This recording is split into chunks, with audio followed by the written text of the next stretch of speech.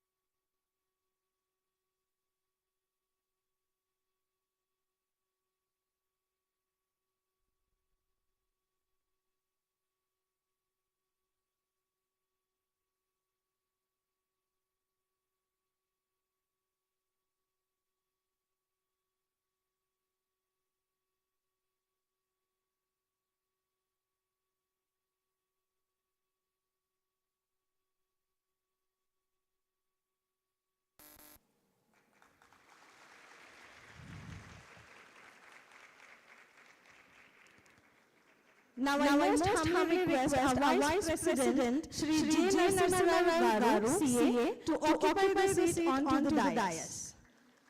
The student volunteers can accompany, sir.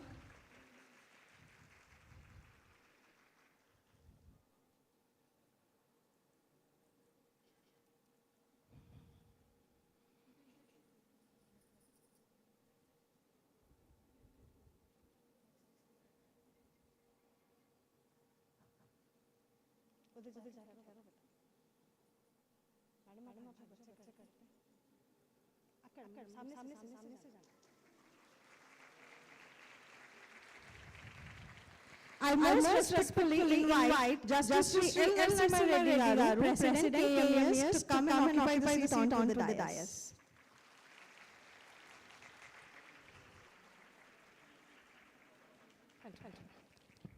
I would request our special guest, Shri D. Narasimha Garu, Additional Solicitor General of India, to come onto the dais and occupy the chair.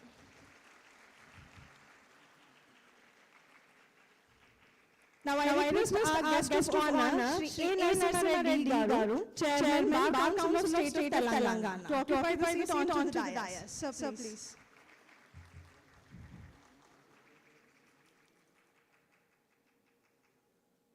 I most respectfully invite our keynote speaker, Professor J.B. Garu, Senior Professor, University College of Law, OU. Please come on the dais and occupy the chair, sir.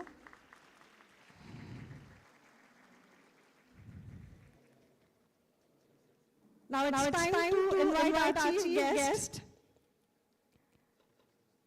I request Honorable Vice Chancellor, Osmania University, Shri Kumaran Varam, to occupy the seat onto the dais. Please, we welcome you, sir.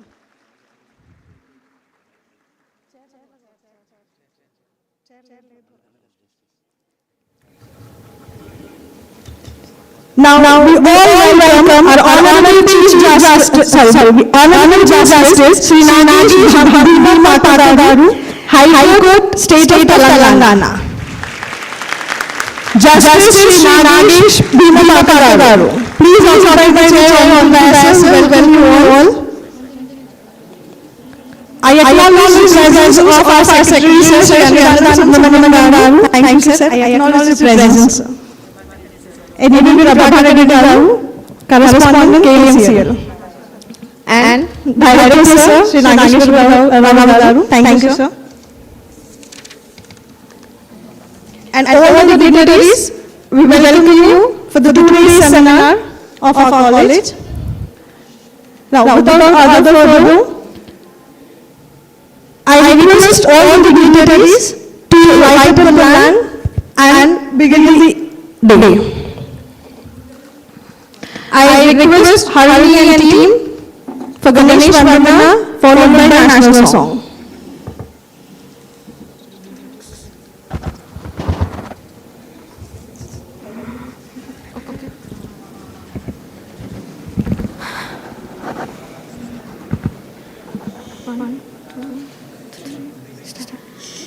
शुभं करोतु कल्याणं आरोग्यं धनसम्पदा शुभं करोतु कल्याणं आरोग्यं धनसम्पदा शत्रुबुद्धिविनाशाय दीपज्योतिर्नमोऽस्तुते शत्रुबुद्धिविनाशाय दीपज्योतिर्नमोऽस्तुते दीपज्योतिर्परब्रह्मा दीपज्योतिर्जनार्दना दीपो हरतु मे पापं दीपज्योतिर्नमोऽस्तुते दीपज्योतिर्नमोऽस्तुते दीपज्योतिर्नमोऽस्तुते.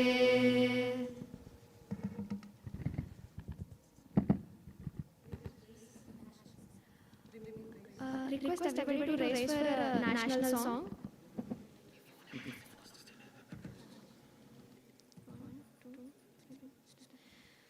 Vande Mataram, Vande Mataram, Sujanam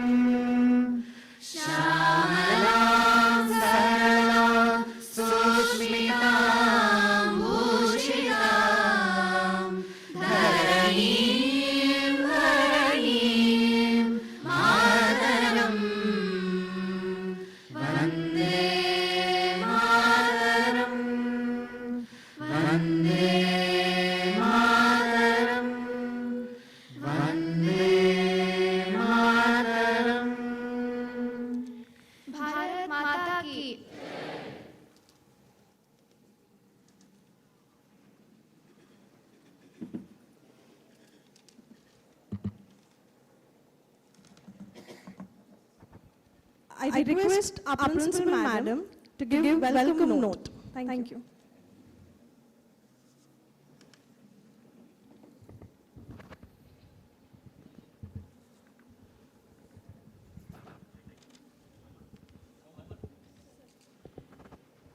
Good morning, all of you. I am Dr. Vani Akkapedi, Principal, Keshav Memorial College of Law. Respected dignitaries on the dais, my pranams to all of you. I take this opportunity to profusely thank you all and the esteemed presence of all the dignitaries on the dais. I welcome all of you once again.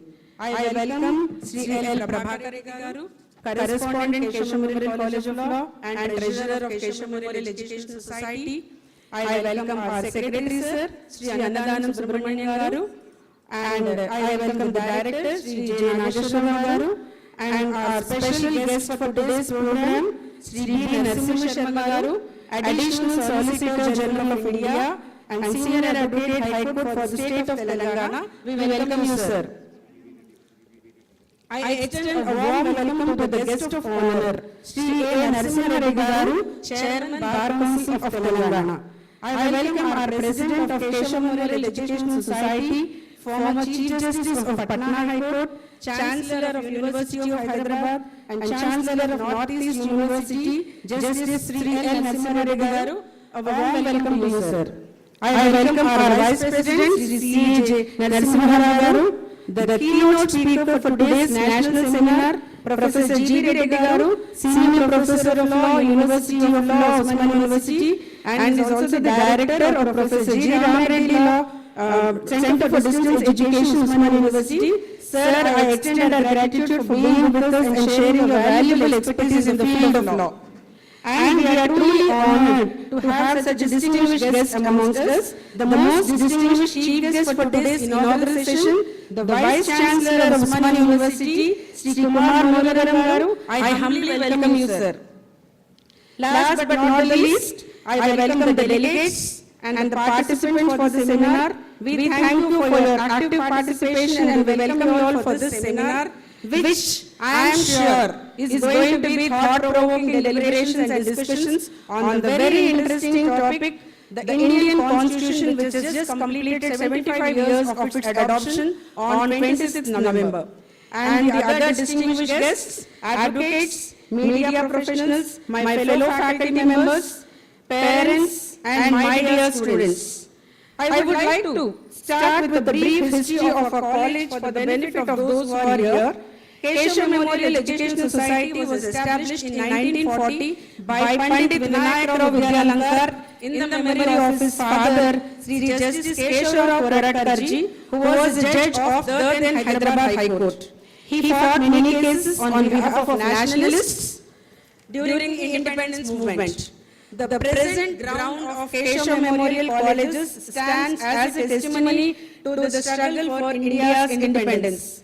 Justice Koratkarji firmly believed that education of our youth would be the right means for their development and freedom. To fulfill the aspirations of his father, his son Pandit Vinayakarav Vidyalankar, who himself was a bar at law and a minister in Hyderabad state, started a voluntary organization with the name Keshav Memorial Educational Society. Now the very same society, which had humble beginnings, has grown into a giant tree which shelters several educational institutions. We have a high school, 2 junior colleges, degree and PG colleges, an MBA college, 4 engineering colleges, and a law college. The law college was founded in the academic year 2016 and 17 with affiliation to Usmania University and Bar Council of India. During a short period of its existence, it has received an excellent response from the field of legal academics. This institution has guidance of Justice L. Narasimha Reddy Garu, ever supportive management members, committed members of faculty, quality infrastructure, large pool of learning resources, and hard-working, dedicated, brilliant students. We believe in inspiring minds, improving their intellectual capacity, and building their character patriotically, spiritually, and culturally, which our students will treasure for their lifetime.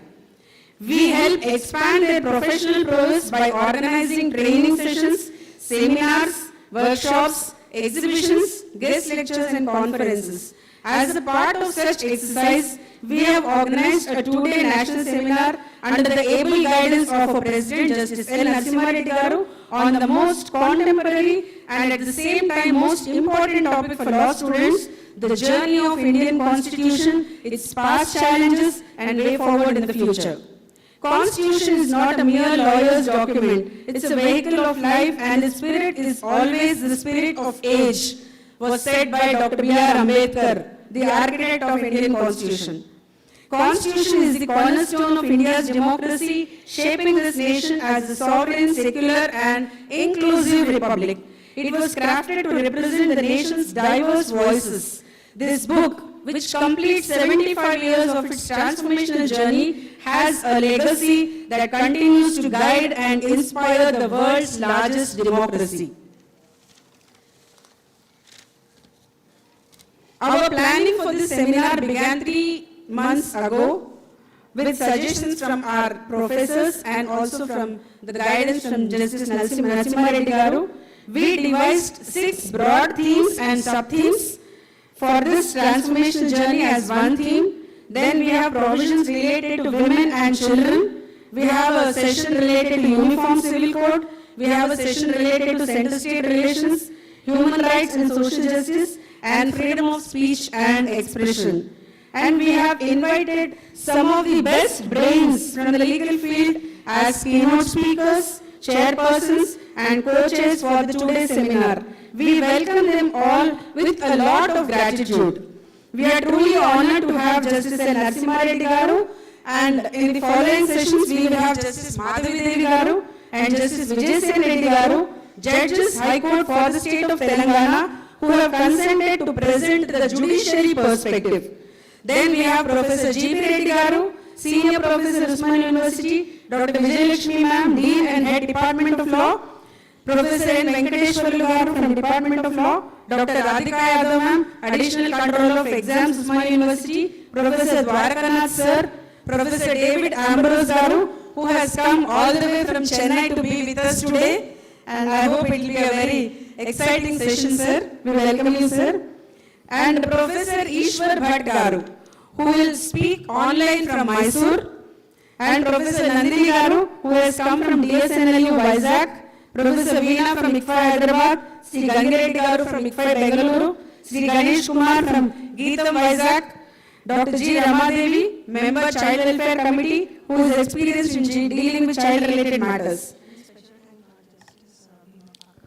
And we are really honored to have the presence of Justice Bhimapaka Nagesh garu, who has come here to bless us for this seminar.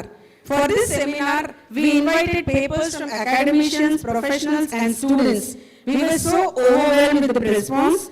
We received, hold your breath, we received more than 108 abstracts from people from various walks of life and around 70 full papers covering very interesting perspectives and interpretations to the Constitution. We promised to publish a book with ISBN.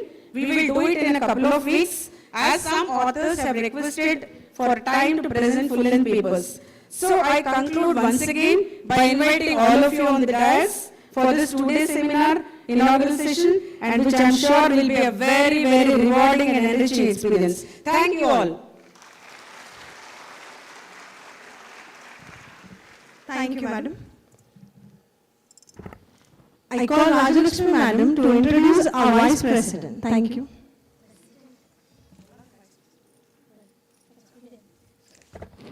I call Rajalakshmi madam to introduce our President, sir.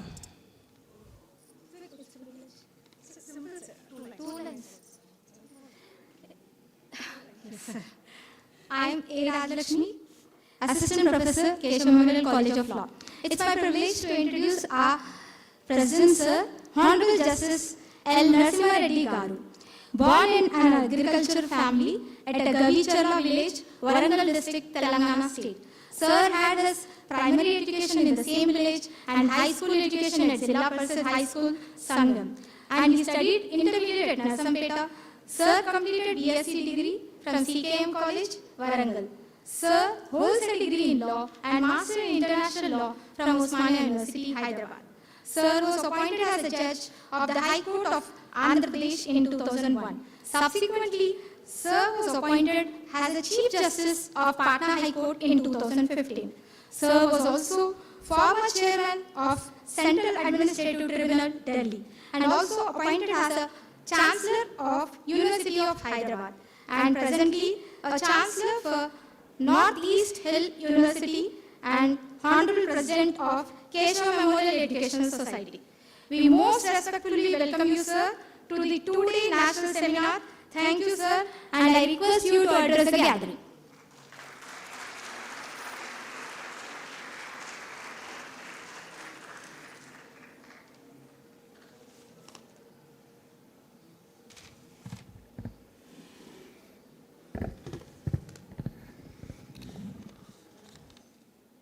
Professor Sri Kumar Garu, Vice Chancellor, Sri Kumar Munuvaram, Honorable Vice Chancellor of prestigious Usmania University, Sri Honorable Justice Nagesh Bhimapaka Garu, Sri A. Narasimha Reddy, Chairman, Bar Council of Telangana, Vice President of Keshav Memorial Education Society, Sri Narasimha Garu, Principal Vani Garu, Sri V. Narasimha Sharma Garu, Professor G. Reddy Garu, an eminent constitutional expert, Sri Anandaram Subramanian Garu, Secretary, Sri Brahmakar Reddy Garu, Professor Ambrose, Professor Nandini, distinguished faculty members, invitees, advocate friends, my dear students, my namaskar to all of you. We feel proud that we are celebrating the 75th year of the Constitution of India in the august presence of eminent personalities like the Vice Chancellor of Pushpa University and honorable judges and professors from various institutions. I do not intend to take much of your time because we are going to be enlightened by eminent speakers. But this much I can say, it is a rare occasion. 75 years back, the Constitution came into force. We will be knowing that the first Constituent Assembly met on 9/12/1946 under the chairmanship of Dr. Sachidanand Sinha. It was a momentous occasion, and in the next session that was held on 11/12/1946, Dr. Rajendra Prasad was elected as the chairman of the Constituent Assembly. The deliberations went on for about 2 years. The work was divided, and it was done in 5 phases, with the introduction of a draft constitution by Dr. B.N. Rao, and thereafter the drafting committee headed by Dr. B.R. Ambedkar presented the constitution. Discussions went on, and ultimately the constitution was adopted on 26/11/1948. 1949, and in the next year, 1950, the Constitution, 26 January 1950, the Constitution came into force. It is one of the longest, in fact, longest or the largest Constitution in the world, with 342 articles and 392 articles, schedules, and over the period, many articles came to be added. All of you are aware, the Constitution provides for the structure and method of governance of the country. A country of the size of India needed a very well-defined structure and very well-defined form of running the government. That way it was very successful because establishment of 3 important organs, legislature, the executive and the judiciary, defining their powers and ensuring that each of these agency or each of these pillar does not encroach into the field of others. Now ultimately the 3 pillars of the Constitution have to work for the advancement of the interests of the people, and over the period that was done, and today we are seeing an advanced form of India compared to what it was earlier. But we can't take things for granted. Constitution did provide for so many safeguards, but of course amendment is needed not only for Constitution, but not only for any law, but even the basic the document like Constitution also, depending on the circumstances and developments. That way, the Constitution was amended as many as 106 times so far. But the Supreme Court ensured that notwithstanding the amendments that are needed here and there, the basic structure does not get affected. That was in case of Nanda Bharati. Now, what is the experience in the past 75 years? The very theme of the Constitution indicates experience in the past, challenges in the past, and a way forward in the future. For any generation to think of the future, one must be aware of the development that have taken place in the past. In the past, the Constitution did face some challenges. Those of you, because in this generation people may not be aware, the biggest challenge was in 1977 or 75, when as many as 41 articles were amended, 11 were added, and 2 chapters were added, and the rights of the citizens were at stake. The Constitution was not able to protect the basic rights of the citizens also. You may have studied, or those of you who are in the beginning, you will come across the judgment in ADM Jabalpur versus Shivkant Shukla. The Supreme Court also had to hold that during emergency, a citizen does not have a right to life. Suppose if the accusation is against A, even if B is arrested, he has no remedy. That was the level of the oppression. Fortunately, the Constitution was re-amended in the 42nd Amendment, then after in 43rd and 44th Amendment, all these developments were neutralized and a permanent protection to Article 356 which provides for the imposition of emergency. A clause was added to the effect that even if emergency is imposed, the rights of citizens, the right to life of a citizen cannot be meddled with. That is the level of protection. But the ultimate experience is law cannot be taken for granted forever.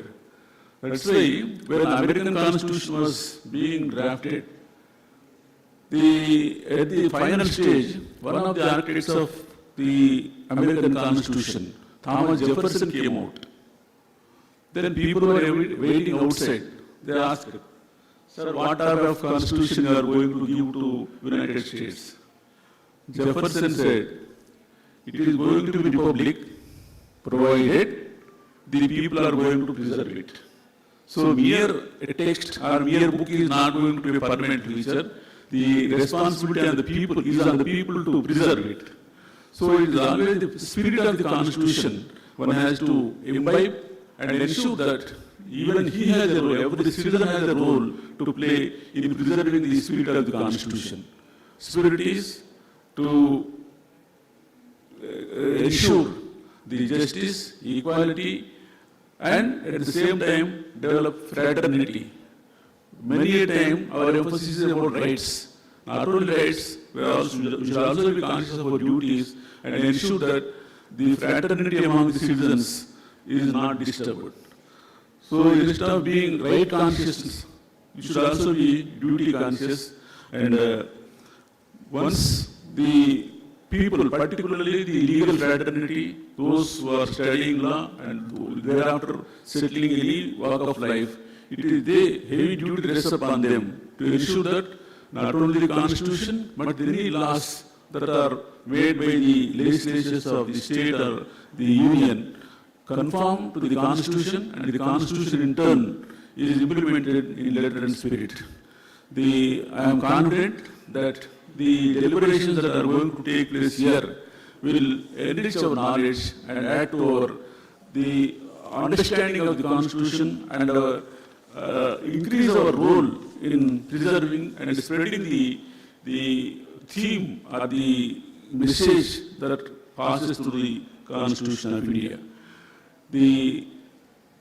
Our principal, the secretary, principal, staff, they have worked hard. Students have also extended cooperation, and we are thankful to the various guests that have come from various parts of the country, and we are sure that the deliberations will be of utmost use. Now I declare the seminar as open and request all of you to take active part.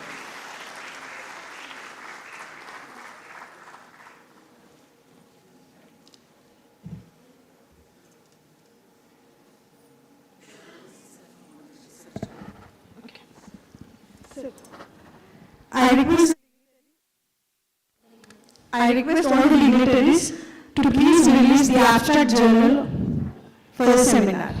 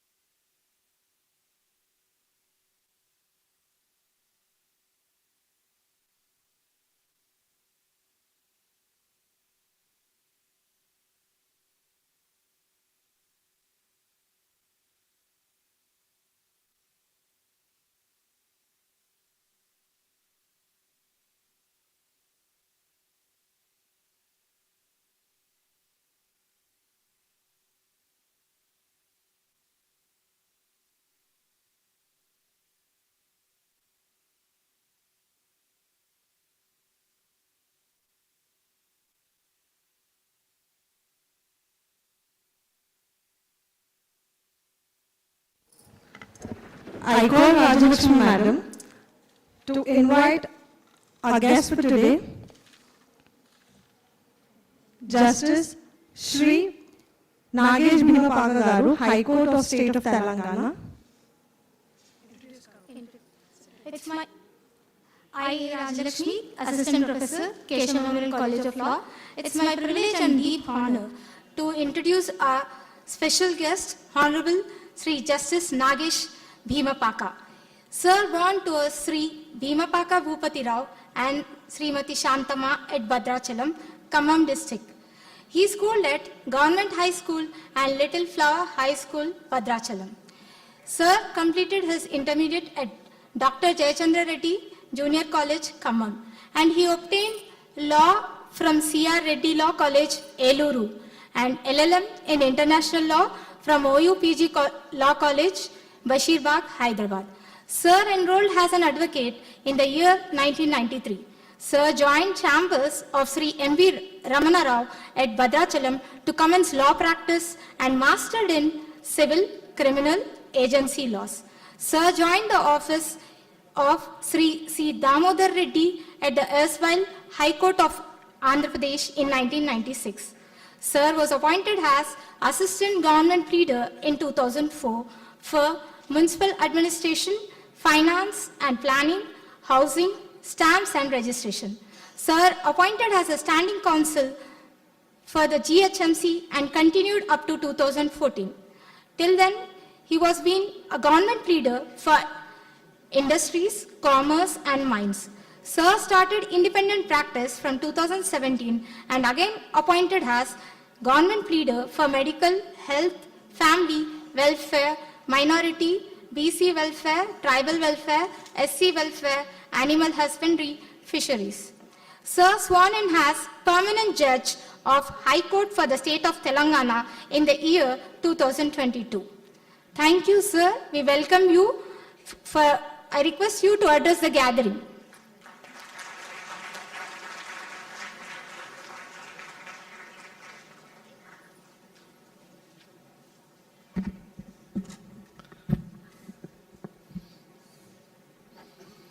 గౌరవనీయులు పెద్దలు justice L Narasimha Reddy గారు, ఈ సెమినార్కి విచ్చేసిన పెద్దలు కుమరన్ ములుగారాం గారు, guest of honour bar council chairman A Narasimha Reddy గారు, special guest additional solicitor of India B Narasimha Sharma గారు, keynote speaker professor G V Reddy గారు, కరస్పాండెంట్ గారు ఎల్ ప్రభాకర్ రెడ్డి గారు, అలాగే ప్రిన్సిపల్ వాణి అక్కిపూడి గారు, అలాగే ఈ దేశ భవిష్యత్తు, ఈ దేశ సంపద కళ్ళ ముందు కనపడుతున్న ఈ కేశవ మెమోరియల్ లా కాలేజీ విద్యార్థులకు,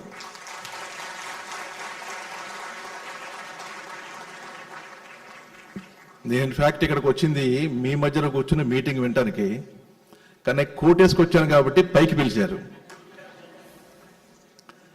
ముందుగా వచ్చినప్పుడు మీ గురించి చెప్తున్నప్పుడు కూడా నాకంటే ముందు వక్తలు మీలో పెద్ద చలనం కలగల. ఎందుకంటే నేను కొంచెం డౌట్ వచ్చింది, మనం ఏమన్నా రిటైర్ అయిపోయిన ఉద్యోగులు పెన్షన్ రావట్టే చెప్పుకున్నా మీటింగ్కి వచ్చానా లేకపోతే కాలేజీకి వచ్చానా అని. ఎందుకంటే చప్పట్లు ఇందాక ఆగిపోయినాయి కాబట్టి. ఇప్పుడు మీ ఇష్టం.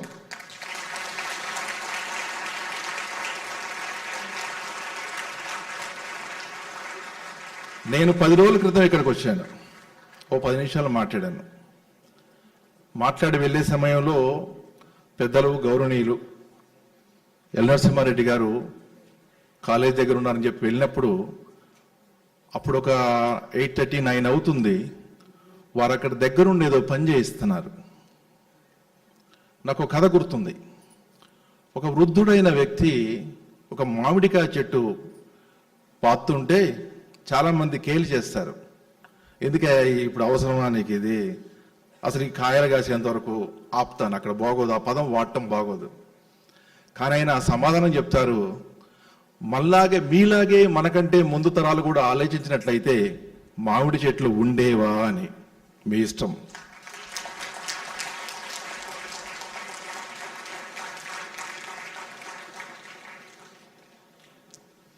వాస్తవంగా నేను నమ్ముతున్నది ఒకటి,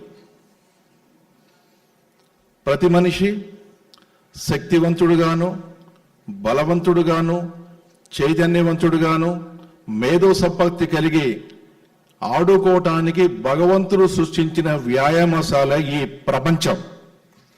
ఆడుకుంటారో నిద్రపోతారో అది మీ ఇష్టం. రెండో అంశం,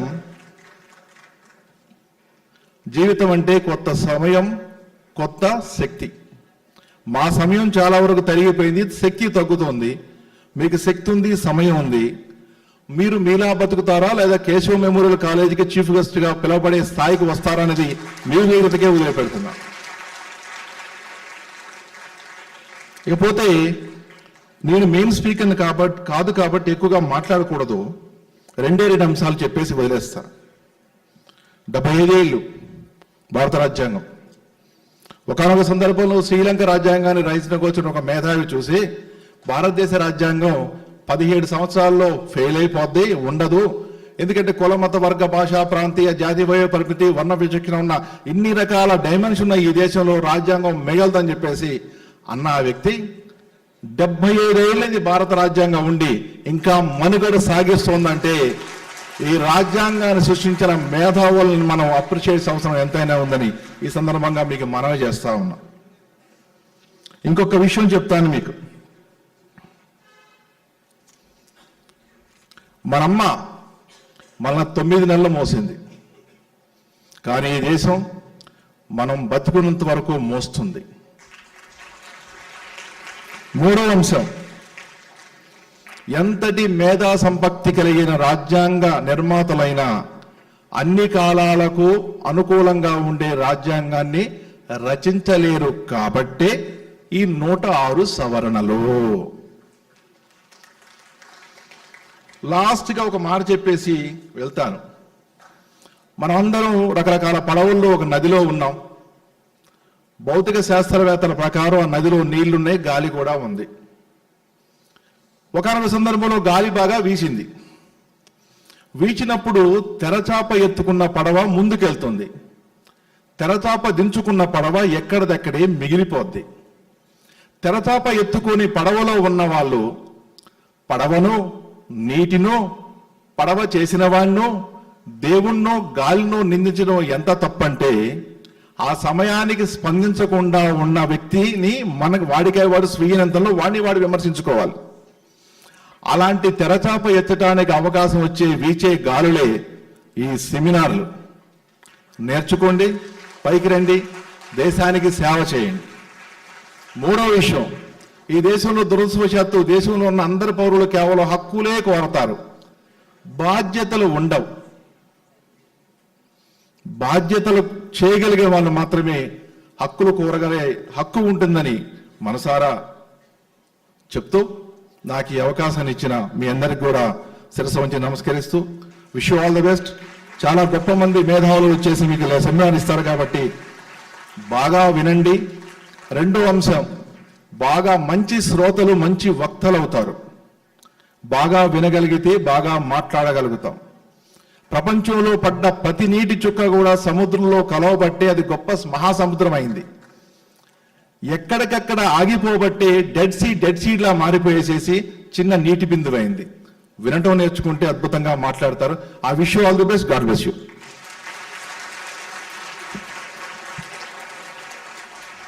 Thank you so much, sir. I call Rajalakshmi Madam to introduce our guest of honor, Shri A. Narasimha Reddy Garu, Chairman, Bar Council of State of Telangana.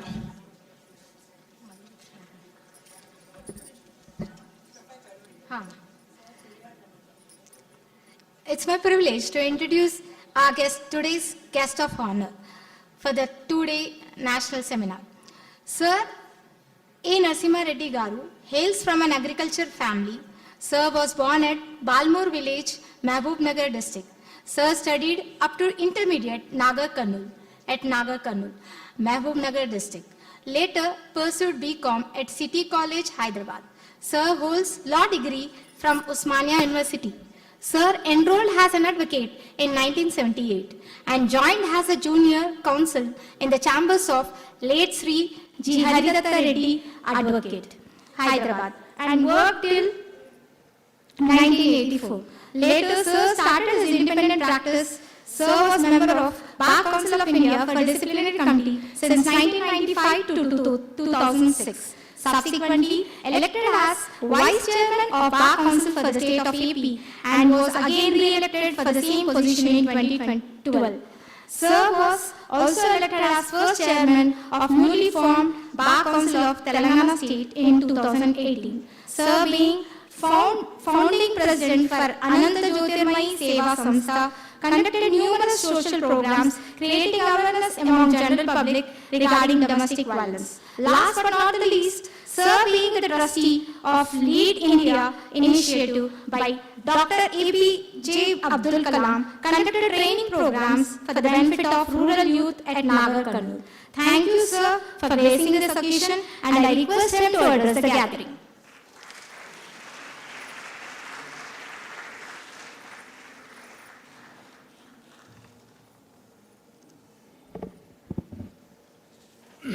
Today's chief guest, Professor Sri Kumar Munagarangaru, Vice Chancellor, Usman University, Honorable Justice L. Narasimha, former Chief Justice of Patna High Court, Honorable Justice Nagesh Bhimapaka, and my friend Sri B. Narasimha Sharma, Additional Solicitor General of India, Professor G. B. Reddy, Senior Professor, Usmania Law College, and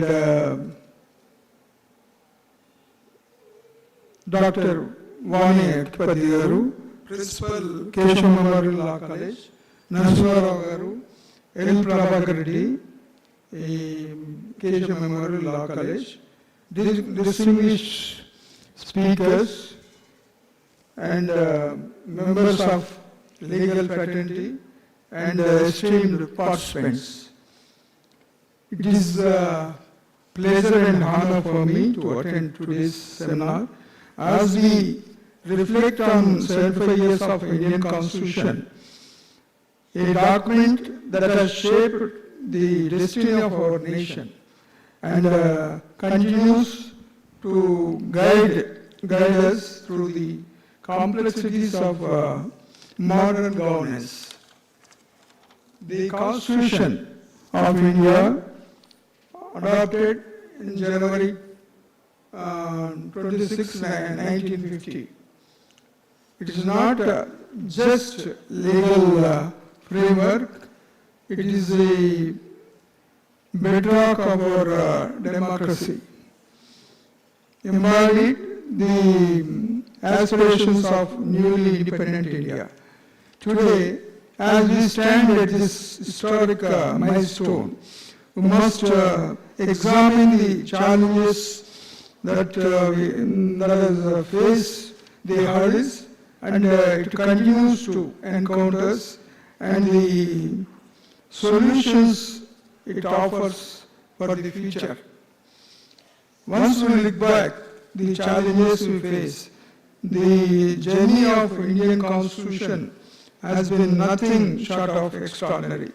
It was born in the aftermath of colonial and partition and in the midst of a disturbed society. Its very first challenge was to unify the diverse and divided population. One of the major challenges was integrating the princely states into the union. Imagine the enormity of convincing over 500 rulers to unite under a single constitution. Another milestone, another significant of came during the emergency 1995, a dark chapter in our democracy. Yet even those times, the Constitution proved very strong. The judiciary, the press, and ultimately the people rose to defend the spirit of democracy. The battle for the social justice has been another cornerstone of our constitutional journey. The abolition of untouchability, the fight against caste discrimination, and the reservation policies aimed at uplifting the marginalized communities reflect the transformative power of our great Constitution. We have also navigated economic shifts, specifying post-liberalization in the year 1991, balancing the socialistic ideas with the market-driven economy was no small feat. But the flexibility of our Constitution ensured that growth and welfare went hand in hand. Coming to the present challenges, while we will make pride in these achievements, as we discussed, we must also confront the challenges of today. Today, we face challenges of a different nature. Polarization of our society threatens the secular fabric of our Constitution. The values of tolerance and fraternity that bind us together need to be reasserted day to day. Technology, of course, is a boon for us, but has brought challenges to our fundamental rights. Issues of data, issues like data privacy, misinformation, and cyber crimes and threats demand that we interpret our constitutional principles for the digital age to find out some solutions. Environmental degradation, another pressing issue we are facing. We are, of course, we are custodians, just custodians of our Constitution, and also we have our own responsibility for the entire planet. And our directive principles urge us to protect the environmental for future generations also. And of course, the issue of judicial delays, as we know, judicial delays continues to plague the legal system. Justice delayed, as we know, the justice is denied. Coming to the future challenges and also solutions, as we look for future, must remember that the Constitution is not a static document. It's a living, breathing entity that evolves the time, and it's up to us as a custodian of the law to ensure that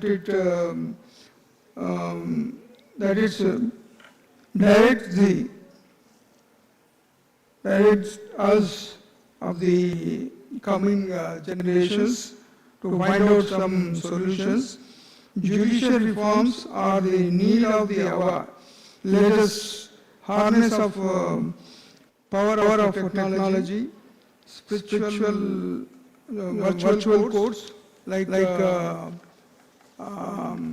artificial intelligence, issue-based systems, and digital case management to reduce the dependency and make justice more accessible to the needy people and litigant public.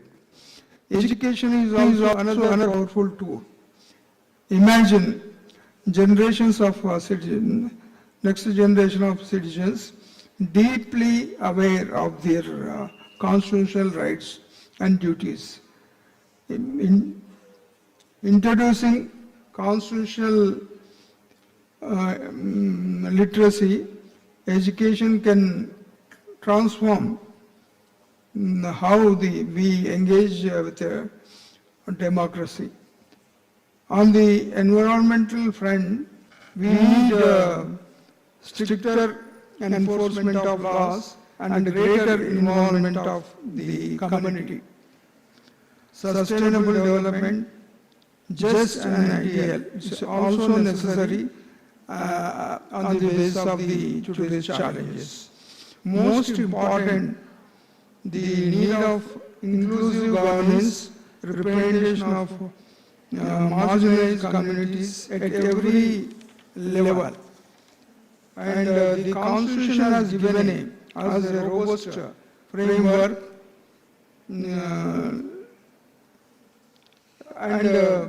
but its success depends on us, on our commitment, our resilience, and also determination to uphold the ideals of Constitution. And lastly, thank you everybody, and I look forward to the seminar. It may enrich everybody who attend this seminar, and these discussions will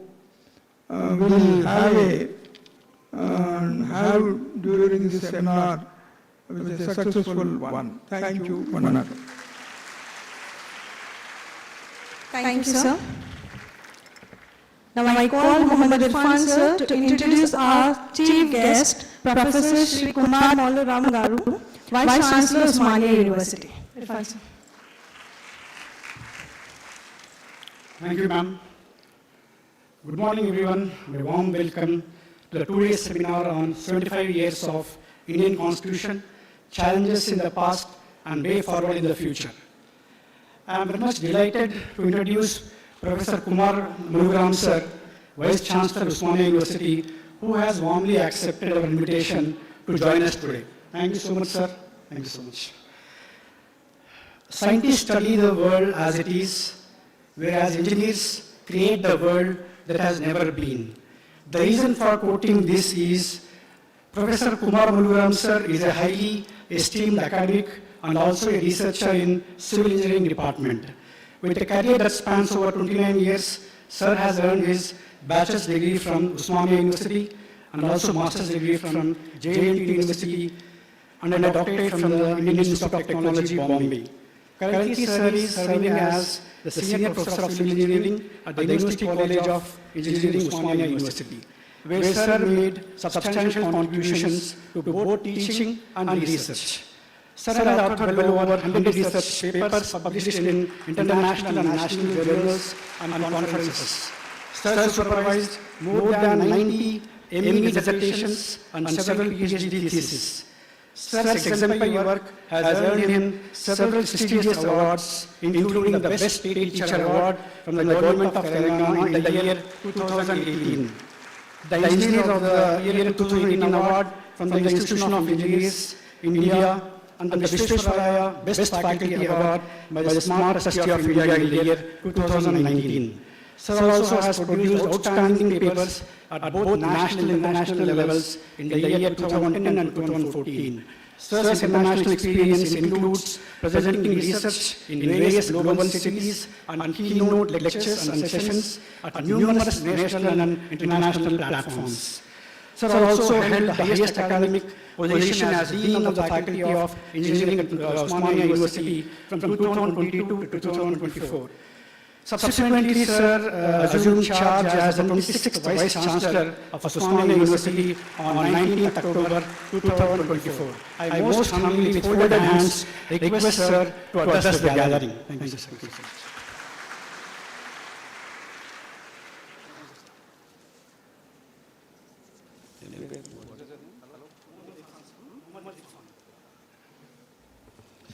So thank you, Muhammad Irfan, for nice introduction. So very good morning to all.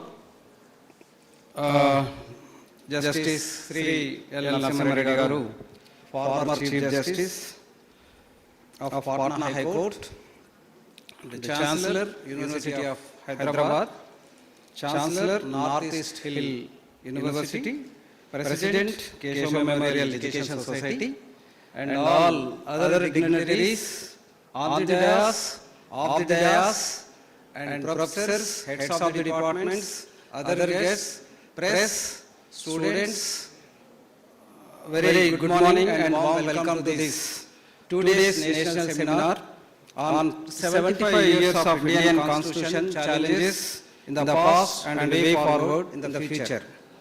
It's my proud privilege, honor to stand before you as a chief guest at this particular occasion, as a Vice Chancellor of the Osmania University. Really, it's a proud moment. As many speakers said several things about the Constitution, and we are celebrating this 75th year of this Constitution, and many people gave many, the definitions and experiences, etc., in a very, very nice manner. And I am from engineering background, and obviously I have little knowledge when you compare with this particular law and all the speakers who sat here. But still, I try to give few of things to you. In my experience, of course, as a citizen, one should know each and every this aspect. So you all know that adoption of the Constitution, Indian Constitution, has indeed played a very important role in establishing India as a sovereign and secular and socialist nation. This is a common kind of, the outcome of the Constitution. Yeah, so just now many people highlighted about the importance of the Constitution and sustainability of the Constitution and how the transformation, the journey took place since last, 75 years, and still we have to, travel further in, for the next generation to reach the fruits of the Constitution. Yeah, and a few things I want to just highlight here related to this Constitution. And no doubt because of, the 106 amendments took place, just now said by one of the speaker.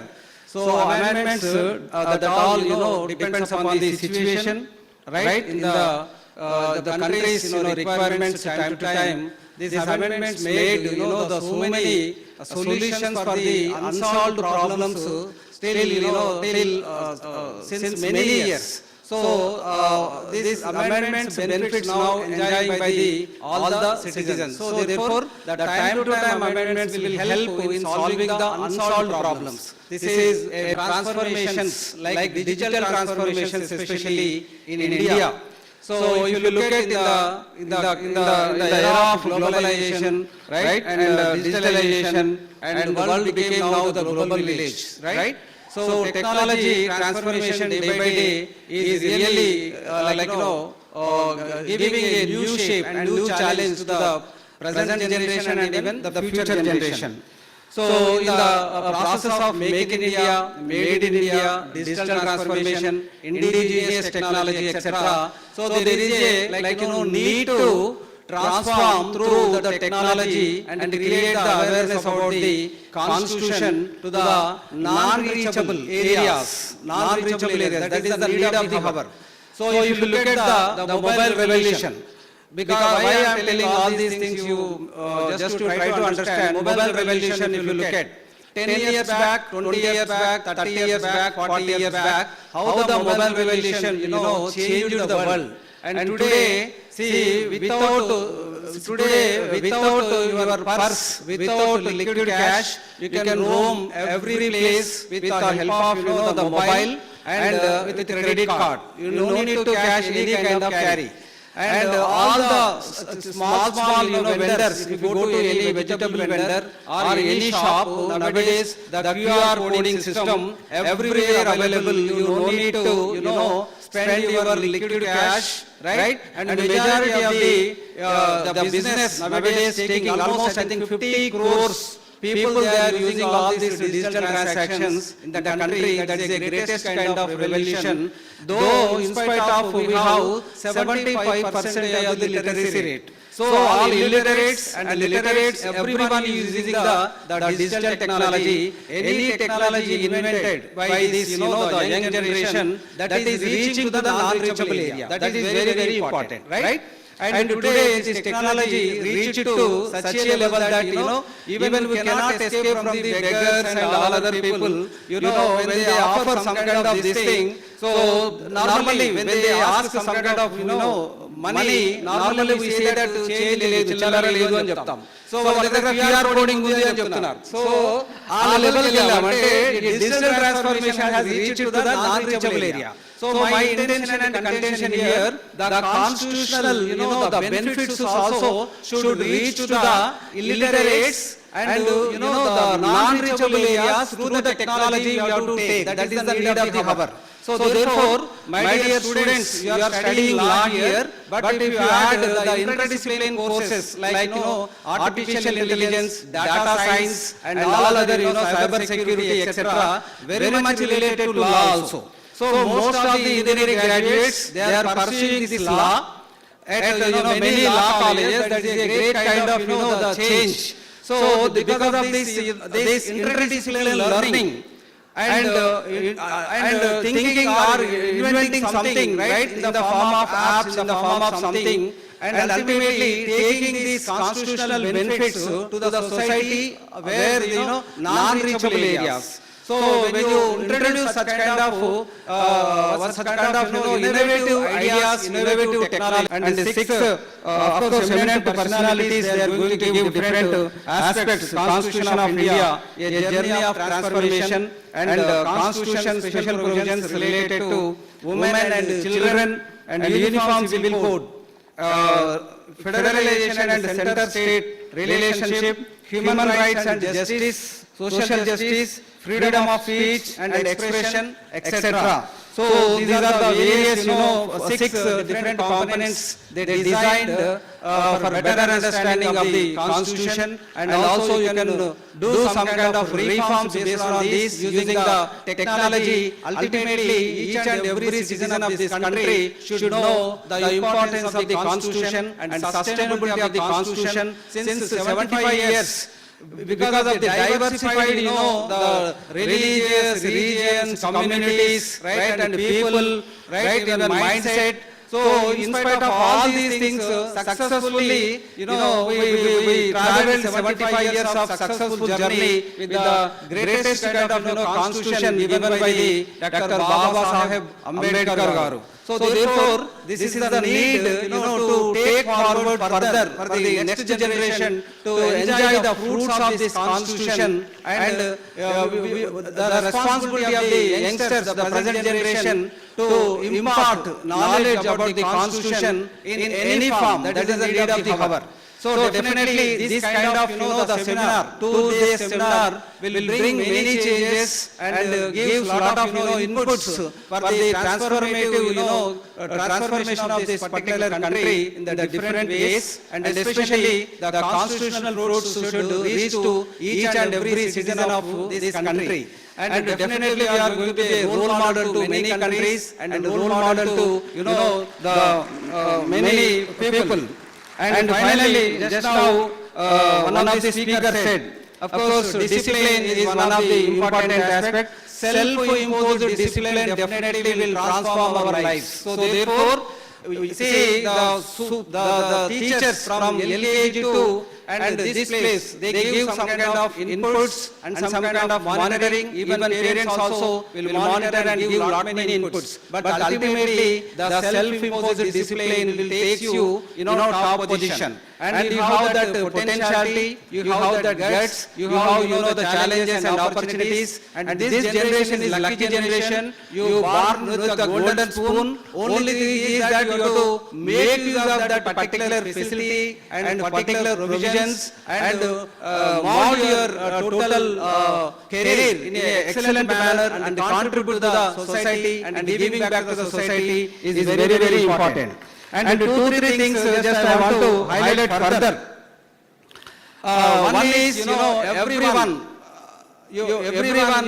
should maintain some kind of civic sense. Civic sense is very, very essential for the betterment of the country proper, like, the creation of hygienic environment, hygienic in the sense, each and everyone, like, behave in a proper way for the development of the country. So therefore, the civic sense is very, very, very important in order to grow further. The second one is the common sense. So, with 60% of the knowledge, 90% of the common sense, the person can reach to any stage. So, I am just reiterating that 60% of the knowledge, 90% of the common sense will take you to the top. And let us say the otherwise 90% of the knowledge, less than 50% of the common sense, obviously there is a chance of the failures. Therefore, the common sense also very, very important to each and everyone. And the third point, normally because I am specialized in transportation systems, right? So road sense also very important, because for countries like India, heavy, high populated country, majority of the young generation, they are losing lives in the accidents. So the road sense also very, very important, right? We have to safeguard the next generation, the present generation and the future generation, because their intention, their contributions definitely will contribute for the development of the country. So I suggest, the road sense also very, very important, to follow the rules and regulations properly. The person, especially in the Indian context, right? They are not following properly, but when they go to other countries like United States of America and European countries, 100% they are following the rules. So my humble, this thing is, you follow the rules and respect the rules and see that you have to safeguard the lives of the young generation. This is very, very, very important, right? One is the self-imposed discipline, and these 3 things we can make our country fruitful, and coming days are really very, very, very, very excellent days, and technology will take you to different, place. So you have to work hard to reach your goal, right? So these are all very, very important. You please follow these few things for betterment of your life. At the outset, I congratulate the Keshav Memorial Law College for conducting such a great workshop to impart the knowledge and create the awareness about the importance of the 75 years of the Constitution. So I thank you one and all, and I thank you management for inviting me as a chief guest for this particular program. Thank you one and all. Thank you so much, sir. Due to prior commitments of our guest, the felicitation will be done by our management. I request President sir and Vice President sir to felicitate our guest.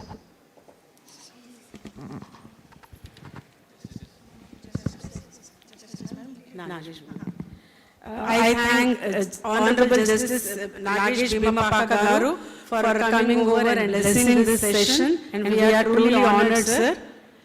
Sir, here I would like to, adhika prasangam anukokapothe Nagesh sir, Honorable Justice garu oka maata cheppadaluchukunnan, sir. మేము class లో ఎప్పుడు చెప్తుంటాం sir, మాట్లాడటం చేతైతే advocates అవుతారు, మాట్లాడటం చేత కాకపోతే జడ్జిలు అవుతారు. Sir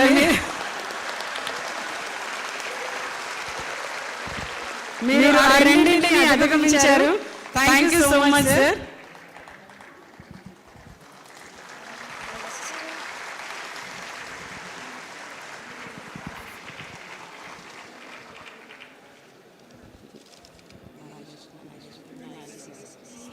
Now we request the President sir to honor the Vice Chancellor.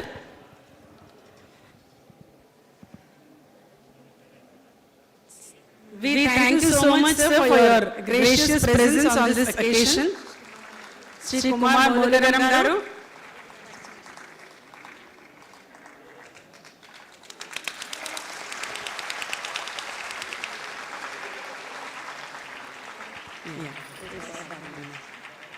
And to VC sir also I would like to say the latest amendment is related to reservation for women in legislature.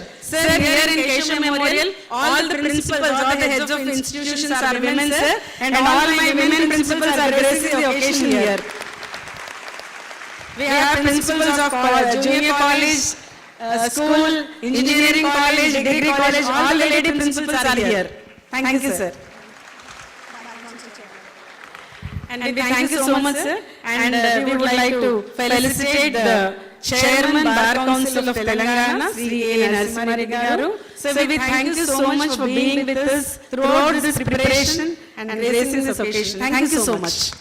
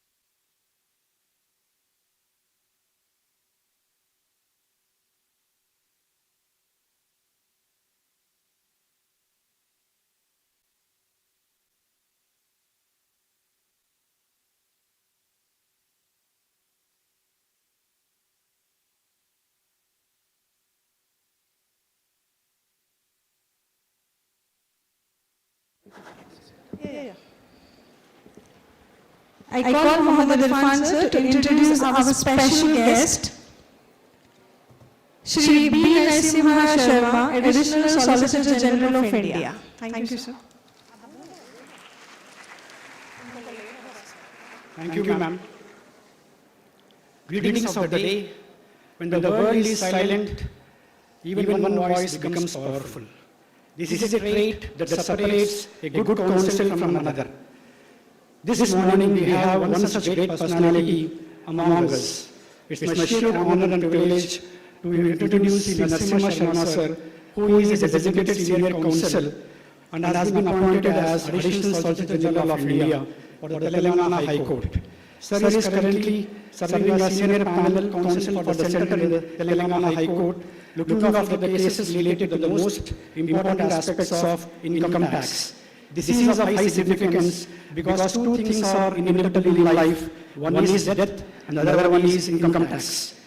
Sir is definitely handling the both. Thank you, sir, for warmly accepting our invitation. We deeply value your presence, sir, and I most humbly request yourself to please address the gathering. Thank you, sir. I call Sri Narasimha Sharma sir to address the gathering. Thank you so much, sir.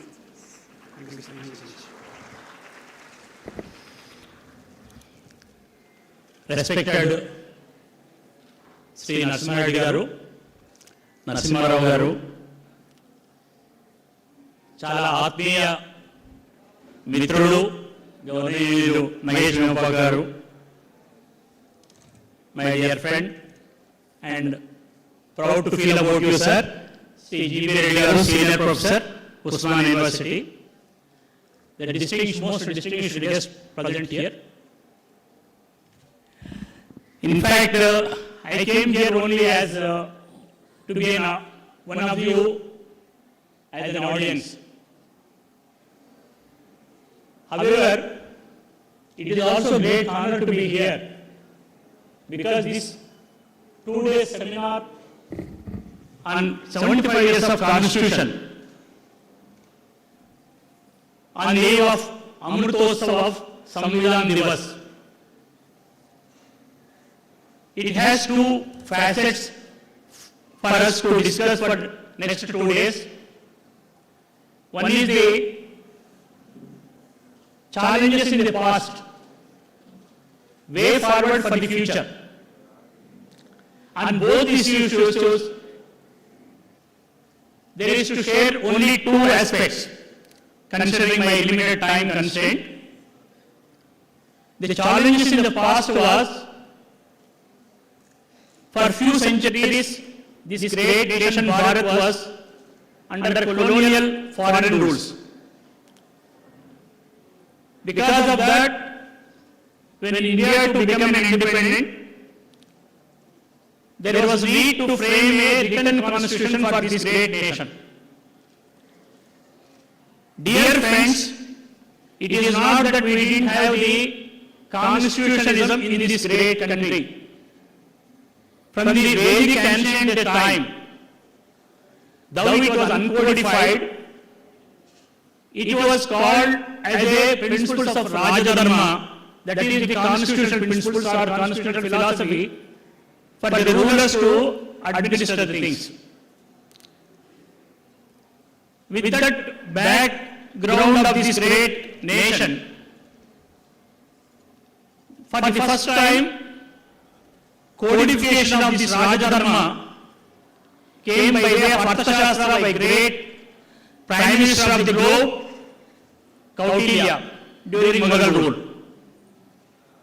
This was the law for the rulers.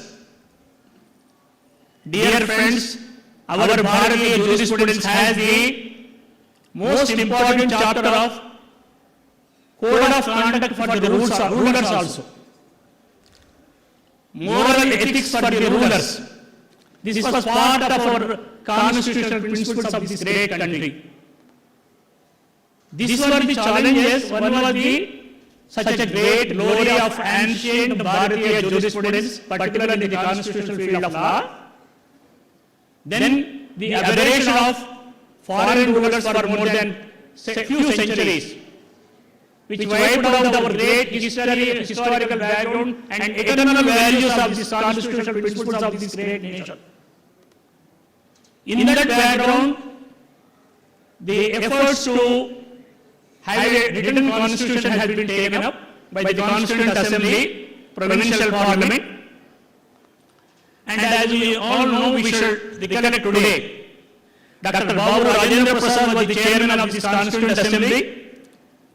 As Justice Narasimha sir said, Sir B.M. Rao was the constitutional legal advisor to the Constituent Assembly who prepared the first draft. And when the draft constitution committee has been constituted, and the great scholar, luminary, Dr. B.R. Ambedkar, he was the chairman.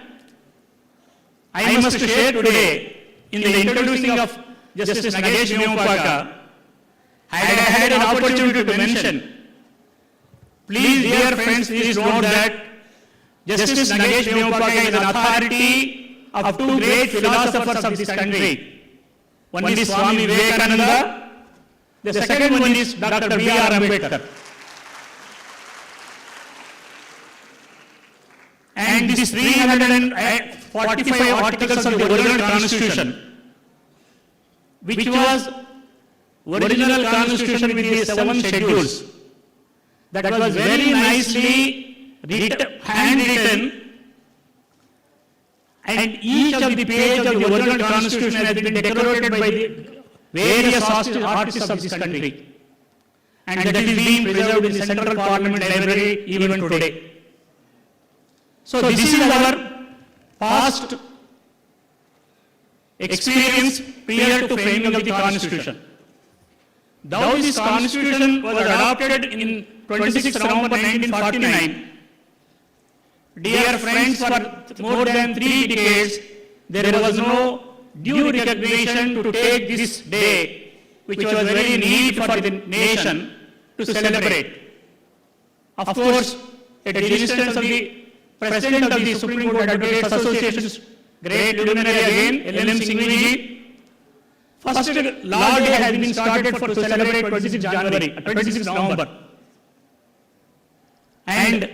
This Law Day celebration continued up to 2015 when the present government started taking this 150th year of Dr. Ambedkar ji as to celebrate as a Samvidhan Divas.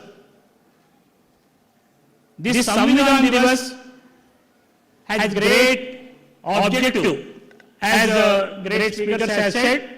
The constitutional principle has to reach to each and every educated or uneducated people also to reach these things, so that there will be full obedience, full awareness, full participation to take these constitutional goals for the great future of this nation, Bharat.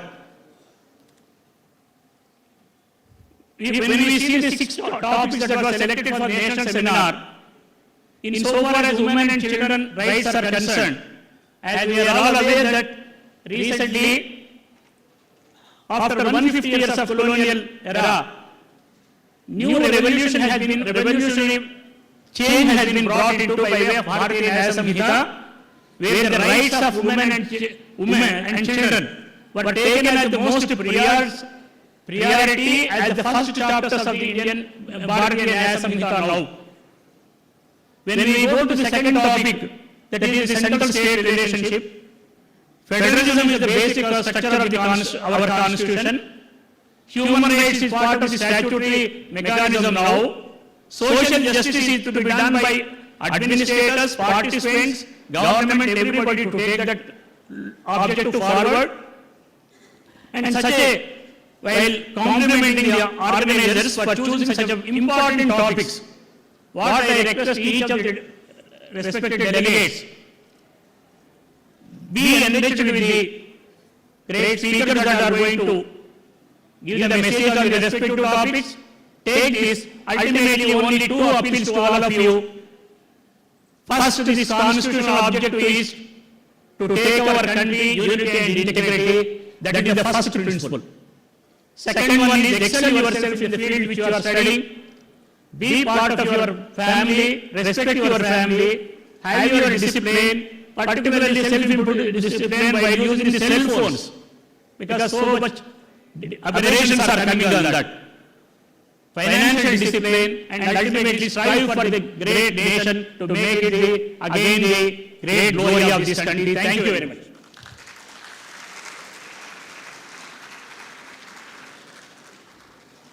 Thank you so much, sir.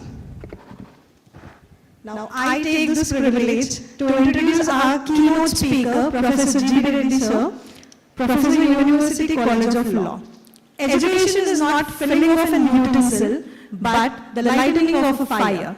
Today we have the august company of such personality, Shri Dr. G.B. Reddy, sir, who is an epitome of knowledge and education. Sir is a loyal academician. Sir pursued LLB and LLM from Osmania University, obtained PhD in law from Osmania University in 1999 on the topic Supreme Court and Judicial Activism.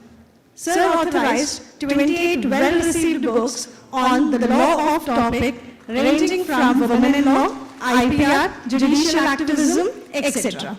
Sir has 89 articles on law in Standard Journal, 95 articles on law in standard journals, and more than 30 newspaper articles into credit. Sir had an administrative experience as a principal of University College of Law, chairperson of BOS, and Dean Faculty of Law, OU. Sir is also a visiting faculty at several prestigious institutions, including AP and Telangana State Judicial Academy, Nalsa University of Law, Academic Staff College, etc. Last but not the least, Sir was awarded State Best Teacher Award by the Government of Telangana on 5th September 2021. It is a recognition which you deserve richly, sir. Thank you so much. Sir, please address the gathering.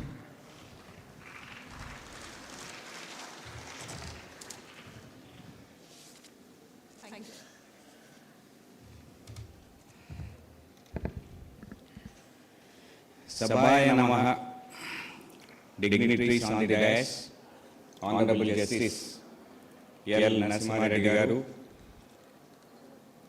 President of Keshav Memorial Education Society, former Chief Justice Patna High Court, presently the Chancellor of two eminently popular national universities, Sri B. Narasimha Sharma Garu, Additional Solicitor General, Government of India and Senior Advocate, and my teacher during my LLM days. Then Honorable Justice Nagesh Bhimapaka Garu, another illustrious judge and a wonderful speaker. Dr. Vani Akkapeddi, Principal, Keshav Memorial College of Law, Sri J. Narasimha Rao Garu, Vice President, KMES, and the other dignitaries who left on probably some emergency. Our own Vice Chancellor, Professor Kumar Mullugaram Garu, Chief Guest, Honorable Vice Chancellor of Usmania University, Sri A. Narasimha Reddy Garu, Chairman Bar Council of Telangana, and of the dais, there are a number of eminent professors, Professor David Ambrose, Professor Nandini, Sri L. Prabhakar Reddy Garu, Sri Annadanam Subramanian Garu, Nageshwara Rao Garu, Praveen Kumar Garu, and many other dignitaries, senior advocates, teachers, and dear students. Honestly speaking, the key is already given by the previous speakers as far as the main theme of the national seminar is concerned.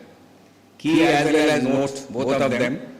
I will try to add a little, more to the main theme of the seminar in the next few minutes. You know very well that Constitution of any country is considered as the supreme law of the land, considered as the legal aid of the past and the testator of the future. And as far as Indian Constitution is concerned, the culmination of the efforts made by eminent statesmen and intellectuals led by Dr. B.R. Ambedkar, and with the active support and cooperation of many other stalwarts,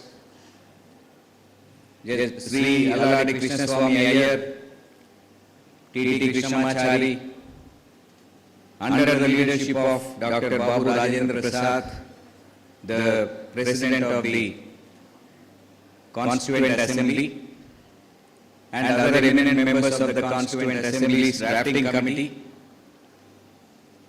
Because of their efforts, we are in a position to enjoy the fruits of the Constitution today.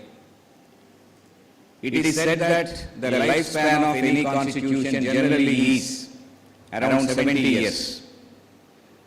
And therefore, when we crossed 75 years, many people all over the world have expressed surprise. So just now, Honorable Justice Narasimha Reddy Garu was mentioning to someone else, I overheard, probably he was mentioning about Churchill and his apprehension about India's capacity to have a constitution of our own. We proved all those skeptics wrong. And today we have one of the best constitutions in the world, which has withstood the challenges of time and the challenges of many other vociferous tendencies, and also the challenge of the technology. And it is still going strong. That is the inherent strength of the Constitution. We cannot speak about the journey of 75 years without referring to Dr. Rajendra Prasad, and undoubtedly without referring to Dr. B.R. Ambedkar. Maybe, I think, every second minute or third minute we have to refer to what the chairman of the drafting committee thought about the Constitution. If you want to look at the journey, you have to look at the intention of the framers of the Constitution. Then you have to look at the experiences during the last 75 years of working of the Constitution. Then you have to look at the expectations which the Indians have from the Constitution or its working during the future days. Be that as it may, Americans may have celebrated more than 200 years of working of their Constitution. Maybe Australians have celebrated about 125 years of their Constitution. But their socio-economic conditions, geopolitical situation is altogether different. But as far as the Indian Constitution is concerned, we stand on a different footing. This is one important aspect. I would like to draw your attention to the views of Dr. Ambedkar very briefly. And you know very well that Dr. Ambedkar was a statesman of his own distinction, unparalleled in terms of the knowledge and contribution. And he said on 25th November 1949, I quote just 2 or 3 sentences, "The Constitution can provide only the organs of states such as legislature, executive and the judiciary, the factors on which the working of those organs of the state depend on the people, the political parties they will set up as their instruments to carry out their wishes and their politics." We have the structure, but ultimately the successful working of the Constitution depends not on the 3 organs, but the people who are the constituents of those 3 organs, including the political parties. And he also spoke about the need to amend the Constitution.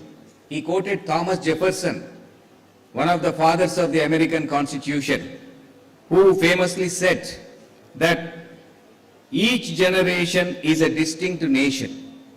Each generation is a distinct nation with a right by the will of the majority to bind themselves, but none to bind the succeeding generations.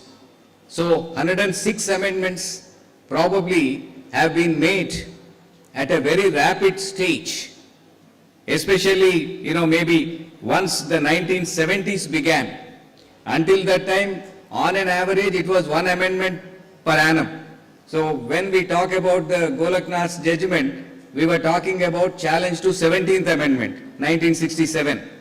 But today, you will find 106 amendments. That shows the dynamism of the Indian people and the polity. Then, another important aspect I would like to highlight. Dr. Ambedkar had an apprehension about India losing independence for the second time, because we already lost independence long time back. Therefore, he says, in fact, he referred to some of the well-known historical incidents where our own people betrayed us. And he said something about the acceptance of bribes by the military commanders of King Dahar of Sindh from agents of Muhammad bin Qasim. He also referred to Jai Chand inviting Muhammad Ghori to invade India and to fight against Prithvi Raj. And he also spoke about Maratha noblemen and Rajput kings fighting by the side of Mughal emperors when Shivaji was fighting for liberation of Hindus. You can give a long list of people who betrayed the nation. Probably there was no concept of nation state those days. You can compare it to the present nation. Therefore, he asked a pertinent question. After 75 years also it is relevant. That is, will Indian place the country above the creed or creed above the country?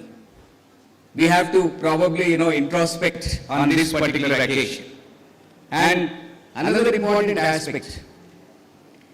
During the last 75 years, we have seen that the concept of hero worship is growing. in respect of maybe, certain individuals, great personalities, but Dr. Ambedkar was against it. In his own words, he says, laying liberties at the feet of even a great man, or to trust him with powers which enable him to subvert their institutions. This is something which is supposed to be not followed. And he says, no man can be grateful at the cost of his honor. No woman can be grateful at the cost of her chastity. And no nation can be grateful at the cost of its liberty. So the point is very simple. If we admire anyone, X, Y, Z, doesn't matter. At the same time, we have to remember that the self-respect is more important. And he also said the castes are anti-national. I am saying this because today the governments of the day, maybe many supporters or opponents, they are talking on the same lines, exactly opposite to what Dr. Ambedkar said. I don't want to be more specific about it. When the father of the Indian Constitution says castes are anti-national, what the present, crop of governments or politicians are trying to do, I think that has to be taken with a pinch of salt. Because he said fraternity can be a fact only when there is a nation. A nation can't suffer from the burden of these divisive forces. Look at the last 106 amendments which have been made. In fact, right to equality, which aims to establish an egalitarian state and society, has suffered the maximum number of amendments, right from the first amendment probably to the 105th amendment. Whether it is first amendment which added 15 clause 4, or 73rd and 74th amendments dealing with Panchayat Raj and municipal institutions, and there providing reservations at the local self-government level to the women and others. Then 77th amendment enabling the provision of reservations in promotions for certain sections of the employees. Then 81st amendment, 85th amendment, 93rd amendment, which introduced Article 15 clause 5, providing reservations in seats even in private institutions. Then 102nd amendment, giving constitutional status to National Backward Classes Commission, EWS reservation by 103rd amendment, and 105th amendment to restore the power of states to provide reservation in the states. So that is to overcome the Supreme Court judgment in Dr. Jayashree Lakshman Patil. And you can also quote the latest judgment of the Supreme Court in state of Punjab versus Davinder Singh, which permitted the subclassification of scheduled castes. As far as the federalism is concerned, certain new developments are taking place. Framers of the Constitution never extensively used the expression cooperative federalism. But today, every second person talks about it, whether in the administrative relations or legislative relations or even financial relations between the center and states. The latest development is in respect of uncooperative federalism. Uncooperative federalism is name of a book referred to by Justice D.Y. Chandrachud in the famous case of Mohit Minerals Limited, that is relating to GST, where it was mentioned that the GST Council's recommendations are not binding on the union and states. They are only recommendatory in nature. So, uncooperative federalism, then leading to collaborative or competitive federalism also. And when we talk about, you must have seen with regard to Citizenship Amendment Act, or maybe the so-called farm laws which have been taken back, we come across number of states passing resolutions. In fact, condemning the initiatives taken by the central government. That is also kind of uncooperative federalism. And they say that this contestation is a manifestation of the uncooperative federalism. Similarly, we talk about the latest judgment. Last month, I think probably on 5th, there was a judgment given by the Supreme Court. Justice B.V. Nagaratna, I think, dissenting, but the majority of 8 judges said, that is in Property Owners Association versus State of Maharashtra, the natural resources don't include the privately owned property. That is about the Bombay city, but the principle is equally important. There are a number of other issues.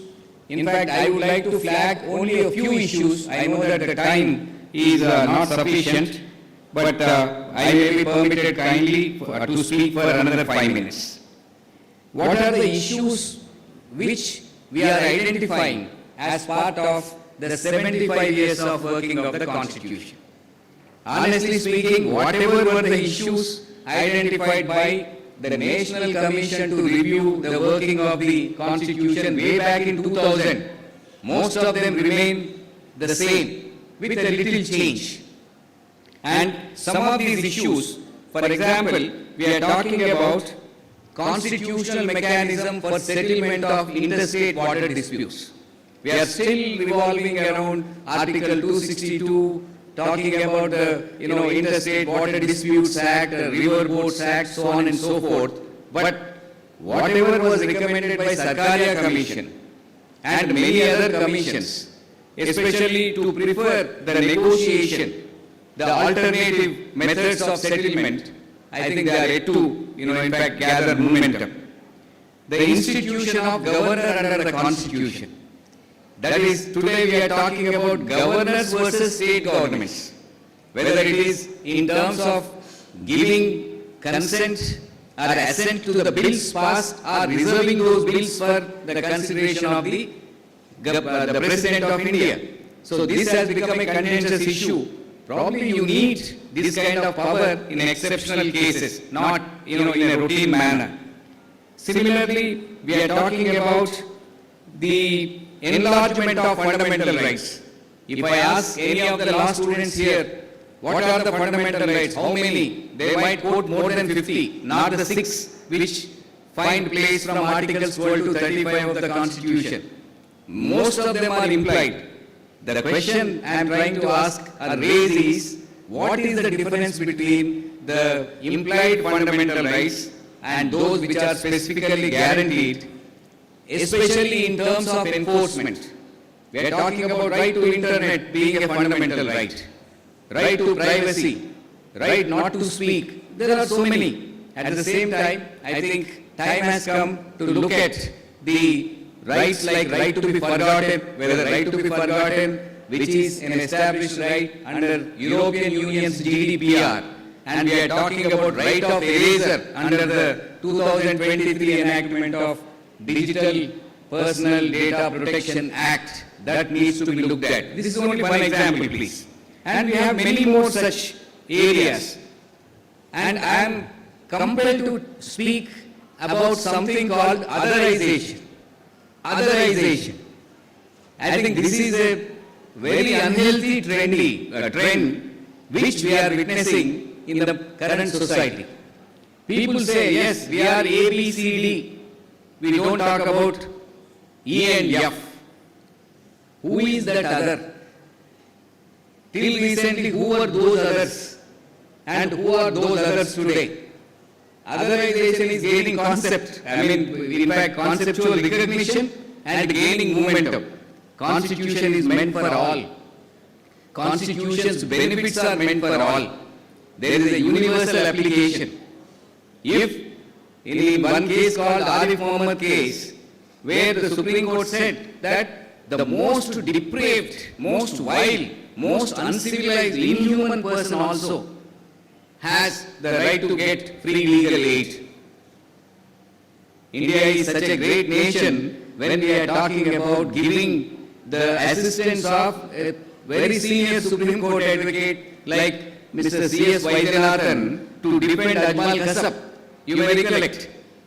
And a person who was seen by the entire nation or the entire world killing so many innocent persons, even that person was given, equal access to justice, equal access to legal aid. what about this otherization? Can the state remain a silent spectator when any section of the society continues to suffer? This is where Dr. B.R. Ambedkar was very particular. When he was talking about fraternity, the concept of nation, he said, unit should be the individual. The respect for the individual must be independent of anything for that matter. We can think about this legitimate expectation after 75 years of working of the Constitution.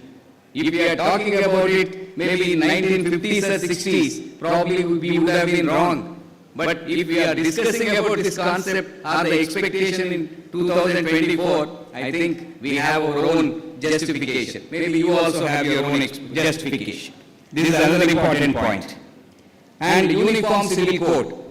People are talking about the requirement of uniform civil code or the possible impact on the rights of certain other sections. But I think the students and scholars must make an in-depth study of the efforts made by certain state governments, certain amendments which are brought in the personal laws, and in fact the kind of, for example, take the case of Shabanu judgment, and recently there was a judgment which upheld the, the decision of Telangana High Court in the Supreme Court. There are many such judgments to the, in relation to the Indian Divorce Act, in relation to the Muslim personal law, in relation to the Hindu personal law, the Christian personal law. Slowly and gradually, we are inching towards uniform civil code, whether you call it by that name or not. This is another important aspect. So there are a number of issues. The 5 or 6 important topics identified by the organizers and the college management are fantastic.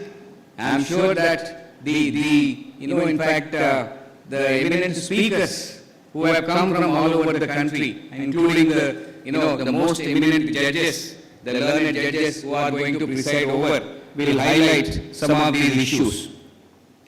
To conclude, I will say only this much. Again, I will quote only 2 persons. To me, as a student of constitutional law for the last about probably 33 or 34 years, my Bible is Constitution.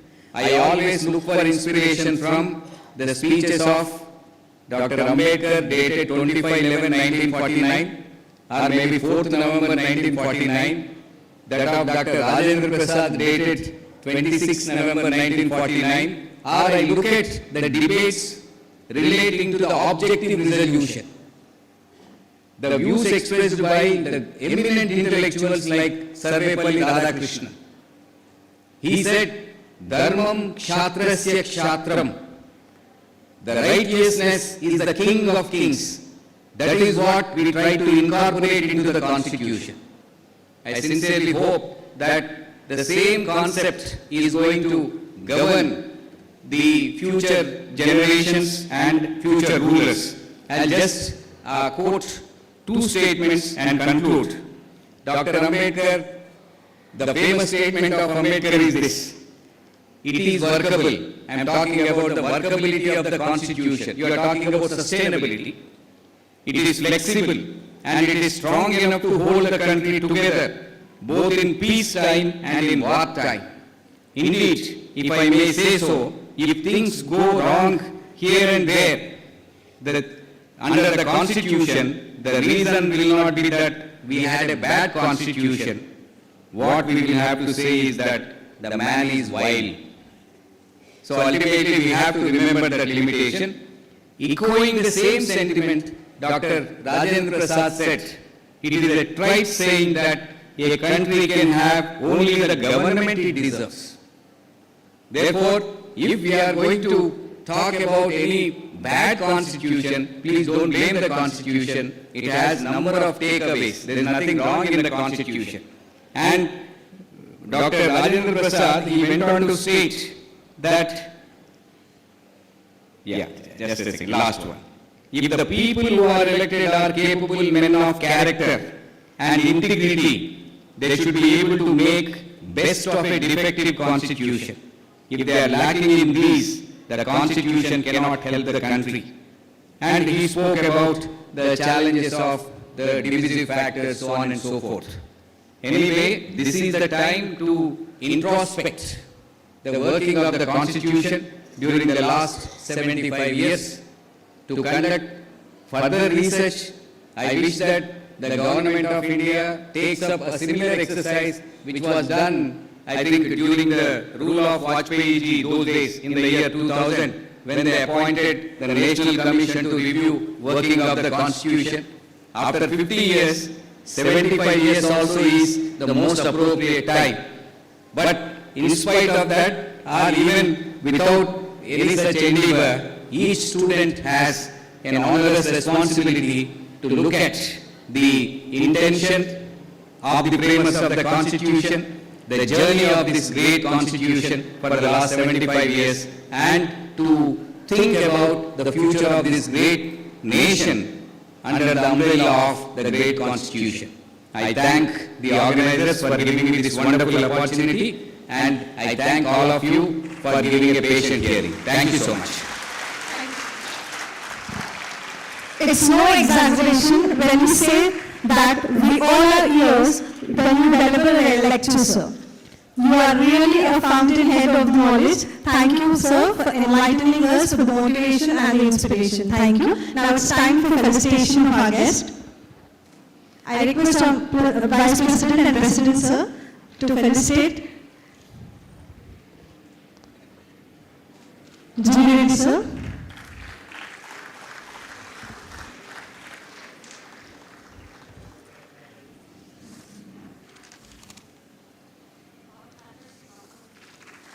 All the faculties are requested to come onto the dais for a group picture.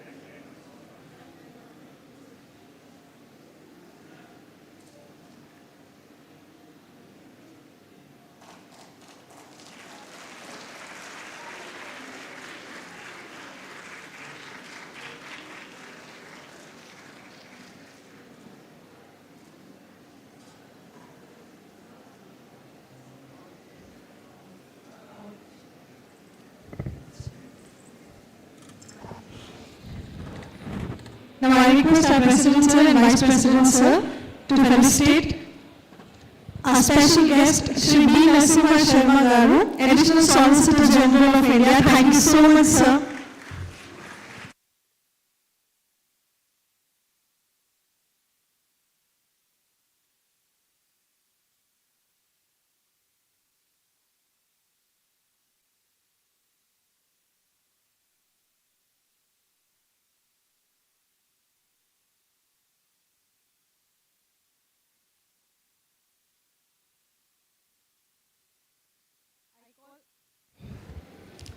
I call Rajalakshmi Madam for vote of thanks.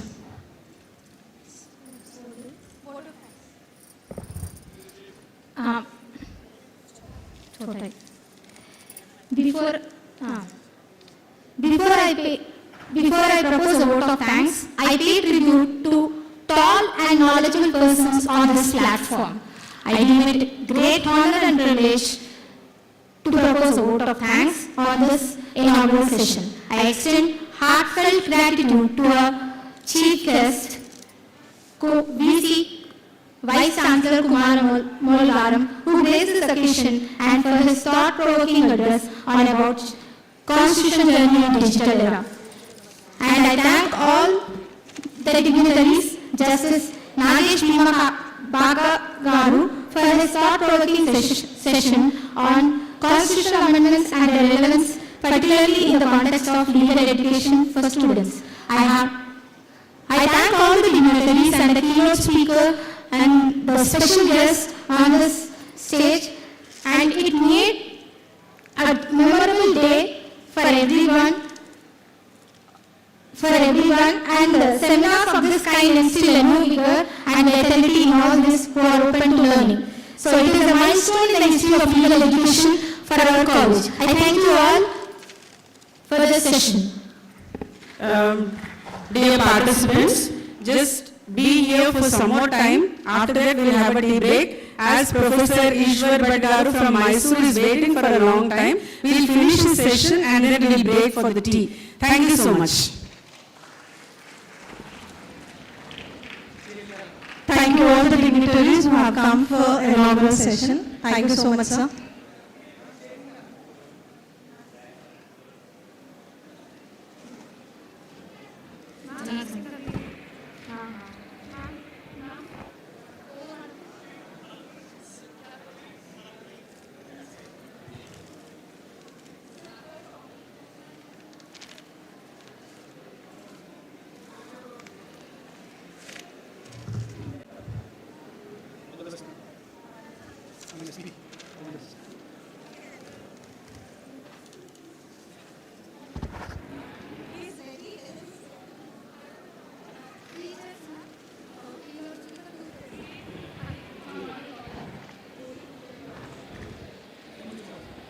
All the participants, please have a quick tea break for 10 minutes.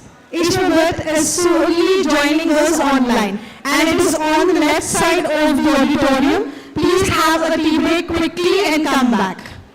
Left side. To the left. The right side of yours. Okay? Right side of yours. Please join back very quickly for the next first technical session. Thank you.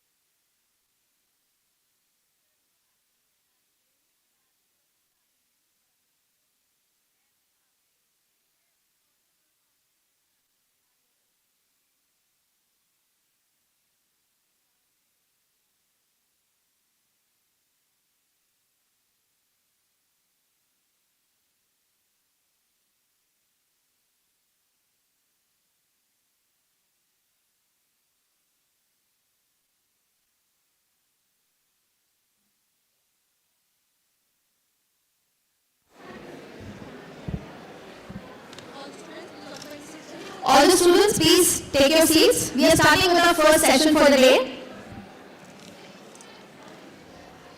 A very warm welcome to each of you present here. I, Assistant Professor Amrita Quatra, and my colleague, Assistant Professor Srishti Prasad, are honored to be here today, and on behalf of KMCL team, we have a warm welcome for you. We are here to start the first session on the topic, Constitution of India, a journey of transformation.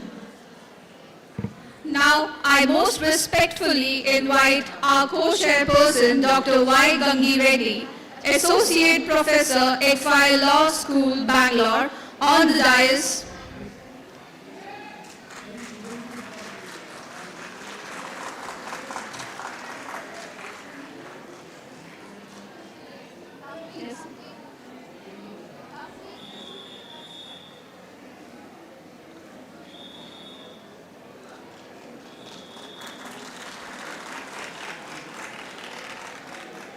Now I invite our keynote speaker, Professor G.B. Reddy, Sir, Senior Professor of Law, Osmania University, College of Law, Director, PGRR Center for District Educational, Osmania University. On to the dais.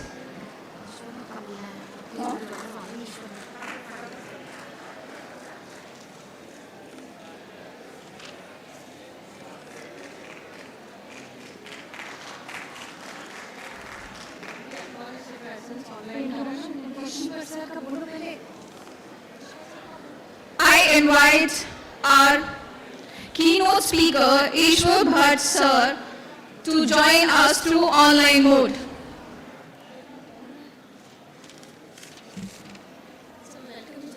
So we welcome you for the national seminar. Yes, shall we start? Yes, sir. Okay. Shall we start? Yes, sir, we can start now. We welcome you, sir.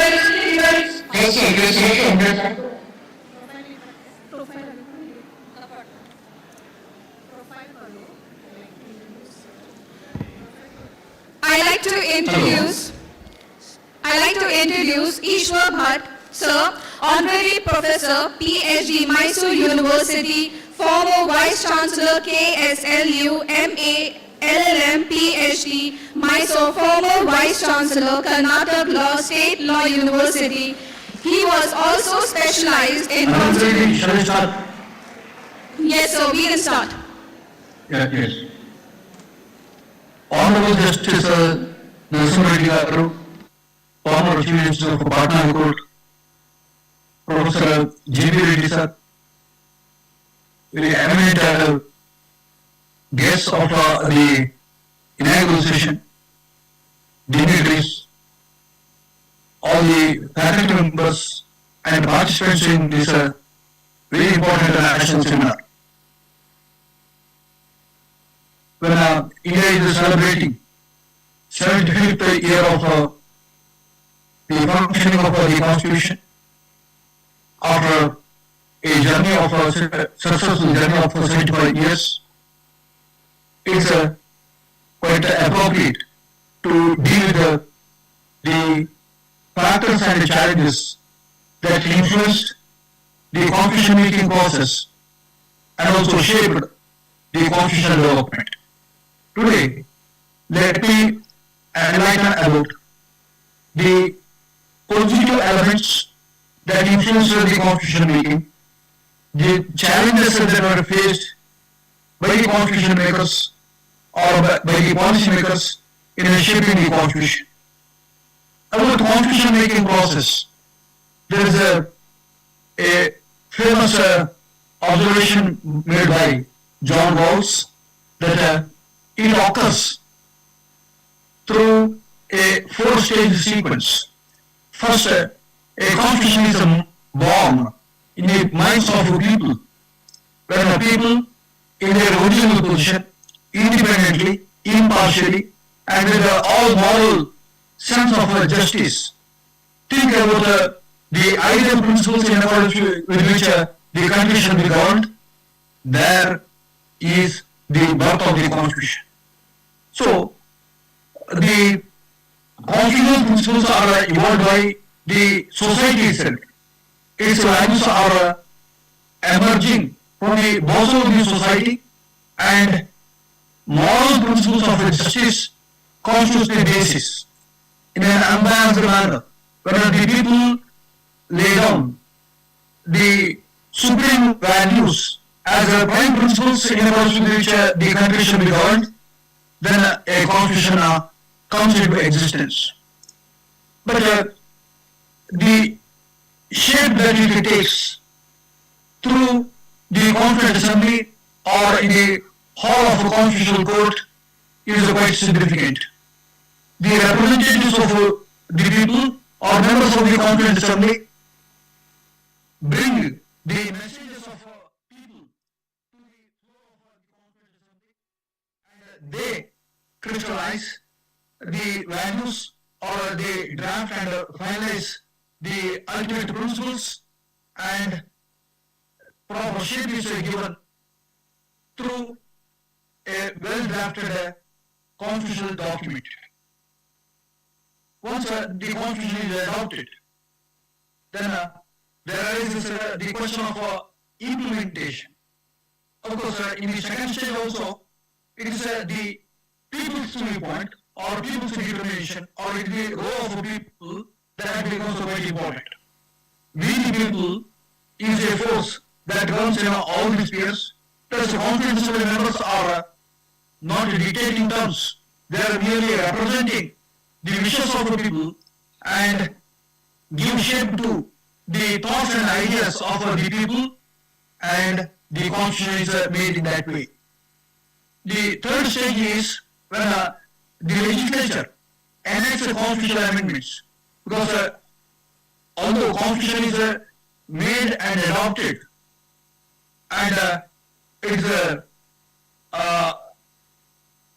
part of yes, it is the supreme law of the land. People may consider that there might be certain defects or inadequacies or certain deficiencies which are to be made good by constitutional amendments. So, after a few years of the making of the constitution, then constitutional amendments took place. The first amendment took place in the very first year in India.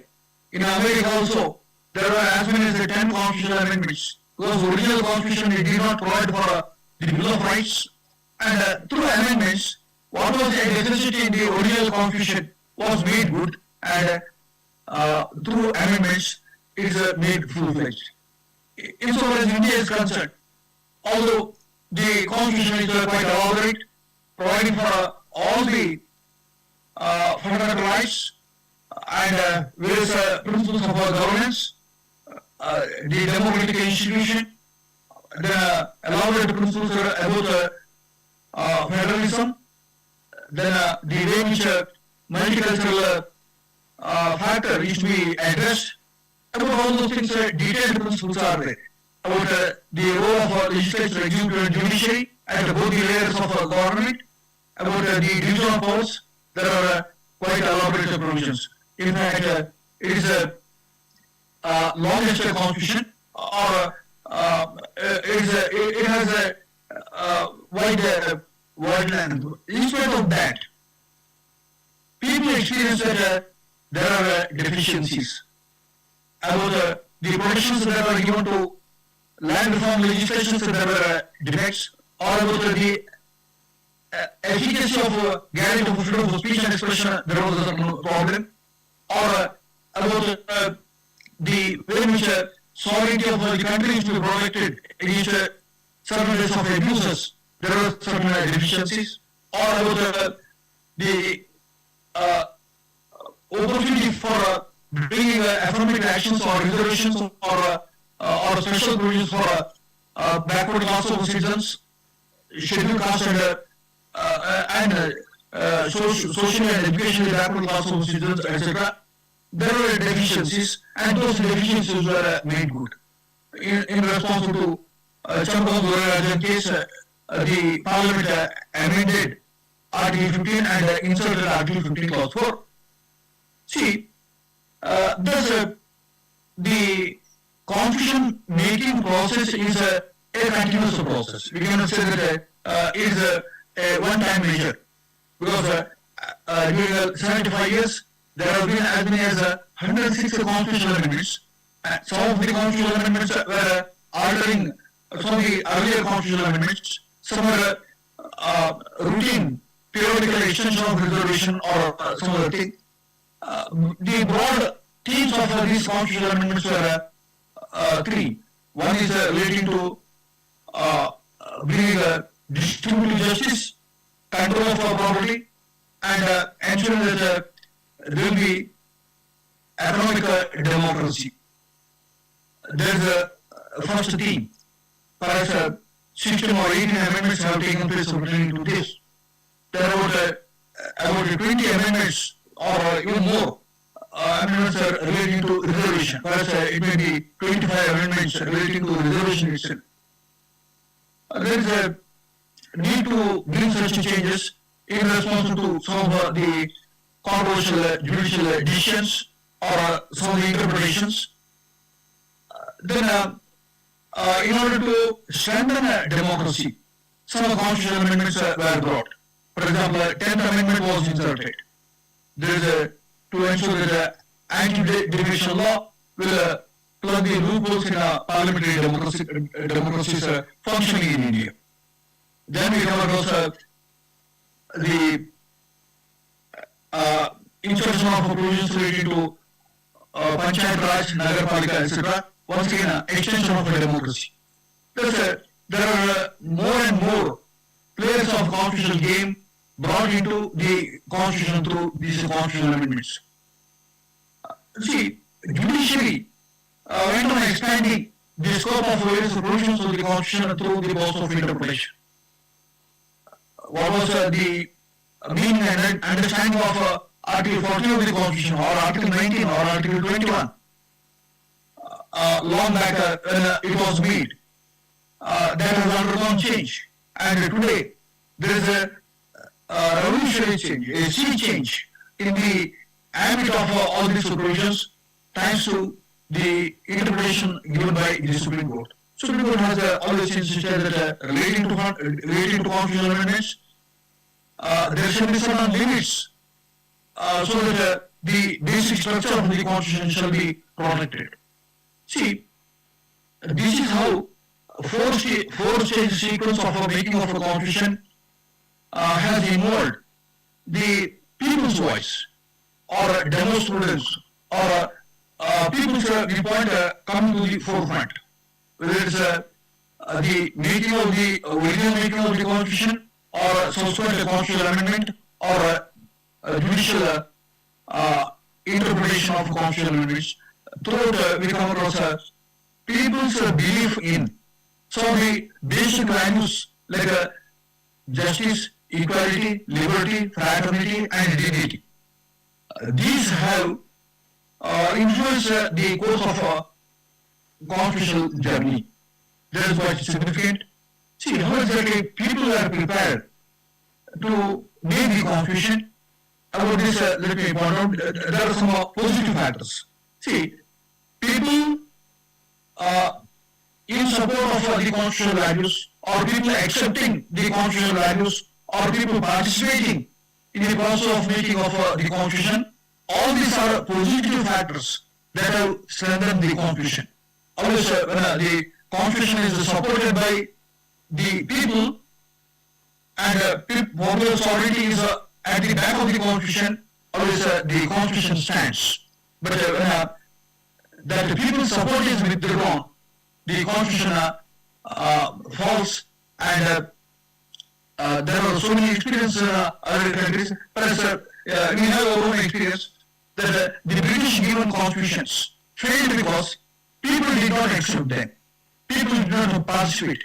People simply boycotted or rejected, and they consider that there are unsuitable impositions by a foreign ruler, and they are not representing the wishes of people, and they are liable to be rejected. Thus, this points out how the people's support is the factor for success behind the Constitution. See, the cabinet mission had entrusted the responsibility of making of the Constitution to the national legislature. Subsequently, Independence Act formally recognized the legitimate power of the Constituent Assembly, to make a suitable constitution. Further, the legislature was composed of popular representatives drawn from various provinces, various princely states, on the basis of a democratic election. Although members were not chosen specifically for the purpose of formation of the Constituent Assembly, the Constituent Assembly assumed the role of, or it assumed the character of a popular representative body. So, about their legitimacy or their competence to represent the people, there was no doubt. Of course, some of the states, of course, state of Andhra Pradesh, I mean the Hyderabad province did not participate in the process of making of the constitution. But all other provinces participated. See, it's the successful and it is the participation of the people's representatives that made the constitution making process a success. See, consensus was the basis for formation of various principles and policies underlying the constitution, and that consensus was built up outside the Constituent Assembly and sometimes within the Constituent Assembly, and whenever the principles were chosen or whenever the draft articles were chosen on the basis of vote, it was done in a democratic manner, and thus the people's consent was the basis for formation of that of the Constitution.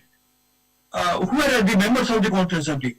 They were actually the eminent freedom fighters, eminent leaders who had people's backing, people's support. They were chosen by the people, and they were from different sections of the society.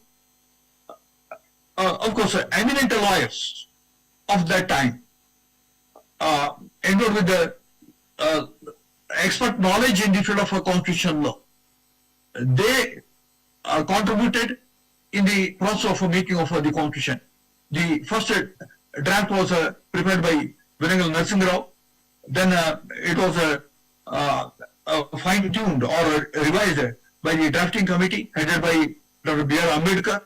And of course, Dr. Ambedkar himself was a very eminent scholar in the field of constitutional law, and we are blessed to have that type of a team consisting of very eminent persons in the Constituent Assembly. See, we find that the process of making of a constitution was open, it was transparent. There was a systematic undertaking of its functioning. So many committees were constituted, and the committee discussions were made available in the form of reports to the whole House, and discussions and deliberations in the House was the basis upon which various principles were ultimately accepted, whether it is relating to formation of a democracy or federalism or any other system. See, we find that the challenges that were posed during those times were very severe challenges. Of course, partition of India resulting in a big violence, resulting in say deaths of mass of people. It was a kind of a mini genocide. More than 1 million people were killed, and more than that, people migrated from India to Pakistan and Pakistan to India. That migration also caused a lot of turbulence. See, communal rights, public disorder, insecurity to state, and of course, insecurity in Kashmir because of say armed attack of the province of Kashmir. All these things pose the problem of national security. So, relating to national security, very stringent provisions had to be made, and it was done by the appropriate measures. Thus, in the Constitution, we come across very strong provisions relating to maintenance of national security, then extraordinary powers in the hands of central government to suppress any situations of armed rebellion or internal disturbances or such things, or external aggression. The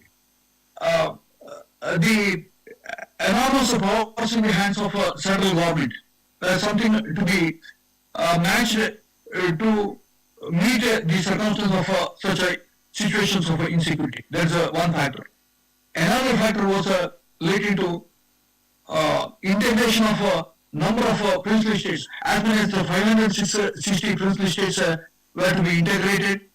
About the method of integration, what should be the criterion for a formulation of various territorial units or federating units. About that, there was no available consensus in course of time. That was to be determined on the basis of a democratic process. Thereby, the constitution makers left the aspect of territorial organization of states bit flexible. It was left to the democratic process.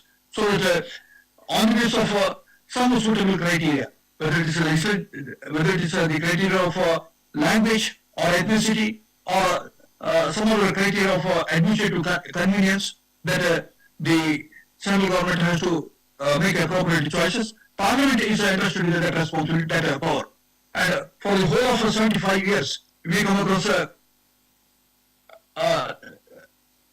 very peaceful method of resolving all these issues. Of course, some popular agitations might be there. Some democratic movement might also be there in favor of some states, like say linguistic states or ethnic states, or even concerning the formation of Telangana.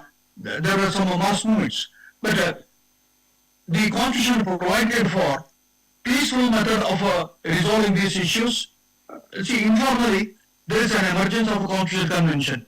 Although the parliament enacts a law in formulating the political boundary within the nation,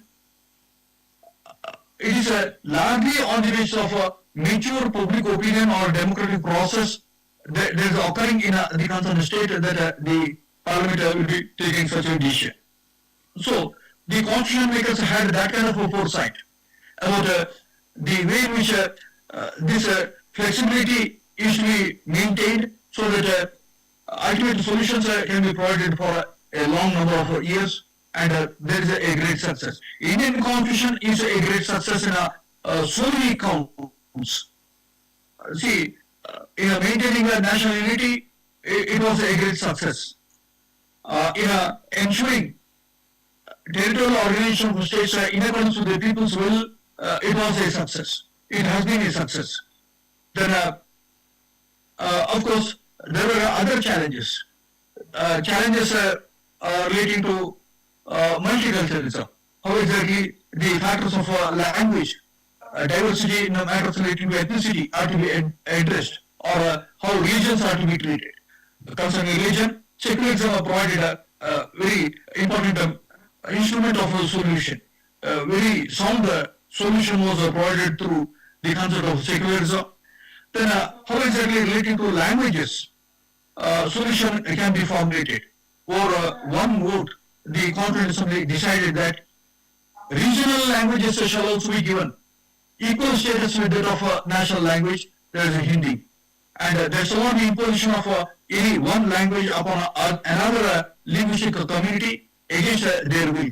Then about ethnic communities, by creating a 5th schedule and 6th schedule, by providing for security, self-governance, and social justice for all the tribal communities by providing development with justice, or by ensuring that they will make advancement in their life and merge with the mainstream in the long run through their dignity.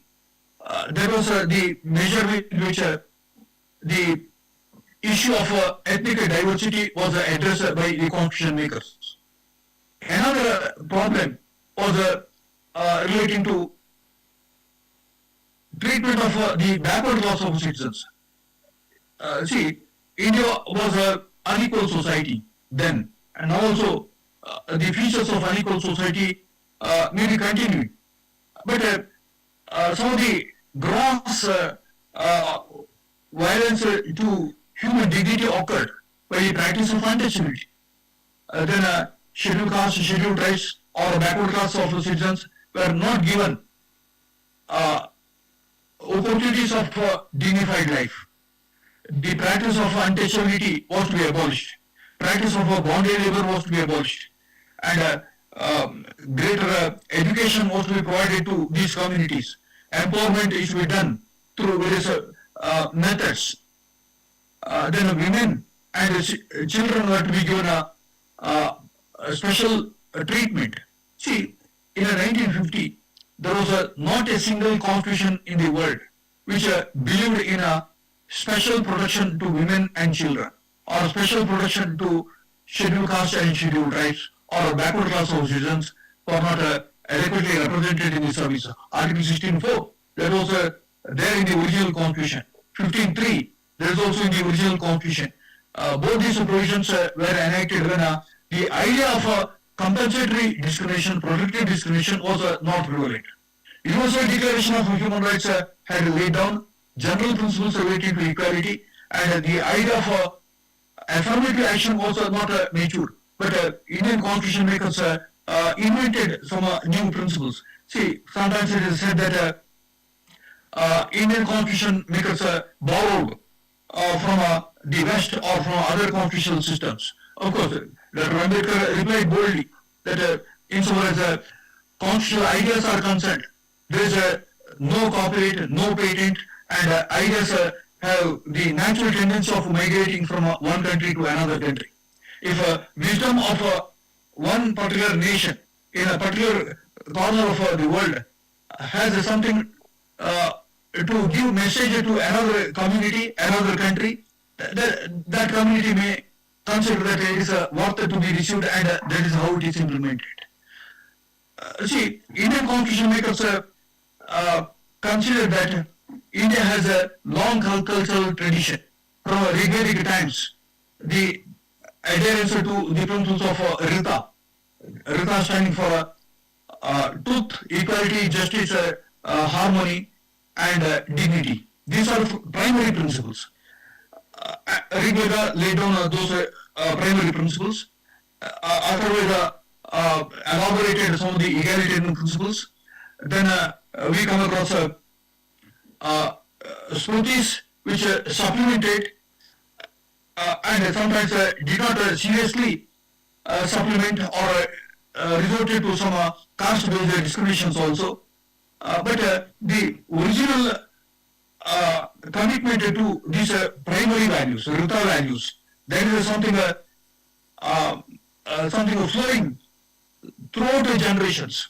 See, during the Bhakti movement, there was a application of these principles.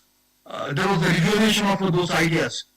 It was repeated in the valuable thoughts projected by very eminent Bhakti saints like Vemana. Vemana was one of the poets who was the champion of equality. Similarly, Shankaracharya, Basaveshwara, and Thiruvalluvar, and a number of Bhakti saints preached principles of morality and justice, which constituted the basis for the values that were laid down in a preamble. So, from Rigvedic times to the present, there was a flow of those thoughts. Social reform leaders, Raja Ram Mohan Rai, Swami Vivekananda, Ramakrishna Paramahamsa, or various other stalwarts of freedom movement, Gandhiji, greatest of the freedom fighters, Gandhiji, theorized about the ideas in accordance with which the governance shall take place. Thus, constitutional values got crystallized over the generations. And in the Constituent Assembly, we come across a reference to Gandhiji's writings. We come across a reference to Ishopanishad, Bhagavad Gita, or Shankaracharya's writing, or the writings of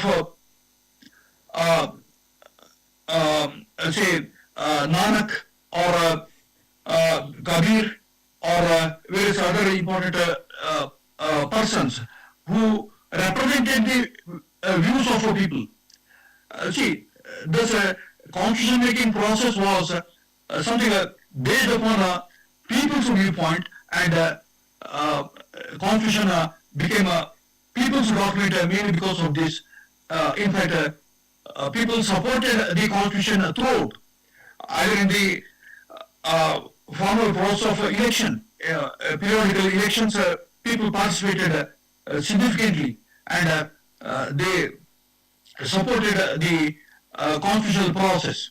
Another thing, when there was a deviation from the constitutional limitations by say unjustified imposition of emergency, people rose against that, people protested, and people were successful in restoring the constitutional values.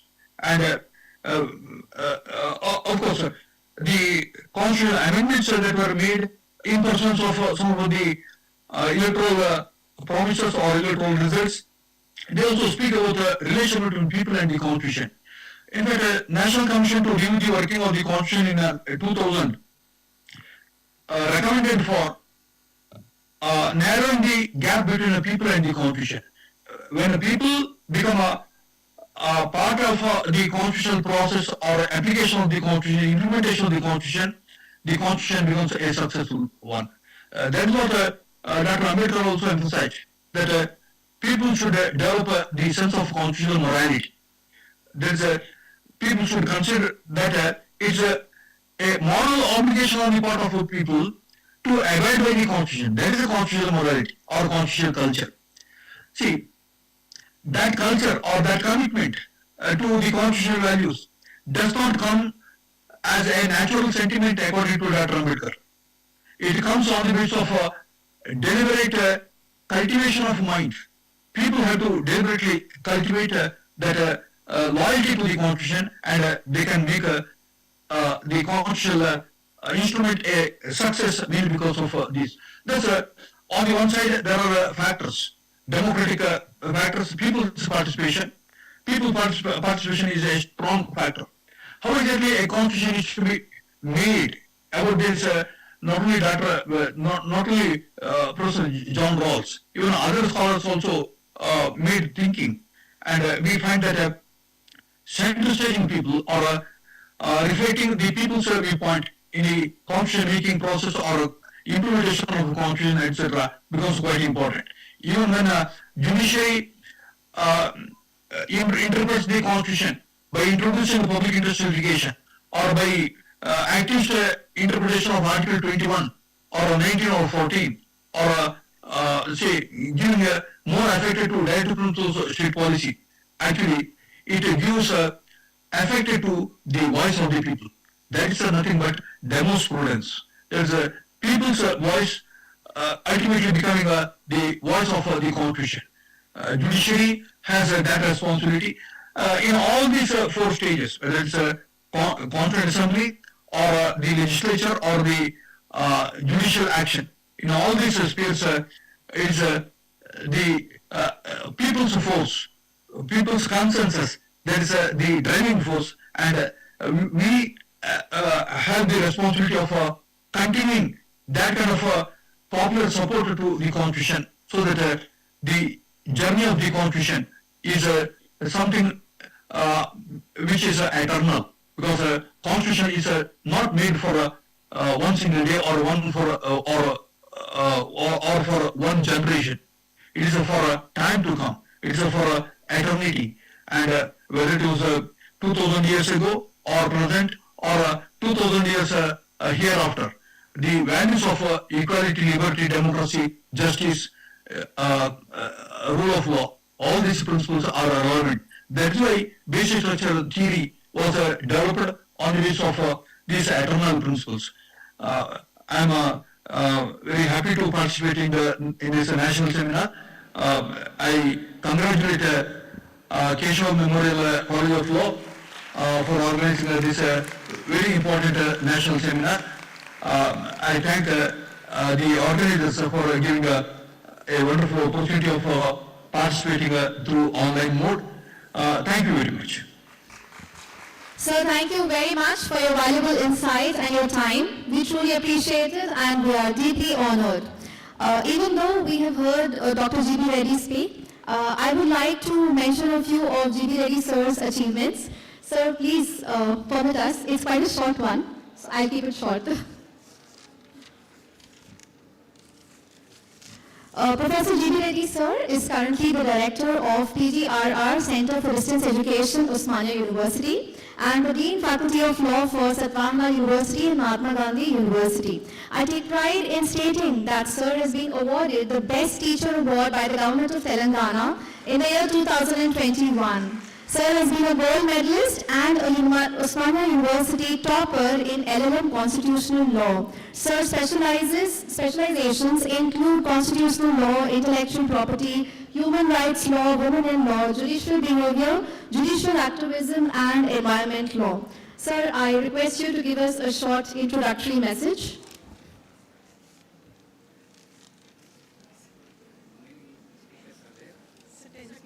Ten speakers. Shouldn't take more than 2 or 3 minutes. Very good afternoon. I have nothing much to add to what Professor Ishwar Bhatt stated.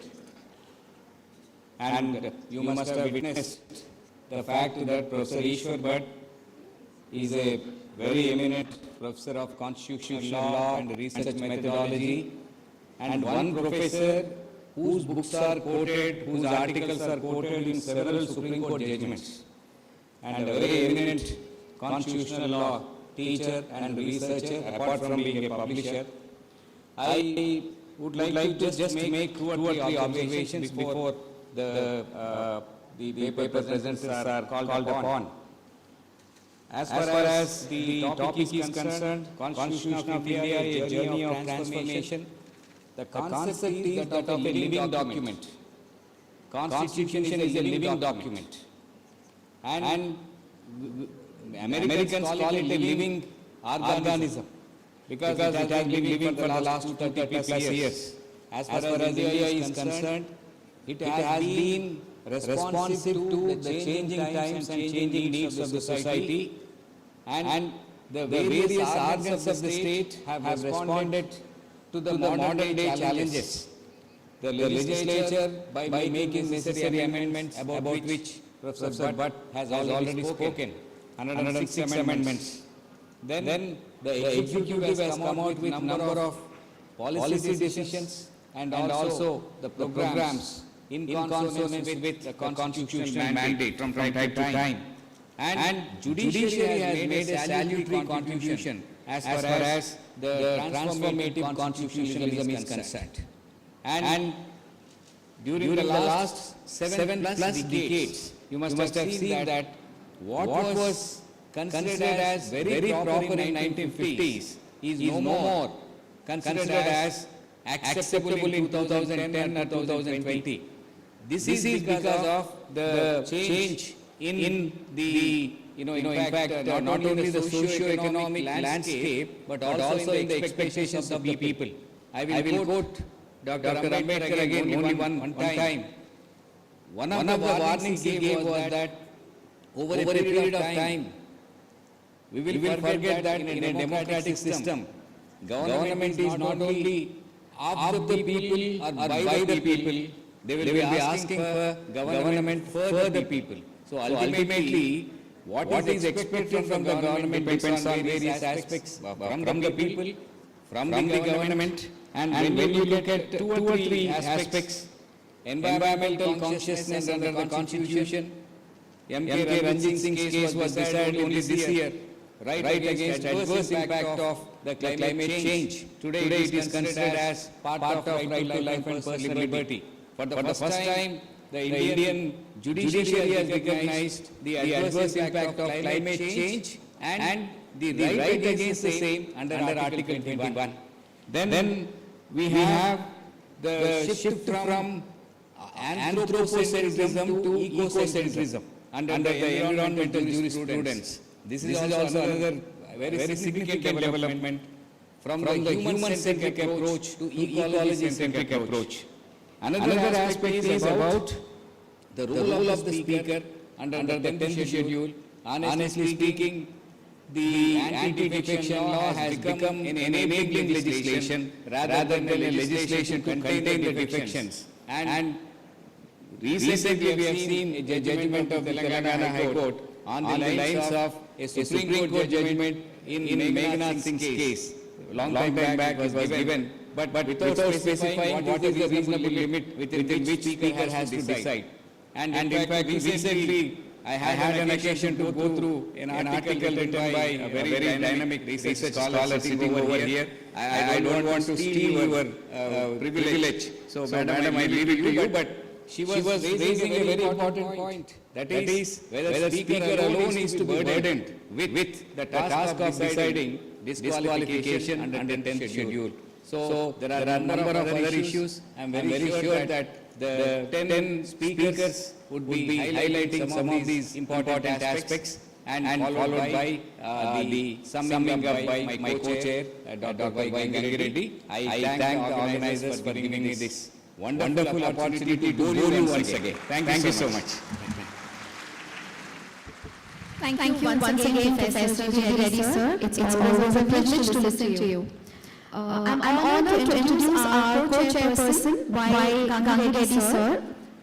Sir has done his LLB from Sri Venkateshwar University in 1998, LLM in 2001, and PhD in 2016 from Sri Venkateshwar University.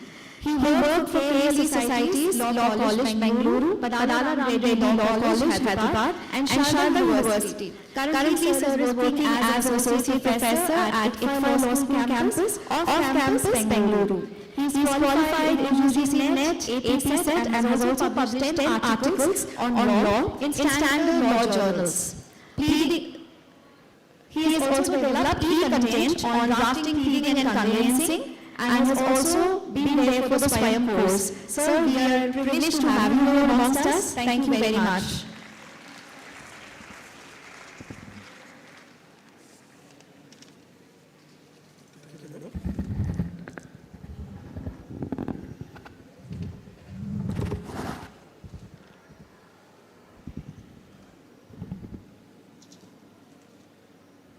Good morning to all.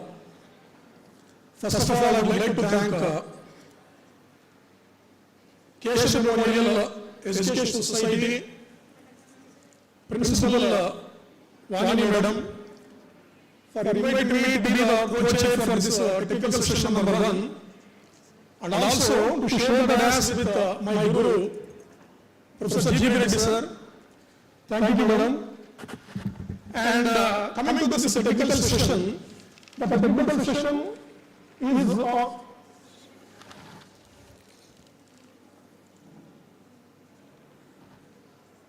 where is this?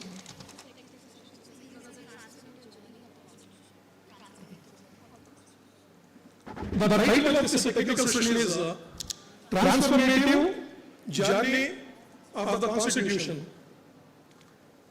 See, now coming to this transformative journey, in fact, first of all, we need to understand what is this transformation. What does it presupposes? See, here the transformation is nothing but it is a change from one state to another state. That is, even let me refer the statement made by the Chief Justice of India, Sanjeev Khanna, on 26th November, while addressing the Supreme Court Bar Association, he stated that the Constitution of India played a key role in transforming India into a vibrant democracy and a prominent geopolitical leader. So here this transformation signifies the change and adaptability opposing the state of staticness, the static systems. See, the concept highlights the Constitution's ability to develop and meet the changing needs of society, ensuring it remains relevant and responsive over time. See, in fact, let me refer the case decided by the Supreme Court of South Africa, Constitutional Court of South Africa, in the case of Road Accident Fund and other versus Medaid. In this case, the Constitution of South Africa had observed our Constitution is often described as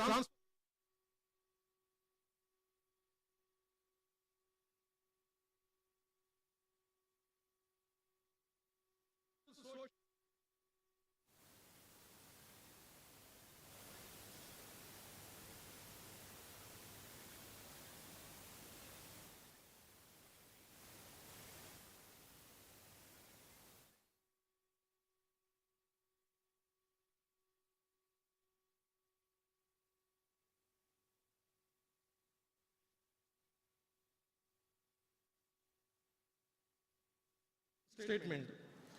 See here, transformative constitutionalism includes recognizing individuals' rights and dignity.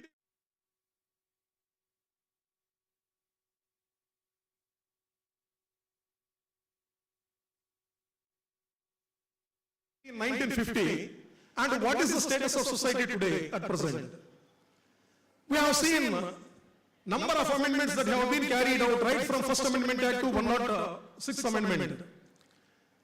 What made the Parliament of India to carry out these amendments? That means whenever there is a change in the society, law also is required to change to meet the needs of the society. Otherwise, there would be a lot of resentment.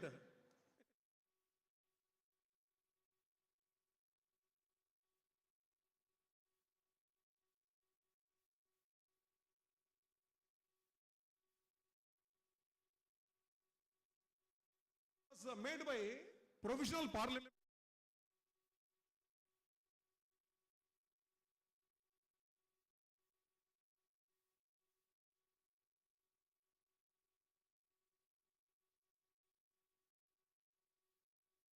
Were carried out by provisional parliament, that is the then Constituent Assembly, in order to ensure that the ideals or the objectives that are laid down in the preamble will be achieved. See, the main object of the First Amendment Act was to, that is, time? Okay. See, now coming to, that is First Amendment Act was carried out just in order to ensure that the judgment given by various high courts nullifying the agrarian reforms, First Amendment Act was carried out. Particularly Patna High Court made a judgment that, it passed a judgment that agrarian reforms that were brought by Bihar state legislature as, that was said to be a valid. See here, consequently, a petition was filed, an appeal was filed before the Supreme Court, and during the pendency of that case, First Amendment Act was carried out by, of course, there were different high courts such as Nagapur and Allahabad high courts gave a different verdict. So there was no unanimous judgment in this matter. That's why during the pendency of this appeal before the Supreme Court, Parliament carried out First Amendment Act which was challenged in Shankari Prasad case, Shankari Prasad versus Union of India. See, the point what we need to understand here is, the question again when it was challenged before the Supreme Court in Shankari Prasad case, there the authority of the Provisional Parliament was challenged to amend the Constitution. Was the Provisional Parliament competent to amend the Constitution or not? That was the issue. by First Amendment Act, 9th schedule was added. That 9th schedule was given constitutional protection from challengeability on the ground that it is inconsistent with Part 3 of the Constitution. See, here what I mean to say is, the Constitution came into force on 26 January 1950, and within a span of just 1 year, there was a change in the society demanding an amendment to the Constitution. I hope with this, I would like to conclude in order to give opportunity to other speakers, other paper presenters are there. Thank you very much, sir. Thank you for giving an opportunity to share dais with my Guru. Thank you once again.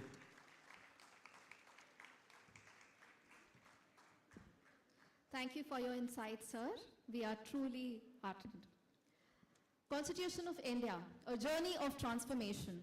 2 years, 11 months, and 18 days of sheer hard work. Does this timeline sound familiar? Well, yes. This is the time taken to frame our prestigious and valuable constitution originally.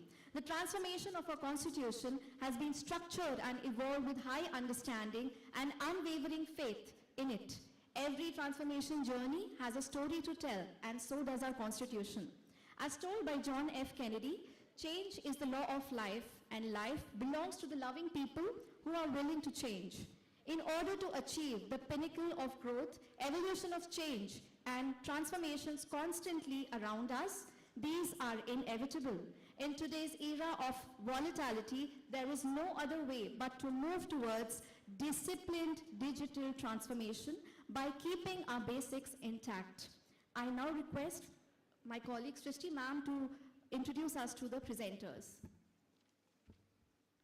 There's a slight change in plan. I request GB Reddy sir to felicitate Gangi Reddy sir.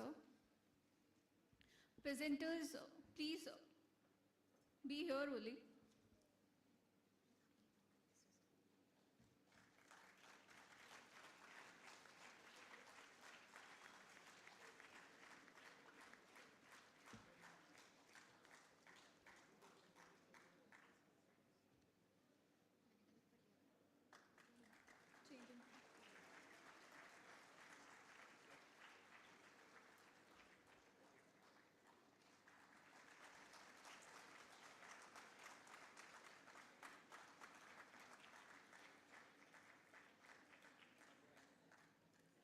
Thank you, sir. Okay, now I invite all the presenters of session 1 on 75 years of Indian Constitution, challenges in the past and way forward in the future. I would like to call upon first Dr. Ganesh, sir. Oh, there's paper. No.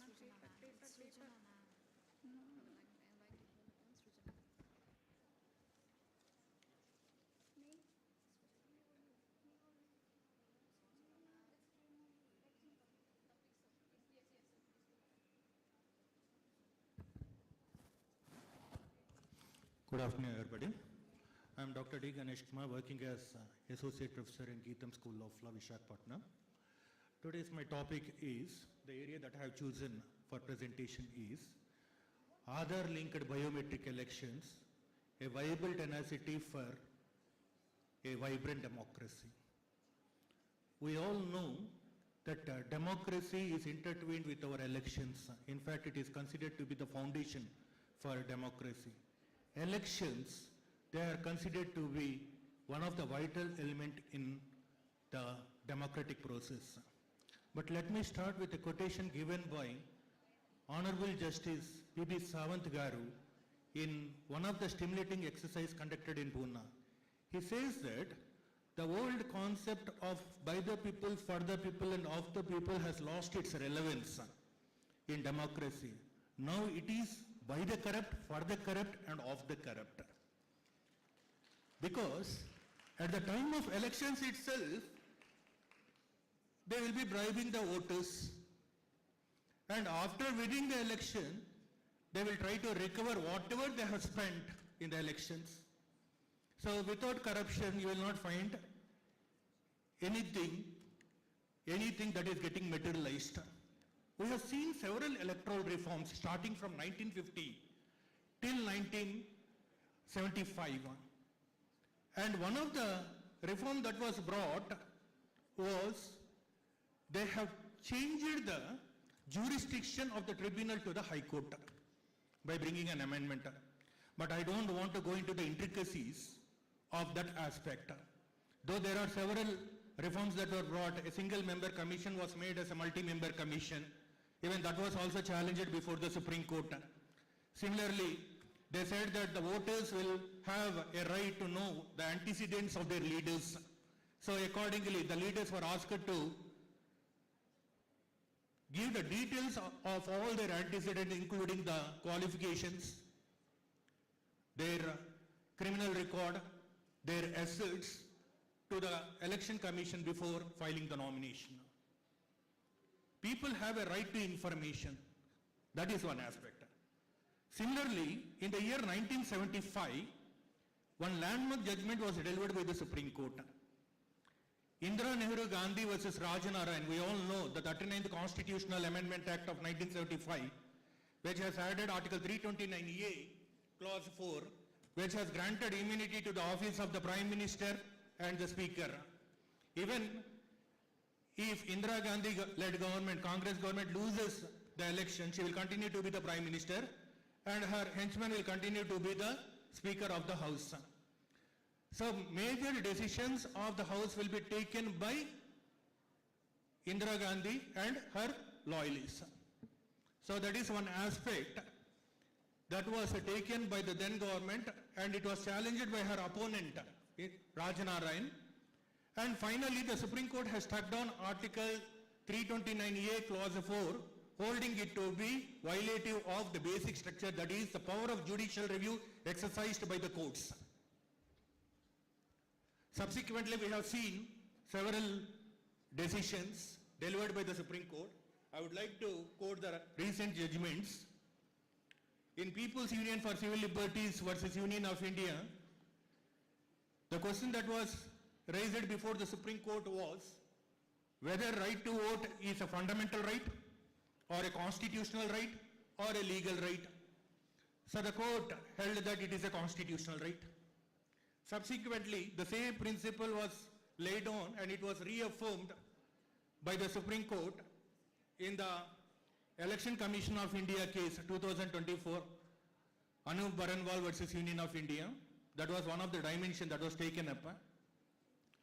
Similarly, in Kuldeep Nair versus Union of India also, the Supreme Court has reiterated and it has stated that it is a fundamental right that is guaranteed under Article 19(1)(a). But how to curb these corrupt practices of the voters? We cannot just blame our leaders or politicians. We have to blame ourselves also because we are giving the bribe to our leaders, they are taking it. And if at all we don't give the bribe, they will not be in a position to take and there will be fair elections. But it is not practically possible because electoral malpractices, voters fraud, impersonation and duplicate voting, these are all considered to be part and parcel of elections. In order to curb these practices, the viable solution here is, it is better to link this entire election process with our Aadhaar card. When we press the biometric, automatically a single vote will be transferred. One of the essential ingredient of elections is complied with. There will not be duplicate voting. There will not be any sort of corruption. And above all, there will be transparency, fairness, openness. Of course, there are some challenges. We cannot expect each and every voter to be well versed with the technical aspect, but there are some developing countries like Brazil which have adopted this process and which were successful in their attempt. So what my contention is that if at all we are linking our election process with Aadhaar card, definitely we can to some extent curb these corrupt practices. So I am given 3 minutes time. So I would like to conclude here. Thank you very much.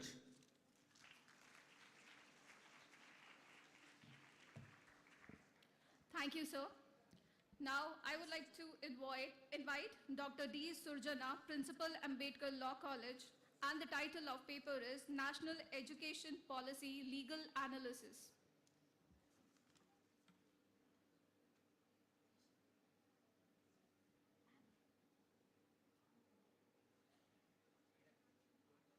She will connect us through online. Please wait for a while.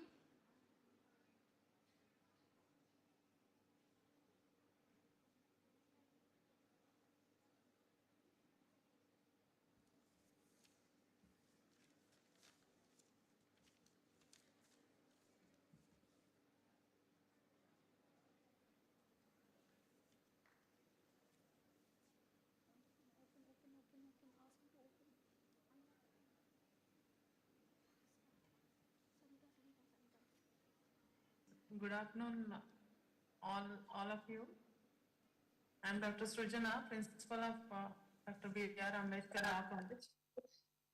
And today I'm here to explain you and throw some light on national education policy. And my topic is National Education Policy, a critical analysis.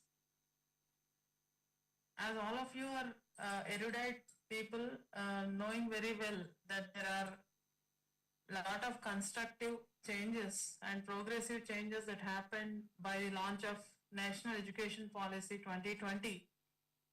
And there is an evolution from 2020 National Education Policy to 2024 Educational Policy, which has clear guidelines given by the policymakers in order to see that the education policy of India reaches the global standards by providing a holistic learning environment. And why the change?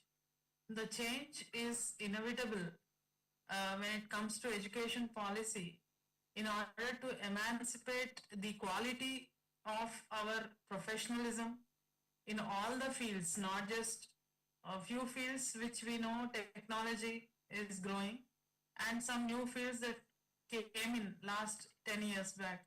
But as far as National Education Policy 2024 is concerned, it's not just only on the new subjects that are aimed to be developed, but all the different fields traditionally stagnant, I can say. Today, the skill development which has highest importance in order to increase the employability, and also to see that the progressive, academic learning is ensured in order to develop bring in the quality in professional as well as professional talent, as not just in one or two fields, but the whole all kinds of fields that are there. And what are the new changes coming to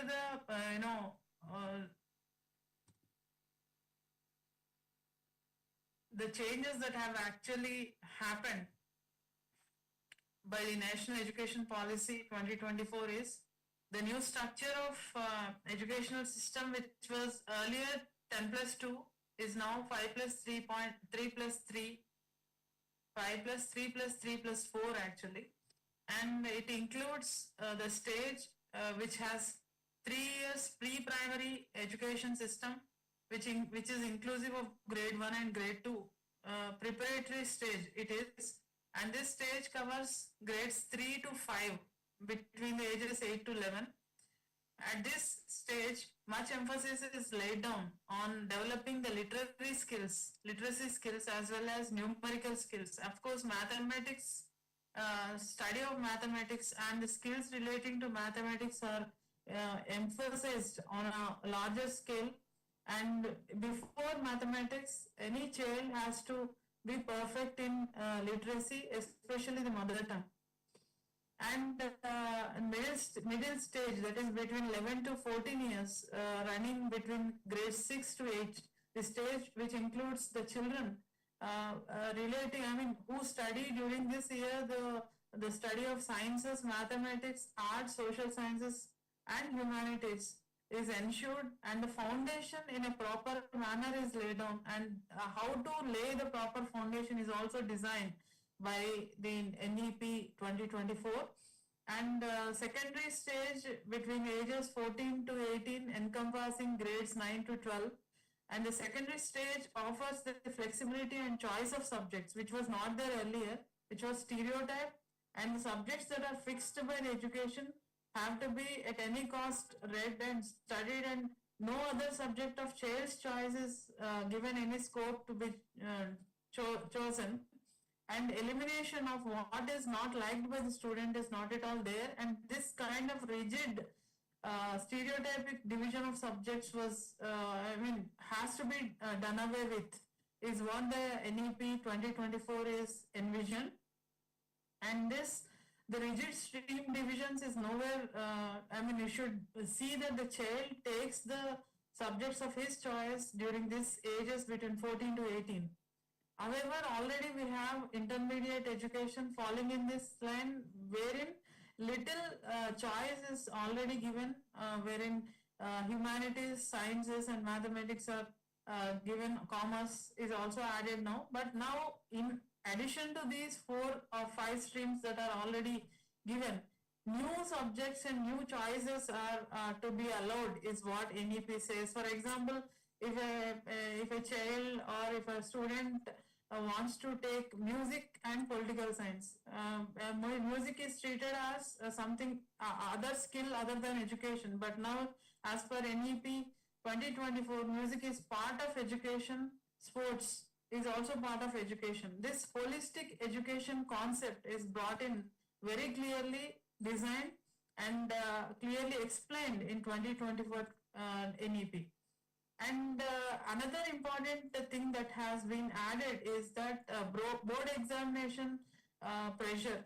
Okay, the flexibility, increased flexibility is clearly evident in NEP 2024, wherein high pressure board examination is mitigated, and wherein twice a year the board exams are to be conducted, giving a chance or opportunity for increasing the merit. Because first opportunity, if it is not scored, if the child doesn't score well or in an average, if he gets an average score, he can try excelling the same in the second part of the board examination. Best performance can be ensured by the child by giving the second opportunity of board exam. Having 2 board exams in an academic year is another very big, a chance to the children. And then apart from that, I would like to end up my session, chance of speaking about NEP in a while, by saying the last few sentences about the important aspect is language learning, wherein today NEP has designed in such a way that the teaching learning should be given in the regional content, or should be developed in the regional content rather, in a mother tongue, wherein children's education, possibility and scope will be increased, which lays the foundation. The first part of the education lays the foundation. If it is done in the regional education, child gets the conceptual knowledge very well, and this really brings in a proper understanding in the future. So this kind of new change of developing the content of education and imparting the learning part in the mother tongue is another very welcome, very important welcome step. And I think it brings a very sea change in learning of children. And apart from that, we have early childhood education is insisted by NEP 2024, wherein it says that clearly before 6 years only the child's mind or brain develops. So any education before 6 years has its lot of impact. So that is first 3 years of pre-primary education has highest value given in the national education policy. And this is one more important change. And of course, last but not the least is vocational education, that is skill development. In addition to the curriculum imparting, vocational education brings in skill development of the children, wherein employability is reached out, and this integration of skills as well as mainstream education together is another very big change, which increases the employability and confidence of the child. Earlier it was separate, but now it is integrated. This integrated method has very high value in that is given in the NEP 24. And then however, last is continuous professional teachers development. It is not that only children development is ensured in NEP 2024, but continuous professional development of teachers is also ensured, which says that professional training programs and certifications are made compulsory, and teachers should be given these superior skills to improvise themselves and update with the new concepts in order to see that with the concept that good teachers can only render good teaching. So this is possible only by the evolution of the teachers as well along with the children. So this is also specifically mentioned and explained, and the framework laid down by the NEP 2024. And technology, inclusiveness of technology to enhance the learning is another important aspect that is emphasized in NEP 2024. So digital classrooms is ensured. I mean, unless digital classrooms are ensured, this bridging of rural and urban education system cannot happen. So this digital, development of digital classrooms at every point, even in remote areas of education, is required in order to see that there won't be any gap between rural and urban children and learning environment. And this integrated curriculum management with streamlining operating systems, with development of technology and enriching the institutions with technology is very much emphasized by the NEP. With this, I say that NEP has very great progressive points. If they are really implemented, definitely it will become a very big landmark achievement for Indian education, and seeing that India reaches the global standards. Thank you for the opportunity. Thank you. Thank you, ma'am. Now I would like to invite A.V. Shyam Prasad sir from Pendakanti Law College, and the title of paper is Preamble, the Philosophy of Constitution of India.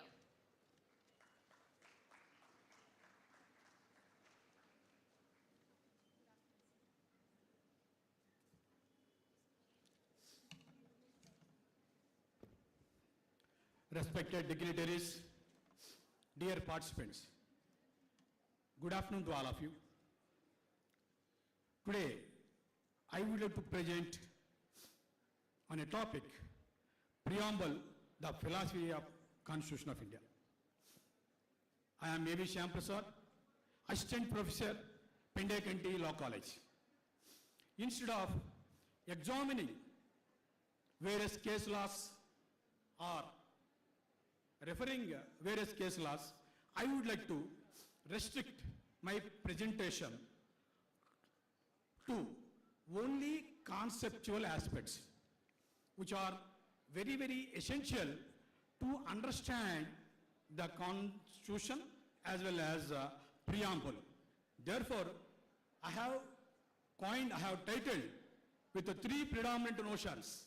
One is preamble, another one is philosophy, and constitution. Instead of explaining these aspects, I would like to share my thoughts in a brief manner. This topic consisting of three important concepts. Those are preamble, philosophy, and constitution. We all know about the meaning of preamble as introduction to the Constitution or preface to the Constitution or index of the Constitution. Instead of that, if we know that preamble is the philosophy of the Constitution, our perception about principles which have been enshrined in the preamble will be broaden our thought process. Our Constitution framers are not only legal experts, great scholars on various subjects, but also great visionaries and also philosophers. Their rich contribution, which reflects in every principle of preamble. Once Dr. Sarvepalli Radhakrishnan said, it takes centuries to make a little history, centuries of history to make a little tradition. A tradition which is imbibed by each generation. Today, we are inheritors of the common law tradition. Though we are inheritors of the common law tradition, our philosophers, our constituent framers, today, we are the inheritors and common law tradition and constituent framers with their human service assimilated the philosophy of various constitutions and which have been encapsulated in the form of principles. Those are sovereignty, democracy, socialist and republic, equality, liberty, justice and other principles. The second notion, that is philosophy, which denotes generally knowledge, a thought process, observation, and observe various elements by proper examination. However, in simple way, every subject naturally which consisting of the two components.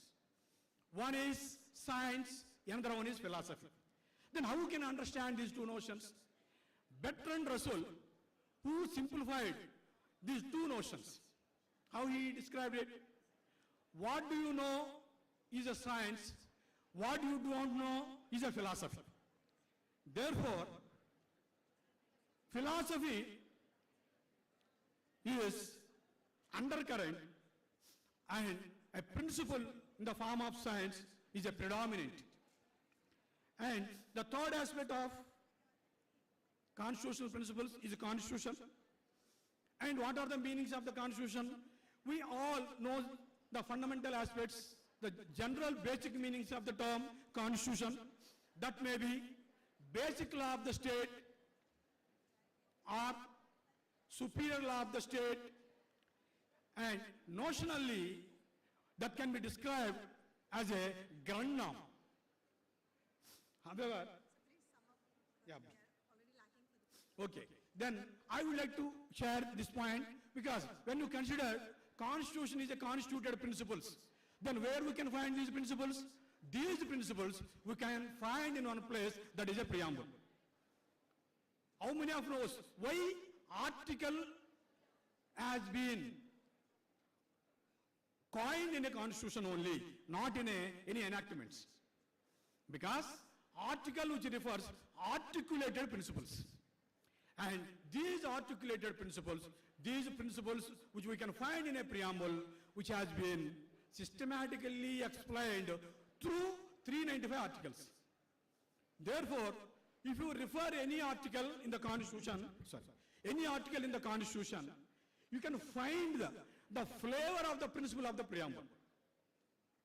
And because of that reason, Professor Upendra Bakshi, who described beautifully how he has considered, if you refer 395 articles of the Constitution, these all are just footnote to the preamble. It's a beautiful connotation provided by Professor Upendra Bakshi.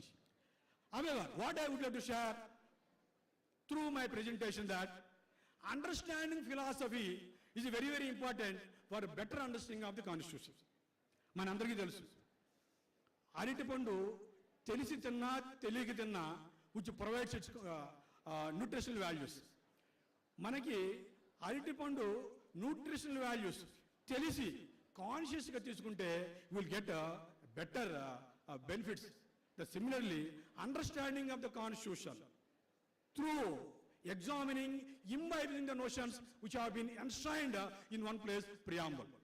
Therefore, I would like to share this point, that where these principles which have been enshrined in a preamble, when we imbibe it properly in the process of legislation or execution or interpretation of the judgments.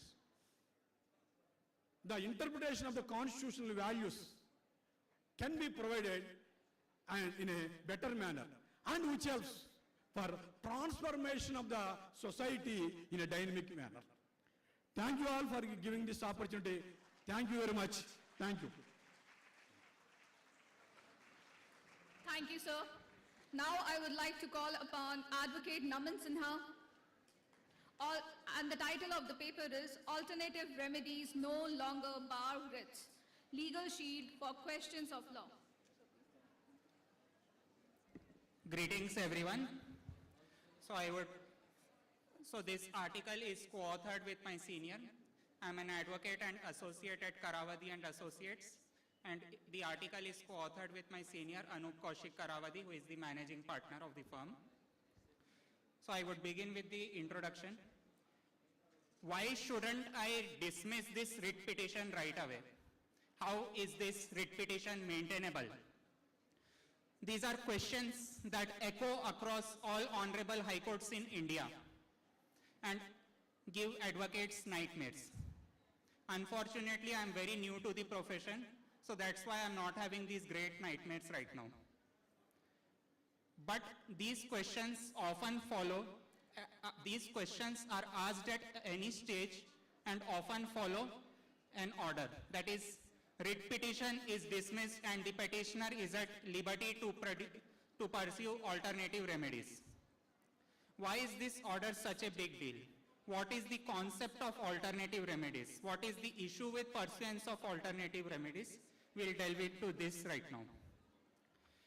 So Article 226 forms part of the basic structure of the Constitution.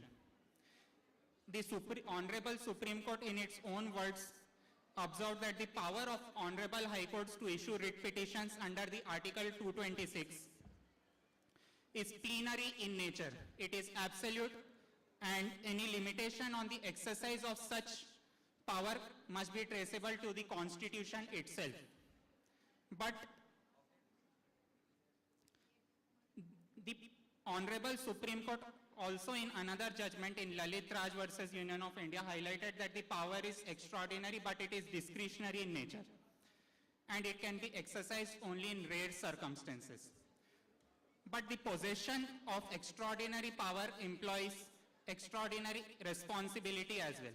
But the same cannot be invoked in each and every circumstance. So that's why the Honorable Supreme Court, while exercising this discretion, have ingrained into its system through judicial precedents a rule of entertainability. This rule of entertainability was first cited and applied in K.S. Rashid case in 1954, which said that when there is an adequate or suitable remedy available elsewhere, it will be of sound exercise and discretion to refuse to interfere in a petition under Article 226 unless there are good grounds.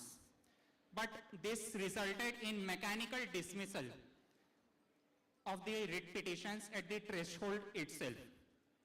Therefore, many exceptions to the alternative bar of alternative remedy were introduced and ingrained into by way of judicial precedents. The courts can use discretion if there are good grounds in spite of existence of alternative remedy. But the courts in some cases have failed to do so. One of such case resulted in an unwarranted long period of 16 years of wait for justice. The writ petitioner had his writ petition dismissed in the High Court, and then after that he had to go through the hierarchy of statutory mill of hierarchy for a long unwarranted period of 16 years. That's why the Supreme Court, Honorable Supreme Court, has time and again evolved exceptions. Some of these are when the writ petition is filed for enforcement of any fundamental right, when the writ petition involves a violation of principles of natural justice, when the order impugned is challenging, from which the writ petition is challenging originating, is wholly without jurisdiction, or else the writ petition challenges the vires of an act. The issue of maintainability holds utmost significance as there are currently 17 lakh writ petitions pending across all the honorable high courts in India. And in the previous year, a big chunk of 3 lakh writ petitions that were dismissed had this following order. Writ petition is dismissed and the petitioner is allowed to pursue alternative remedies. In the Honorable Supreme Court has time and again evolved exceptions, and we hope that the exceptions are carved out from time to time whenever the need arises in future, and the petitions do not get mechanically dismissed, and exceptions which are already carved out and ingrained by way of judicial precedents are taken into consideration before the dismissal, all of which is sine qua non in the interests of justice. Thank you. Thank you, sir. Now I would like to call upon Uma Jandyal from Osmania University, and the title of paper is "The Working of the Anti-Defection Law is the Burden on the Speaker Alone." Sure. I'm aware that everyone's waiting for lunch. So the proliferation of political parties and the incentives that are offered by defection have necessitated the introduction of the 10th schedule into the Indian Constitution, which has disqualified lawmakers who ever prefer to change, voluntarily give up membership of the political party, or they defy the party whip. There are, of course, exceptions, which is if there is a group merger, or the controversial provision of split within the political party, which has subsequently been omitted by way of the 91st Amendment in 2003. Now, the Speaker has been made the sole adjudicating authority under the 10th schedule, and judicial review to whatever has been decided by the Speaker has been made immune. In the Supreme Court has, however, upheld to a limited extent this, and the rest of it has been held to be unconstitutional in Keynote Holohan's case, as most of you must be aware of. Now, what are the other requirements of the office of the Speaker is, he presides over the meetings, he decides over the nature of the bills, he gets to exercise a casting vote in case there is a tie, and he also has the power to discipline members and to maintain order in the House. Now, it is maybe because of this nature which he has to discipline members, he has also been made the authority to discipline defecting MPs. What is expected of him exactly of the 10th schedule is timely action, to behave in an unbiased manner, and adherence to procedure. What procedure are we talking about? About the rules that have been framed by his own office. If I can move to the next slide, please. Now, I have listed down here some challenges to interpretation that the Speaker's office has faced over the last few decades since the introduction to the 10th schedule. The first question is, what voluntary amounts to giving up membership? Everybody knows that an official resignation which is addressed to the Speaker, that is how he voluntarily gives up. But is that all? What if a member were to express his lack of confidence in the leadership of the Chief Minister, and if he were to write about the same and send the letter to the Governor, would it amount to giving up membership? Or if he were to accompany 10 opposition members and go to the Governor and say, there is a lack of confidence in the leadership of the government, is that to be considered voluntarily giving up? Or what if you just address the Governor without any written document saying that I think you should invite the leader of the opposition to form the government? Do these actions, do they amount to voluntarily giving up? The speakers over all these years have made a very good job in deciding that there is conduct. It is not limited to form, but in substance you have to essentially evaluate whether conduct. And the Supreme Court has rightly has reiterated that the expression voluntarily giving up membership under 2(1)(a) of the 10th schedule is not limited to a formal resignation, but it can be widely interpreted to include all those conduct also. Now, what is the material? Usually, disqualification petitions that are filed against members are accompanied by photographs, video clippings, or newspaper reports, or some media reports. Now, what is the speaker to do? Is he to just say, see, here's a photo of you with the opposition member. What do I do now? Disqualification petitions? He is actually supposed to follow rules of natural justice, which all of us are very much aware about, which is give notice of the material that is being relied upon by you. One, give enough opportunity to the person to invalidate or question the validity or the authenticity of the material that is relied on, and finally also give him enough opportunity to deny the conduct that is complained of in those photographs and etc. Now, the third question is a split or merger as per rules, is the petition as per rules. How serious is non-compliance to rules? I think it is something very easy for all of us to guess. While we want everybody to follow rules of procedure, we also know that some of the rules are only directory in nature and non-mandatory. A few speakers have gone on to hold that a lack of adherence to procedure will result in lack of remedy, relief. No relief if the rules are not adhered to. But some of the speakers have said that these rules can only be directory and cannot be mandatory, which means that if they have been followed in substance, that is essential, no need to go by the form. Now, how to deal with the case of an expulsion? That's an interesting question. If a member who is elected on a party ticket, he does not voluntarily give up his membership and he neither defies party whip. But what if he has been expelled by the party itself? Now, what is he supposed to do? The speaker will essentially declare him as unattached to the party. Now, this member who is now unattached to the party, if he were to join another party, would that amount to defection? Well, the Speaker of the Tamil Nadu Assembly has said that it does amount to defection, and he found acceptance of his decision when it was challenged in the Supreme Court, and the Supreme Court has upheld that.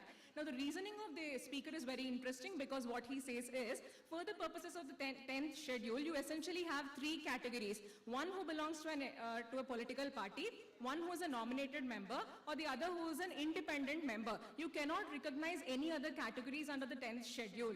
So, even if you are expelled, you cannot shift parties, is the gist. And when should the decision be made? Now, if you see, the decision should be made immediately. Some speakers have not decided for years together. And if you're all politically aware, the Telangana speaker still continues to sit on disqualification petitions filed against BRS MLAs who have changed party and are now ministers in the ruling party. However, some speakers have proceeded to decide within a matter of few hours or within days. Now, what the Supreme Court says on this, the Supreme Court said, while we cannot fix any timeline to the speaker, asking him to decide within a few days, what is ideal is the speaker has to decide within 3 months. I'll quickly walk through these. Disqualification to be tested as on the date on which the person has defected, or if the speaker is deciding this petition 2 months after, should he be tested after 2 months? Logically, he should be tested as on the date on which he defected, because what is something called, you may look up if you're interested academically, the snowballing effect, which was referred to in one of the cases. The snowballing effect is referring to one scenario wherein today 4 of us defect, tomorrow 4 of them join. Now, we may, if we are 8 in number, take an exception under the 10th schedule saying that we form 1/3 of the party or 2/3 of the party. The split provision, which was previously there, which is now omitted. Now, another case is, if you have followed politics keenly, the Shiva Sena split case, which is in the Desai's case, which was a 5-judge bench by the former Chief Justice of India, which has unanimously decided that it is up to the speaker to decide which political party, in the absence of the split exemption that they can take under the 10th schedule, which political party, which split organization, whether it is the Eknath Shinde group or the Thackeray group, whoever has to claim the party will decide on the speakers, and this decision is irrespective of what the decision is taken by the Election Commission of India to allot the election symbol. Now, can the decision be taken if notice of intention to move a resolution for the removal of the speaker himself is issued? This is the famous case of Nabam Rabia, if you're all aware. Nabam Rabia's case was a case where the speaker had to decide disqualification petitions, but a notice of resolution, a notice has been issued to the speaker saying that they're interested in moving a resolution for his removal.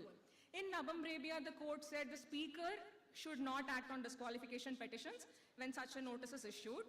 But the logic of that reasoning has been questioned, and the Chief Justice in the case that was concluded in May 2023 by the CJI, former CJI, they referred it to a larger bench. Now, grounds of judicial review finally is judicial review, as we all know, is barred. The judiciary is barred from looking into the conduct of the legislature. But whenever there is any constitutional provision that is violated, or there is perversity, or for such reasons, judiciary can definitely intervene into the speaker's behavior. I finally want to put out these are the committee reports, various committee reports, and all of these reports are unanimous in their recommendations as to who has to be the adjudicating authority for the purposes of the 10th schedule. And they all say that just like the governor or the president decides disqualification petitions when they come under subclause 1 of the disqualification articles, similarly, even for defections that happen under the 10th schedule, even for disqualifications that happen under the 10th schedule, the governor or the president should be made the authority, and they should take the assistance of the election commission in deciding, because after all, the speaker is elected by the majority in the majority party that forms the government, and so it is becoming hard for him. That's the question of this paper, and this is also the view of the Justice Verma's minority opinion in Kehoto Holohan's case. Thank you for patient hearing. Thank you, ma'am. That was really impressive. Now I would like to call Amrita ma'am for the word of thanks. After that, you can go for lunch. Please just wait for 5 minutes more. Thank you, Srishti ma'am. Our visionary of India, Dr. B.R. Ambedkar, was clear in his mind to see social, economic and political transformation of India, and I am glad we as citizens are giving our best to fulfill and uplift these virtues. As we come to the end of our first session, I thank each of you to make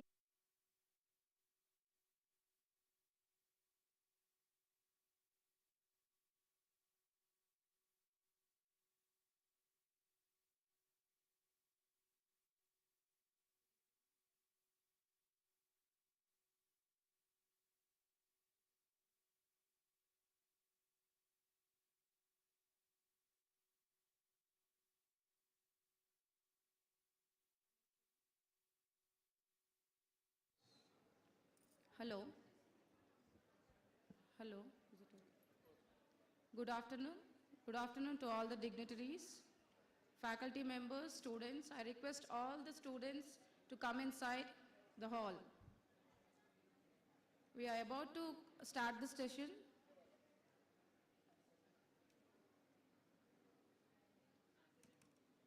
Still so many.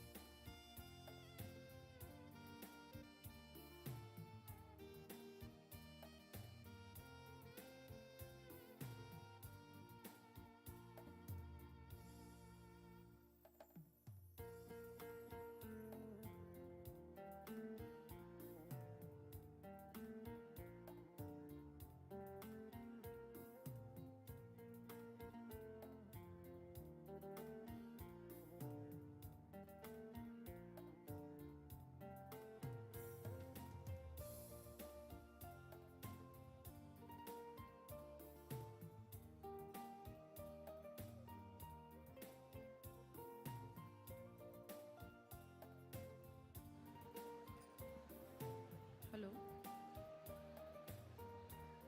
Good afternoon, all of you. Please settle down so that we can start the session. I request all the students, please settle down. I request all the students who are outside the hall, please come inside the hall.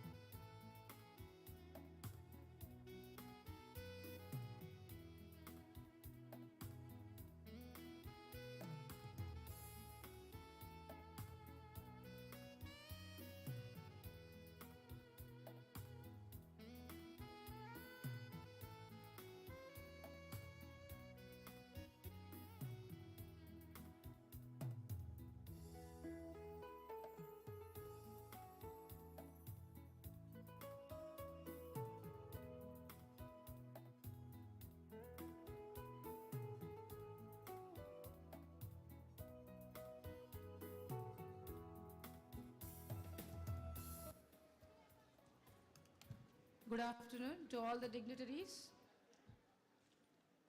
We welcome you all for the second session.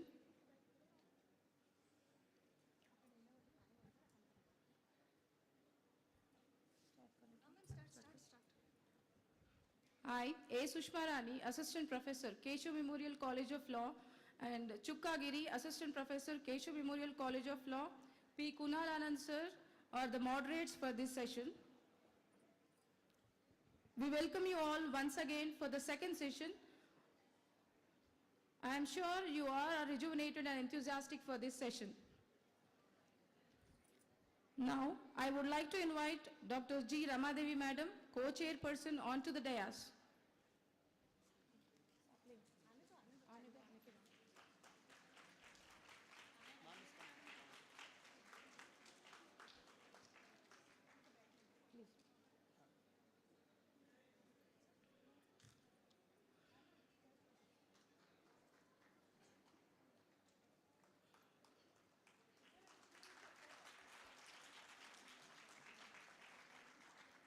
I would like to invite Dr. Nandini CP Madam, Chairperson, onto the dais.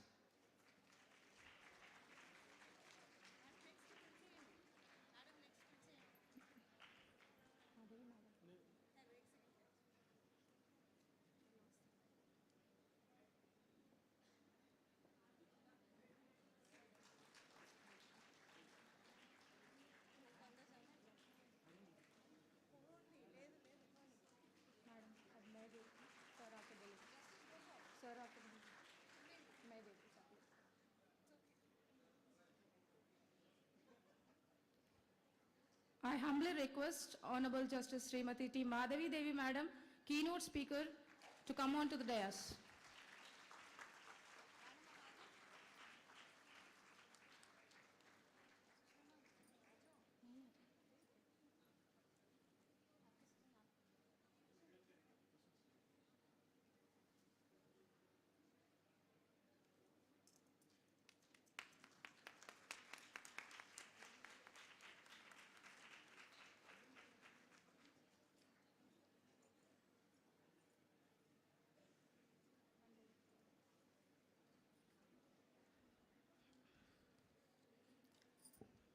We acknowledge the presence of Professor Dr. N. Venkateshwara sir, former Secretary of UGC. We welcome you, sir.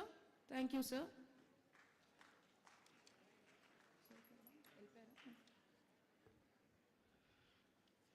Now I would like to take the opportunity to introduce the session. Constitution, special provisions relating to women and children is the topic for the session. Right to equality will be justified only if the women and children of our country are well guarded and shielded by giving them enough freedom to equip themselves with knowledge and awareness of their rights.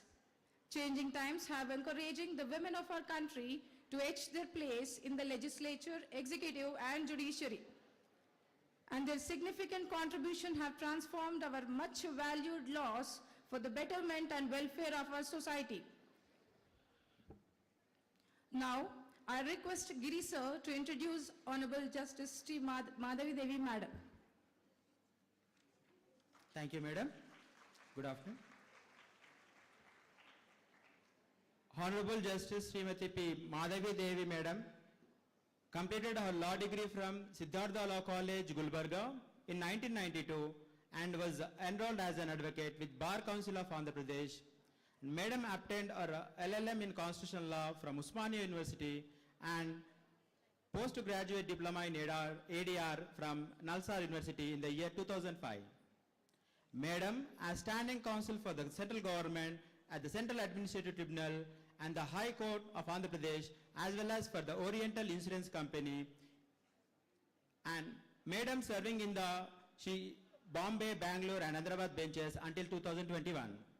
Madam was elevated to the High Court of Telangana State as a permanent judge on October 15, 2021. I now welcome Honorable Justice Srimati T. Madhavi Madam to address the gathering. Thank you, Madam. Thank you very much.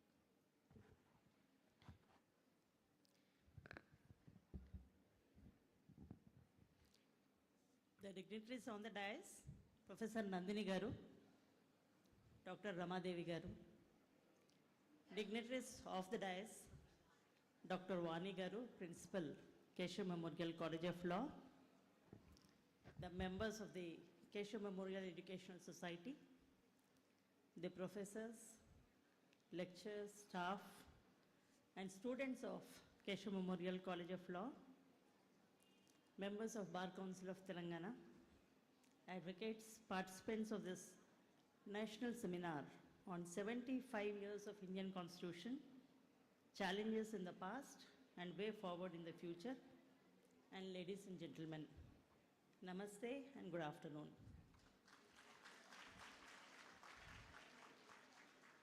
Nice to see that after sumptuous lunch provided by the college, all of you are wide awake. I was expecting that, you would be falling asleep. Nice to see this. The topic we are discussing today, and particularly this session, is about specific provisions in the Constitution of India with regard to women and children. This year we are celebrating the Platinum Jubilee of our Constitution, 75 years of our Constitution of India. We secured independence in the year 1947. But did we really become independent? No, we were governed by the old imperial rules. Unless we adopted the Constitution and became a republic in the year 1950, we were not truly independent. So we had to frame our own Constitution. We borrowed from various countries, and ours is the longest written Constitution. And in the morning, inaugural and first session, you must have discussed about various features of the Constitution, how it has transformed over the years. Therefore, now this session is dedicated only to the special provisions with regard to women and children, so I will refer to only those provisions. All of you are aware, how many of you have read the preamble of the Constitution? All of you are law students here, right? Yes. How does it start? We, the people of India. So we ourselves, we have framed the rules for ourselves. That is the law. That is the preamble. Can you amend the preamble? No, it can't be amended because it gives us the basic structure. It gives us the philosophy of our Constitution. So you cannot change the philosophy or the structure of the Constitution. We cannot amend the preamble of the Constitution. Which judgment said this? There's a Supreme Court judgment, right? Keshavananda Bharati. Yes, very good, well informed. I like the audience when they are well informed. And I expect responses when I ask some questions, okay? Right. So the preamble also sets out the aims. It is to secure what? Justice, liberty, equality, and fraternity. So when you are talking about equality, then you may ask, all of us are equal. All of us includes men, women, everybody is equal. Then why do you need special laws for women and children? Why did the Constitution provide specific and special laws only for women and children? So therefore, then we'll have to look at the position of women prior to independence. Why? We have to go back to the socio-economic conditions at that point of time. What was the position of women pre-independence? Position of women in pre-independent era was low. It prescribed different codes of conduct, norms and behavior traits for women, which resulted in exclusion of women from rendering an effective contribution on social, economic, religious and political spheres. So women means they have to be like this. You are supposed to do only this. Itlage undali, ilage cheyali. You can't come out. You can't go and work. When you have children, childbearing, you have to be at home. So these were all different norms set out for women, and therefore they could not come out, and there were barriers, economic barriers, because they had no right to property, they had no independence, financial independence. They could not take any independent decision to even come out and do anything of their choice. That was the position of women in India, and that is the reason why when the Constituent Assembly was discussing the framing of the Constitution, the draft Constitution, there was a discussion about these special provisions for women and children. What is the cause for that backwardness at that point of time? It was prevalence of male dominance with prevalence of practices of polygamy, sati, child marriage and female infanticide. Women had limited rights of inheritance of property. So prior to independence, The property rights of women, Hindu women particularly, were governed by Hindu Law of Inheritance Act of 1929, which brought the Hindu female into scheme of inheritance. These females are son's daughter, daughter's daughter, and sister. They were conferred with the right of inheritance under the Act. Subsequently, in the year 1937, the Hindu Women's Right to Property Act was enacted, which brought about changes giving rights of succession to widows of deceased persons on par with the sons of the deceased. Thus, we can see that Hindu women had limited right to their property in pre-independence India. And when you do not have that economic independence, then it's very difficult for you to come out and take a decision on your own. You are dependent on somebody for your sustenance itself. The position is no better after independence. Was it immediately after 1950, after the framing of the Constitution, after adoption of the Constitution? Did women get rights immediately? No. It took some time. And I am proud and pleased to say that Andhra Pradesh had taken the lead in this matter. It was in the year 1986 that the Hindu Succession Andhra Pradesh Amendment Act was introduced.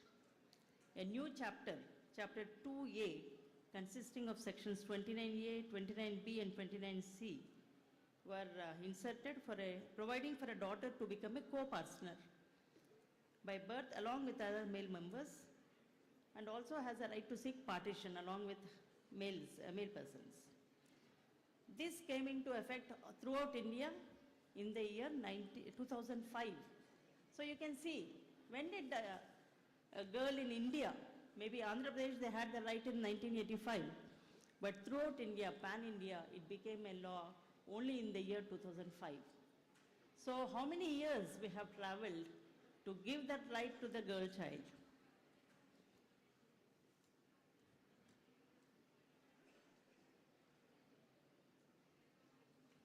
So there have been many laws. When you come to the Constitution of India, I think you must be reading the fundamental rights. Fundamental rights are provided in which chapter? Chapter 3, right? And in that are the fundamental rights. How many fundamental rights are there? 6. And amongst them, the most relevant for our topic today are only 3. Freedom of equality, right of equality, right of freedom, and right against exploitation.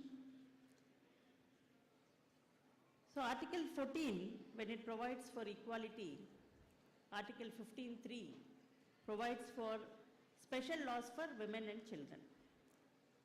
So looking at the socio-economic condition and the problems being faced by women, there have been various laws enacted. For instance, in the year 1956, Ministry of Women and Child Development had enacted the law Immoral Traffic Prevention Act. This is to prevent and avoid sexual exploitation of persons for commercial purpose, making it a punishable offense, and it included both women and children, and act enlists measures to punish traffickers, and also gives the list of penalties for clients asking for trafficked women. Then comes the problem of dowry harassment. Demands of dowry at the time of marriage became a major problem, and it became the cause for gender-based violence and economic exploitation of women. And therefore, in the year 1961 came the Dowry Prohibition Act, which was enacted to prevent the receiving and giving of dowry as an offense, and it was enacted to prevent severe socio-economic disadvantages faced by women by this practice. In the same year, in 1961, the Maternity Benefit Act was passed to provide maternity leave to women to enable them to participate in the economic development of the nation, and also to enable them to balance their work and family life. And they are not forced to choose between their health and livelihood. But did these prevent atrocities against women? The answer is no. Therefore, the Act in the year 2005, which has come to protect women from domestic violence, is the Protection of Women from Domestic Violence Act of 2005. Who are the women who are covered by this act? Can anybody tell me? Only wives? No. Women includes wife, living partner, a widow, mother, sister. So anybody, any woman in the family, and if she is subjected to violence at home, then she is covered by this act. Then are the offences under 498A and 304B of IPC. Now you must tell me about the changed law, BNS. So in these sections, you all must have been reading criminal jurisprudence, right? In criminal law, an accused is guilty till proven, right? And burden is on whom? To prove that he is guilty. It is on the prosecution, it is on the police. But when it comes to 498A and 304B, the burden is on the accused to prove that he is innocent. Why so? Why is it so discriminatory? Can anybody tell me? From the audience, I hope you are discussing this and not chatting away. The thing is, why this burden has been shifted to the accused? Because the women are in such a delicate position that they are not able to prove.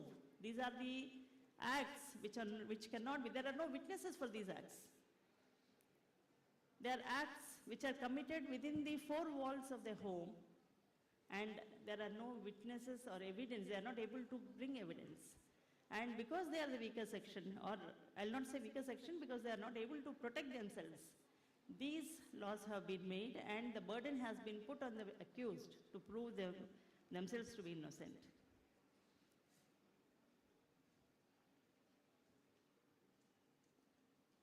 Then comes the female infanticide. Because of the dowry system, because of so many atrocities against women, the parents do not want female children to be born. They think that it is a burden for them. The family thinks it's a burden.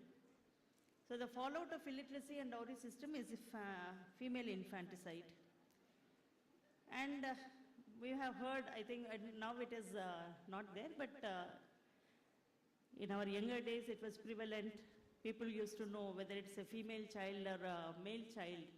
And if it is female child, then it has to be aborted or killed at before birth itself, most often. So in order to prevent that has come the Preconception and Prenatal Diagnostic Techniques Act, 1994, to promote gender equality by prohibiting sexual election before and after conception. Then in the year 2012, all of you must have been aware of the Delhi incident. Can you tell me what is the Delhi incident? Nirbhaya. It was atrocious and it jolted us, all of us. And then came the act, Nirbhaya Act, that is POCSO, Protection of Children from Sexual Offences Act of 2012.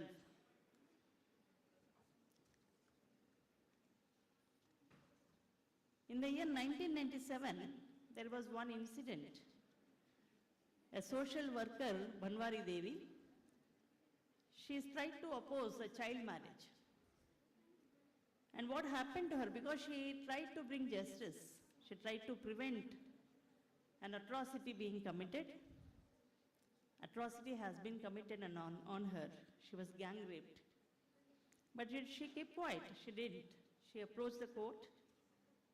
Initially, she did not win, but then the social workers, they had taken up. And the Honorable Supreme Court, in the case of Vishakha, that case is called as Vishakha case, there was a judgment giving guidelines as to what should be the safeguards provided at workplaces for women. This is called as the Vishakha judgment. And pursuant to that, there are so many, every workplace has to have an internal complaints committee, and a detailed procedure for inquiries is given, and the punishments are very harsh. Rightly so. Now, as the right to equality refers to non-discrimination on the ground of gender, religion, etc., then should there be any discrimination on the basis of religion? Section 125 of former IPC, CRPC provides for maintenance of wife if she is estranged from the husband on the same standards as the life of a husband. But in Muslim law, under Muslim law, once you are divorced, then you are not entitled to the maintenance. So this case came up, Shah Bano case came up before the Honorable Supreme Court, and Supreme Court said that you cannot discriminate on the basis of religion when it comes to human rights. This is a human right, right? Yes or no? Yes. Then came the case of Shabarimala. All of you know about it? Yes. So it is a case of Indian Young Lawyers Association versus State of Kerala, where the Honorable Supreme Court has observed that religious freedom or practice cannot exclude the right of equality and cannot place restriction on the fundamental rights of women. It held that such a restriction was violative of essential religious practices of women, and social exclusion of women based on physiological attributes was comparable to a form of untouchability and is violative of dignity of women, which was guaranteed by the Constitution. So we can see that the Constitution framers were aware of the challenges that are going to come, and they have provided for the safeguards. Article 14 ensures equality before law. Article 15(3) permits the state to bring special provisions for women and children. Article 16 guarantees equality of opportunity in matters of public employment irrespective of gender. Article 21 ensures right of life and personal liberty, including protection against sexual harassment and exploitation. Article 39, A and D. What is Article 39? Article 39, Directive Principles of State Policy, gives the policy to the government, a direction to the government to ensure equal pay for equal work and adequate means of livelihood. In the recent past, in the year 2023, we have seen a parliament passing a bill. Girls here, anybody who can answer this? What is the bill? Which is the bill? Reservation bill in favor of women in the parliament and other representative bodies. So how many women are there in the parliament? 78 in the Lok Sabha and 24 in the Rajya Sabha. 78 out of 542 and out of 224, 24 in Rajya Sabha. What is the percentage? Can anybody calculate immediately? About 12%, 10 to 12%. Is it right? What is the population of women in the country? Ratio? 49 point. It should be 50-50 or at least 49%. So do we have equal representation, proportionate representation? No. So what happened in these 75 years? Why we have not achieved this? So did we need these special laws to make us to come on par with others, or is it that we are lacking somewhere behind? These are all the challenges, I think, which you have to talk about and discuss in these forums. India has always been part of initiatives taken by international forums for promotion and welfare of women and children, and is a signatory to several international conventions. One such convention is on Convention on Elimination of All Forms of Discrimination Against Women and Convention on Rights of Children, which collectively aims to address discrimination, ensure welfare and protection against exploitation and abuse for the safety of women and children. So what does this show? It's not we alone that this country alone where women are exploited. There are such a type of exploitation is throughout the world. And therefore, the international forums have also been focusing on such problems. And there have been conventions, and India being a signatory to such conventions had to frame these laws. So when it comes to children,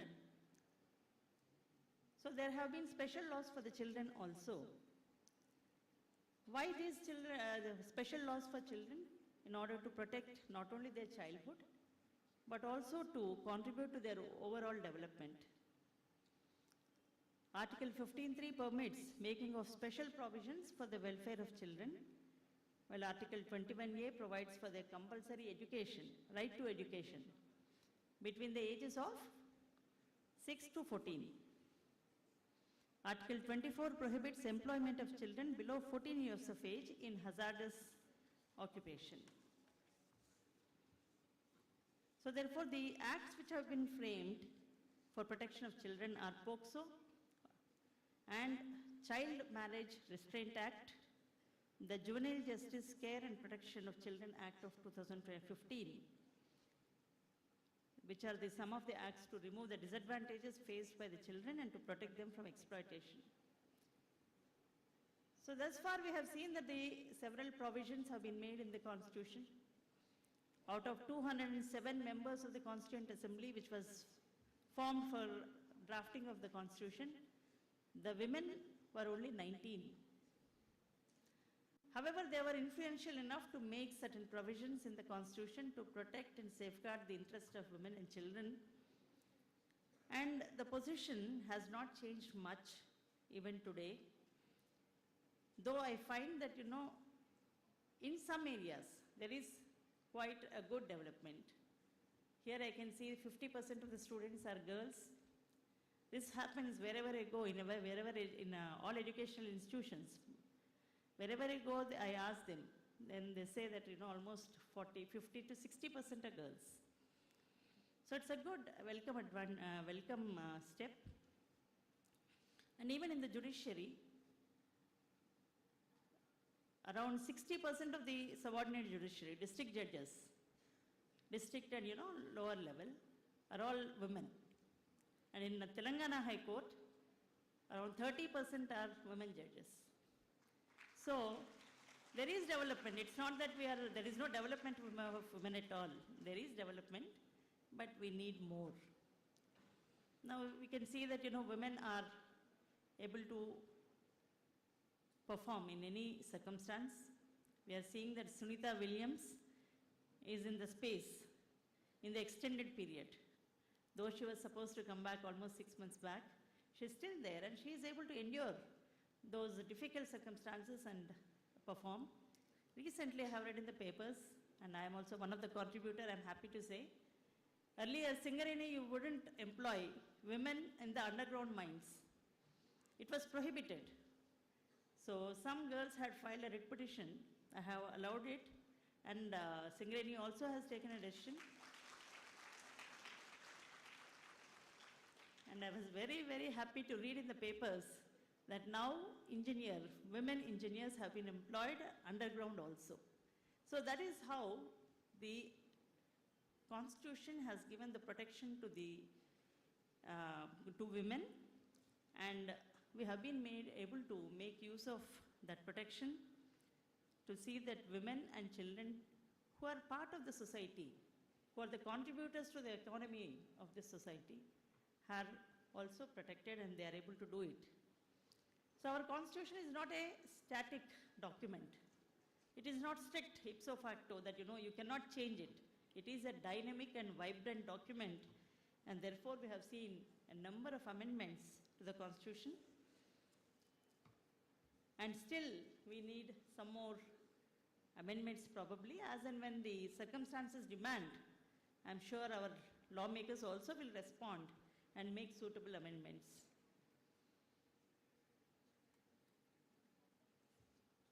Therefore, I'm sure my subsequent panelists will give you several instances where a Constitution of India is protecting the women and children.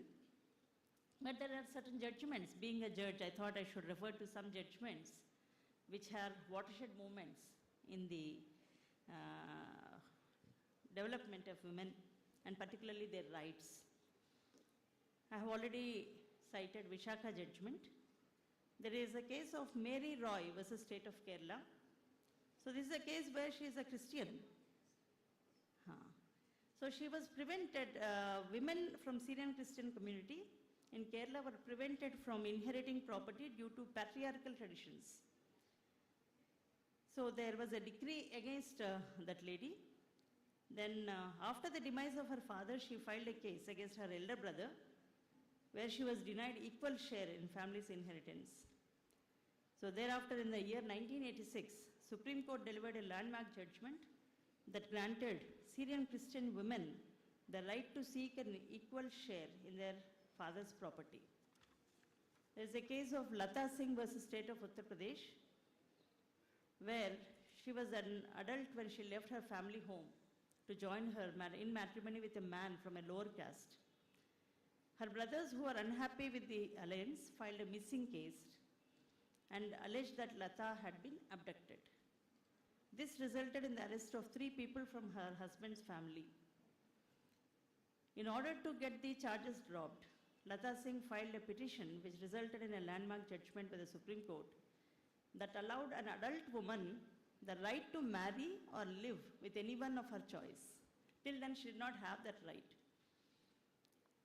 There is one Supreme Court judgment, I'm unable to recollect the correct citation, where there is a reference to, I think there was a man who was beating his wife. So the judgment often quoted by Justice Sojal Bhuyan, the Honorable Judge writes, "It is the duty of the woman to dress according to the liking of her husband. It is a duty of the woman. But he has no right to beat her if she doesn't dress according to his choice." So this type of attitude, there was this type of attitude that you have to be or, have a certain code of conduct when you are in your matrimonial home. Now that has changed for the better. So the judgments are, now that, you can live and marry according to your choice. There was one case of Roxanne Sharma versus Arun Sharma, where it is a case of bitter child custody. And the Honorable Supreme Court has held that when estranged parents are involved in a legal tussle over the custody of a child who is under the age of 5 years, the custody of the child will remain with the mother. Then you are all aware of Shabano, I have already mentioned. There is a Shayara Bano. Shabano and Shayara Bano. Shabano is the case of maintenance, whereas Shayara Bano is the case of famous case, triple talaq. So the Honorable Supreme Court has held triple talaq to be unconstitutional and manifestly arbitrary. The majority held that the practice of triple talaq is not protected by the exception under Article 25 of the Constitution. So these are the laws which are protecting women and children, specific laws. But we'll be failing in our duty if we do not discuss the,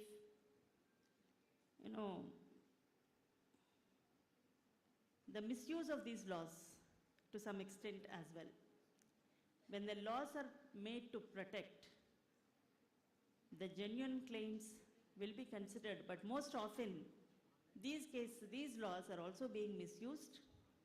And latest, I think, I do not know how far it is true, but the allegation of suicidal death, Bangalore techie Atul Subhash, highlights the point that there could be cases of misuse also, and that may lead to loss of very valuable lives.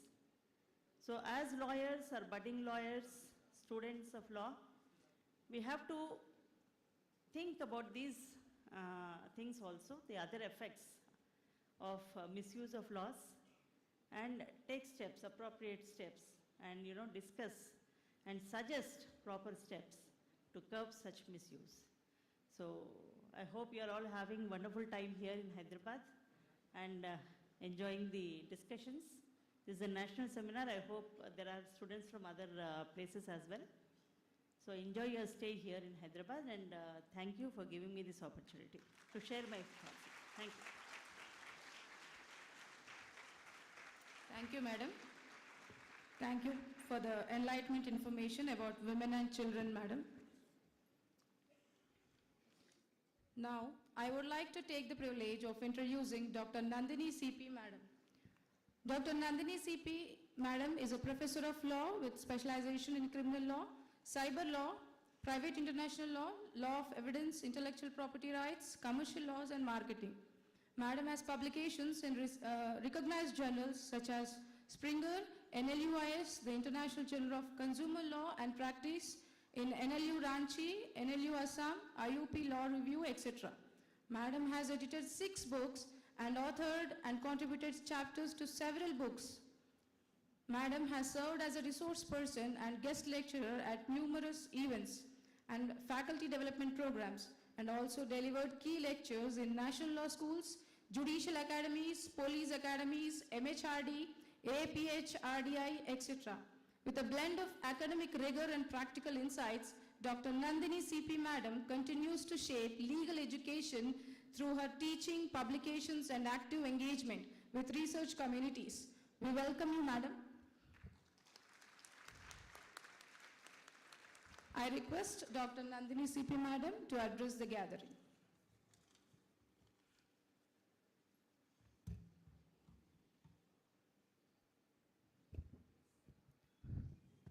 God has blessed me with a very high-pitched voice, so I'll try to be little, unless I get the peak of it.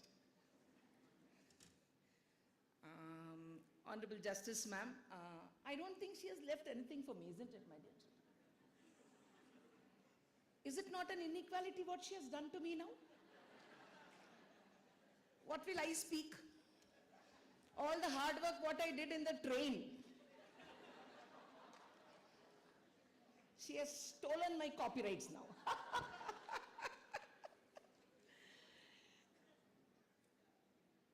That doesn't mean a teacher can't speak. That is the only weapon we have to torture all of you. First thing I would ask you is, how many of you feel all of us are equal? Let's talk. All men only raise their hands when they're told they are equal. I did not ask equal among equals. I asked equal among unequals. Who are unequals for all of you? You can talk to me. I have nothing else to do other than coming all the way only for this talk. Tell me, whom do you think that we are equal or unequal? Any one of you can tell me. Louder enough. Somebody was telling yes, no, all the judgments, cases. I was so happy that the Keshav Memorial students are well informed. I know that the Google generation, the Z generation are well informed, and that is why teachers have to be more informed. Google has made our life miserable, ma'am. The reason is that the Supreme Court judgment is on there. You deliver a judgment in Telangana High Court, and there is a pop-up in the live law, and the students are always online.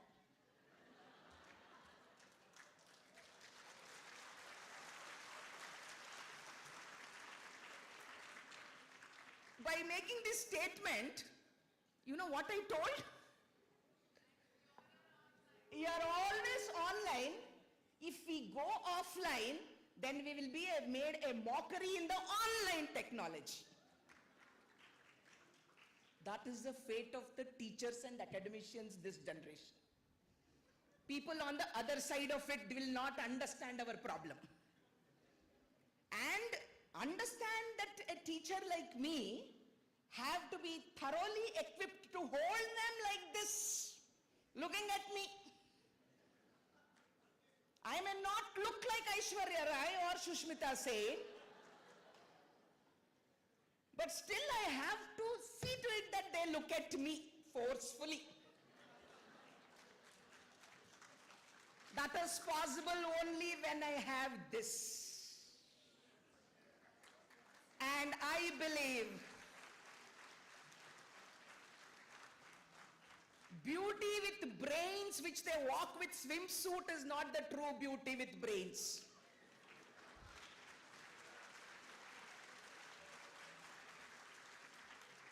When you stand before the audience of 1,000 people and you use your brains for the right reason to communicate what exactly you want to pass on a message to the other side is what beauty with knowledge.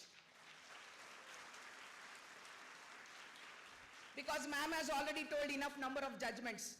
I will not tell judgments, I will tell the realities of life. After a long time I was traveling by train. How things have changed, the transformation which has really happened, I'll tell you. It probably happened from our generation, not previous generations. If somebody is older to me, don't blame me. Yeah, I am very clear with that. If somebody is older to me, don't tell that I am blaming you that you are a patriarchal family fellow. Today also men expect that they sit cross-legged with a newspaper. Coffee testava.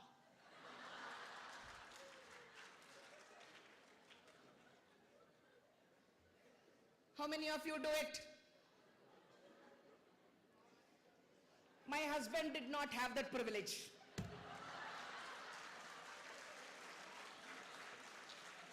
Because I used to come after he comes home.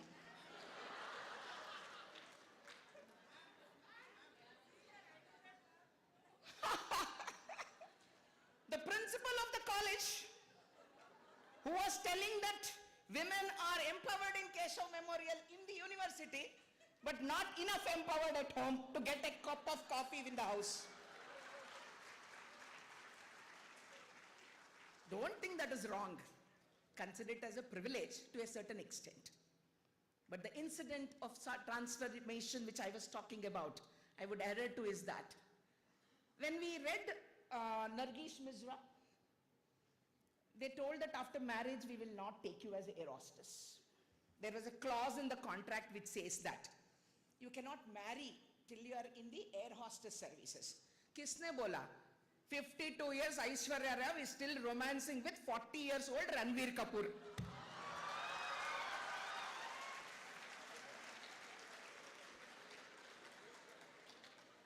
She is of my age.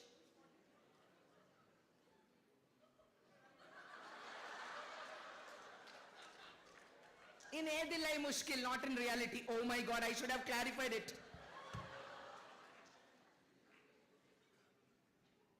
See the change. After marriage, celebrities did not have a value. Now even after marriage, Kareena Kapoor is a heroine. At 54, Tabu is a heroine. That's what is the transformation which the Constitution gave us. When Nargish Misra was decided, Adi Andakalathalai. But this is a generation where we have the second largest pilots in the world. That's Indian society. That's the changed India which we wanted through the Constitution. Kindly understand, look at that. Probably my dad would have not changed. My dad is a great man, that is different. But probably he would not have changed the nappies of the children. But yesterday in the train, I was watching a man sincere enough taking care of changing nappies and throwing it to the dustbin. I was really happy looking at that. Man is taking the role, what he exactly had to do 40 years back. He's doing it now, and that's what is equality for me. Equality doesn't mean by sitting and talking in the AC hall, which is denied to us. We were feeling very hot, man. Okay? AC hall ka zarurat hai sabke liye. No, don't worry. No, I'll take care of it. The reason what I told you, what was I telling you? I forgot. Changing of nappies. Why did I tell the youngsters to do that? Don't hesitate. If you want a working woman, you are supposed to be ready to tell that. You are a unique lady, my dear. That's to your wife, not to me. Why did I tell that you are unique? God did not make man and woman same. Don't disrespect the God's creation. God created this woman who is unique, who can do multitasking. Papa, that same brain God did not give the men. And you expect them to be as smart as you and blame them that you're dumb?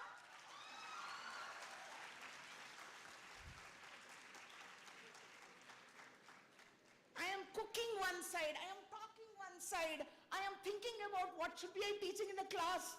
Nothing get burnt on my kitchen, even by doing all these things. Papa, that was not given to them.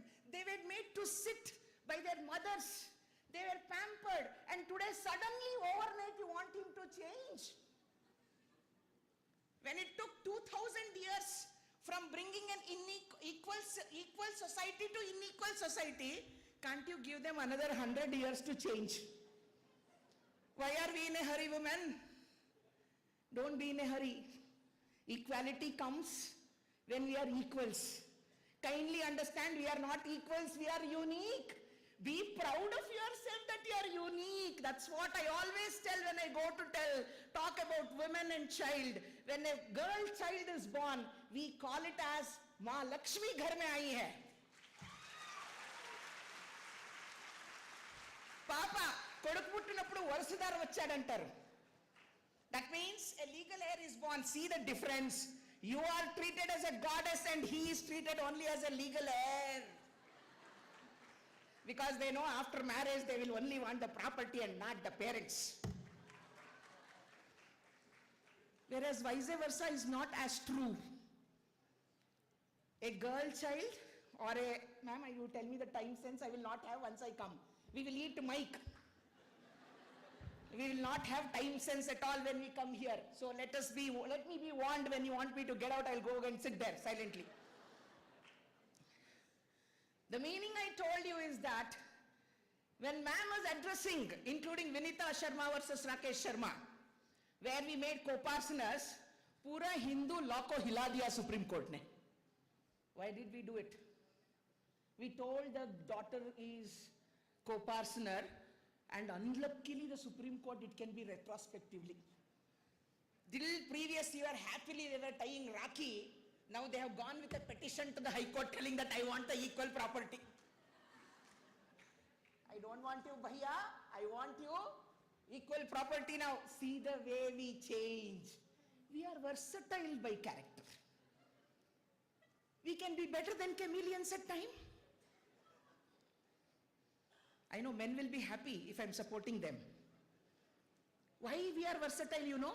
Because when you ought to speak, you have decided to keep silent. You have given us and blessed us, that the way Yudhishthira blessed us, nothing should be kept inside you. What is that? No secret should be kept inside you. Like that, hamara muh band hota hi nahi hai. Bak, bak, bak, bak, bak, bak. And what did you take? Silence. At home when we fight, who has to break the ice?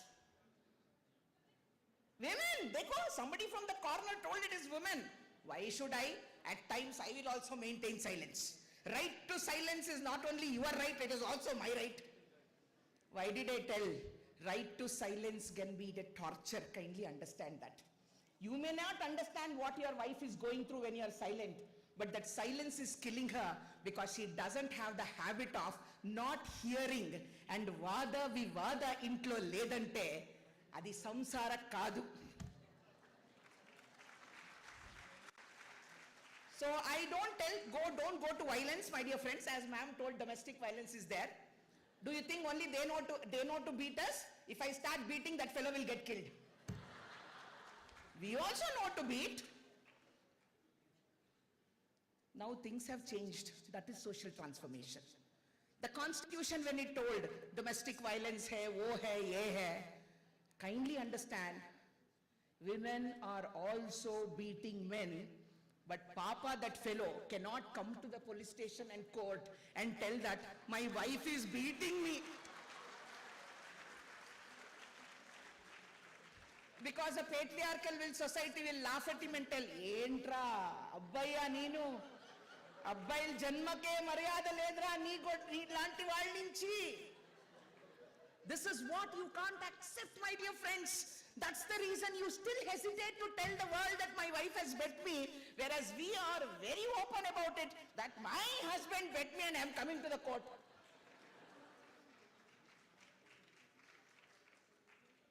Is this equality? See, ma'am gave you all the judgments of equality. I am just telling that a critique of what that equality can mean for the society. When I can fly, see, whenever there is a WhatsApp messages which is passed on, all women are ridiculed to be bad drivers. I know, I'm not a bad driver, but I don't drive. Because I think, Jaggo hai na, let him do. Somewhere let me be privileged, na? Kana bhi mujhe pakana hai, jaake kaam bhi karna hai, everything only I have to do, driving also I will do. What I will do? Once in a while, give them the privilege to take their wife, take their children, take them out, let them drive. That's what I give him the privilege of considering. Ha, Jaggu, main kar nahi paungi, tum kar lo. So the reason I'm telling you, my dear friends, equality or the acceptance of woman as a leader, we all don't like each other. You know, ma'am, when we sit commonly here, we all love each other. Because we are only to talk here. But once we go back to workplace, if one colleague does well, the first talk which another woman colleague does is, hey, telsa, retla pain ochindi. And we are asking for equality. When I don't treat my own colleague, including me, I am not telling I am an exception.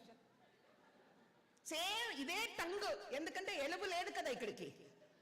There is no control over this. Whenever you want, you can turn it according to your convenience, and especially we are very good at it. Same dialogue we can talk in two ways. We can cut it from the different sides of the swords. That's the uniqueness of a woman, which men do not understand.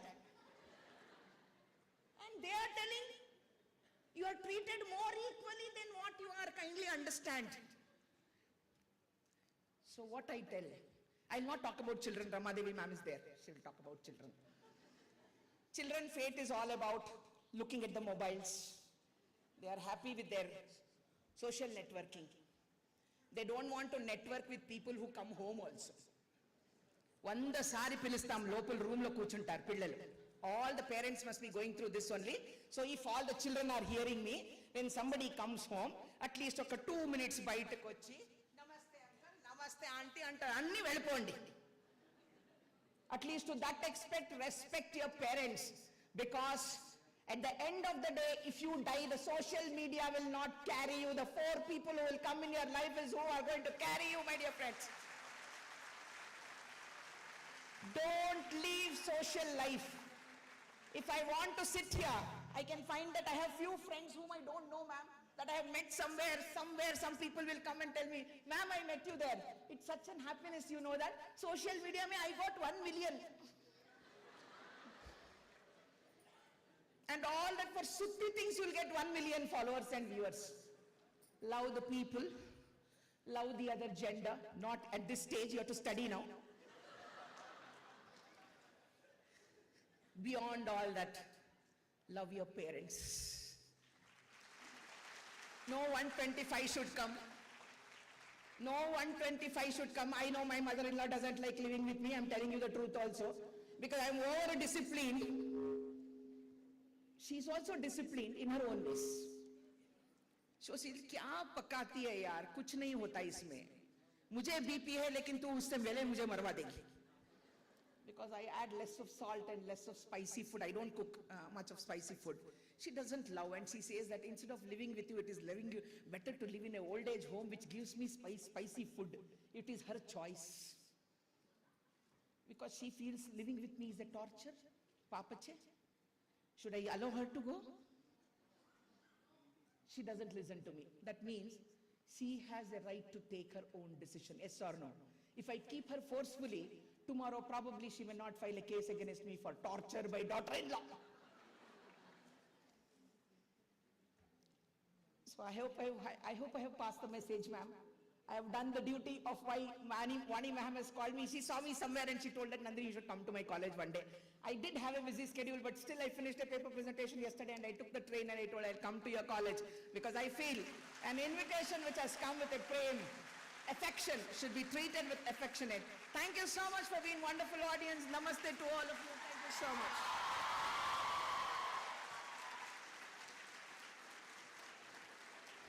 Thank you, madam. Thank you, madam, for the joyful speech about the women's transformation, the journey of women's life.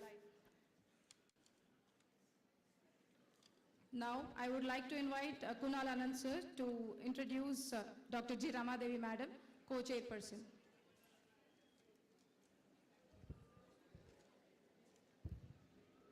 Thank you, ma'am. Dr. G. Ramadevi madam is an expert in international law, women and child rights with over a decade of research, teaching and legal industry experience. A gold medalist in law from the Osmania University. Madam holds a PhD on inter-country adoption, emerging trends in national and international law. Ma'am is the author of Law and Procedure relating to the inter-country adoption in India and specializes in training on POCSO, POSH, and other women and child-related laws. Ma'am serves as a member of Child Welfare Committee in Rangareddy District, Telangana, and a member of Local Complaints Committee for the sexual harassment cases. She is frequently keynote speaker at educational institutions and MNCs addressing critical issues in women and child rights laws. It's our pleasure to have your presence, ma'am. Thank you very much. I'll hand over to Sushma, ma'am.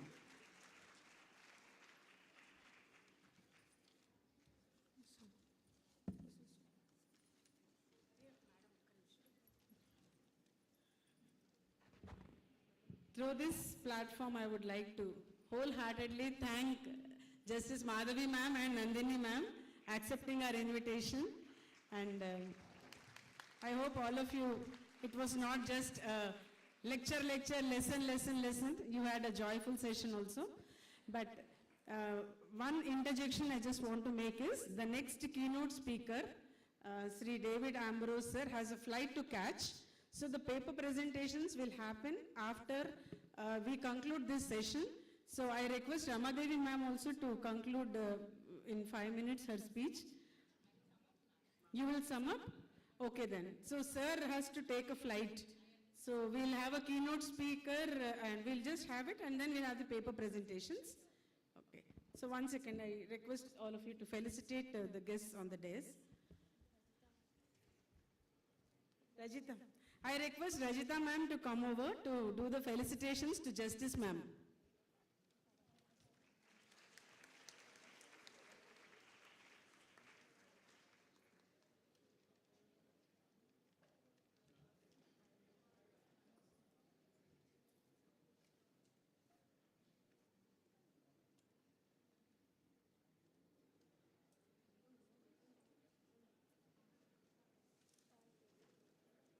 Where are these?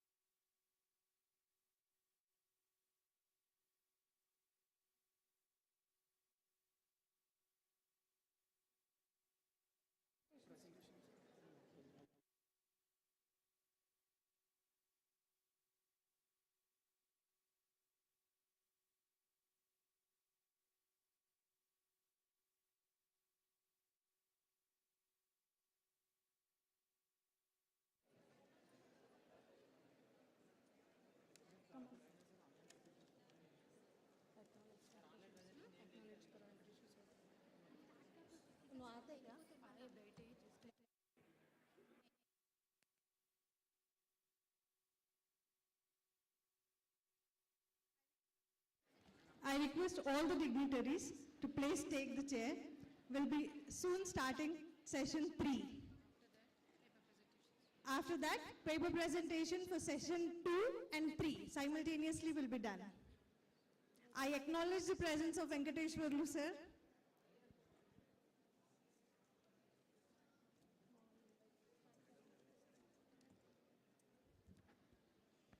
Today's technical session 3, UCC. Our country has divergent views on the adaptation and implementation of the Uniform Civil Code. It is embodied when under Article 44 of the Constitution, which is a part of Directive Principles of State Policy. It has been received mixed opinion from our citizens as it is founded on the laws of having common ground for multiple issues relating to diverse property, inheritance, adoption, etc., which are controlled by religious law in our country.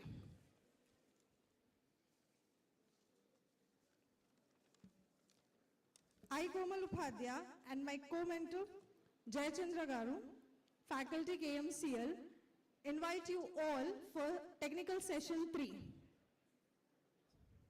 I invite the guest onto the dais, our co-chairperson, Dr. D. Ganesh Kumar Garu. Please come onto the dais and occupy the chair. Sapling will be presented by the student.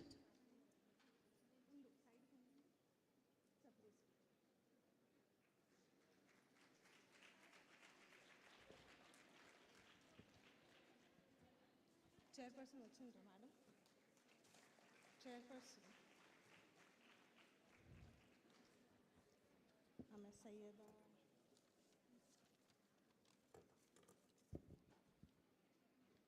Chairperson Saiza Praveen madam.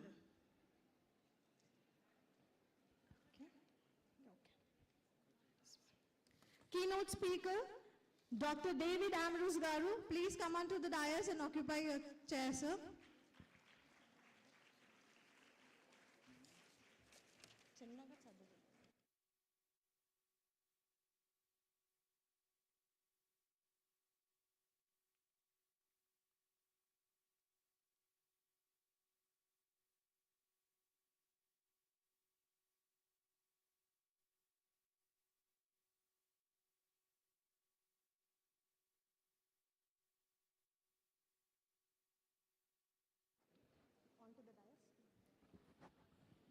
We request Venkateshwarlu sir to please come onto the dais as a special guest to us for this session, sir. Please come onto the dais, sir. Okay, sir. Thank you so much. We acknowledge your presence, sir. Jayachandra sir will be reading the profile of Dr. A. David Ambrose, sir. Good evening all. Professor Dr. A. David Ambrose Garu has been serving as the Professor and Head of Department of Legal Studies, University of Madras. He has about 22 years of teaching experience in PG law. His areas of specialization include public international law, private international law, constitutional law and environmental law, human rights law, IPR, science, technology and law. He has successfully guided more than 30 PhD scholars. He was also a member of Senate, member of Academic Council and President and Dean of Faculty of Law, Coordinator for IPR Chair, MA Human Rights and Duties of Education, Chairman of Board of Studies in Law and Human Rights at the University of Madras. Sir, please address the gatherings.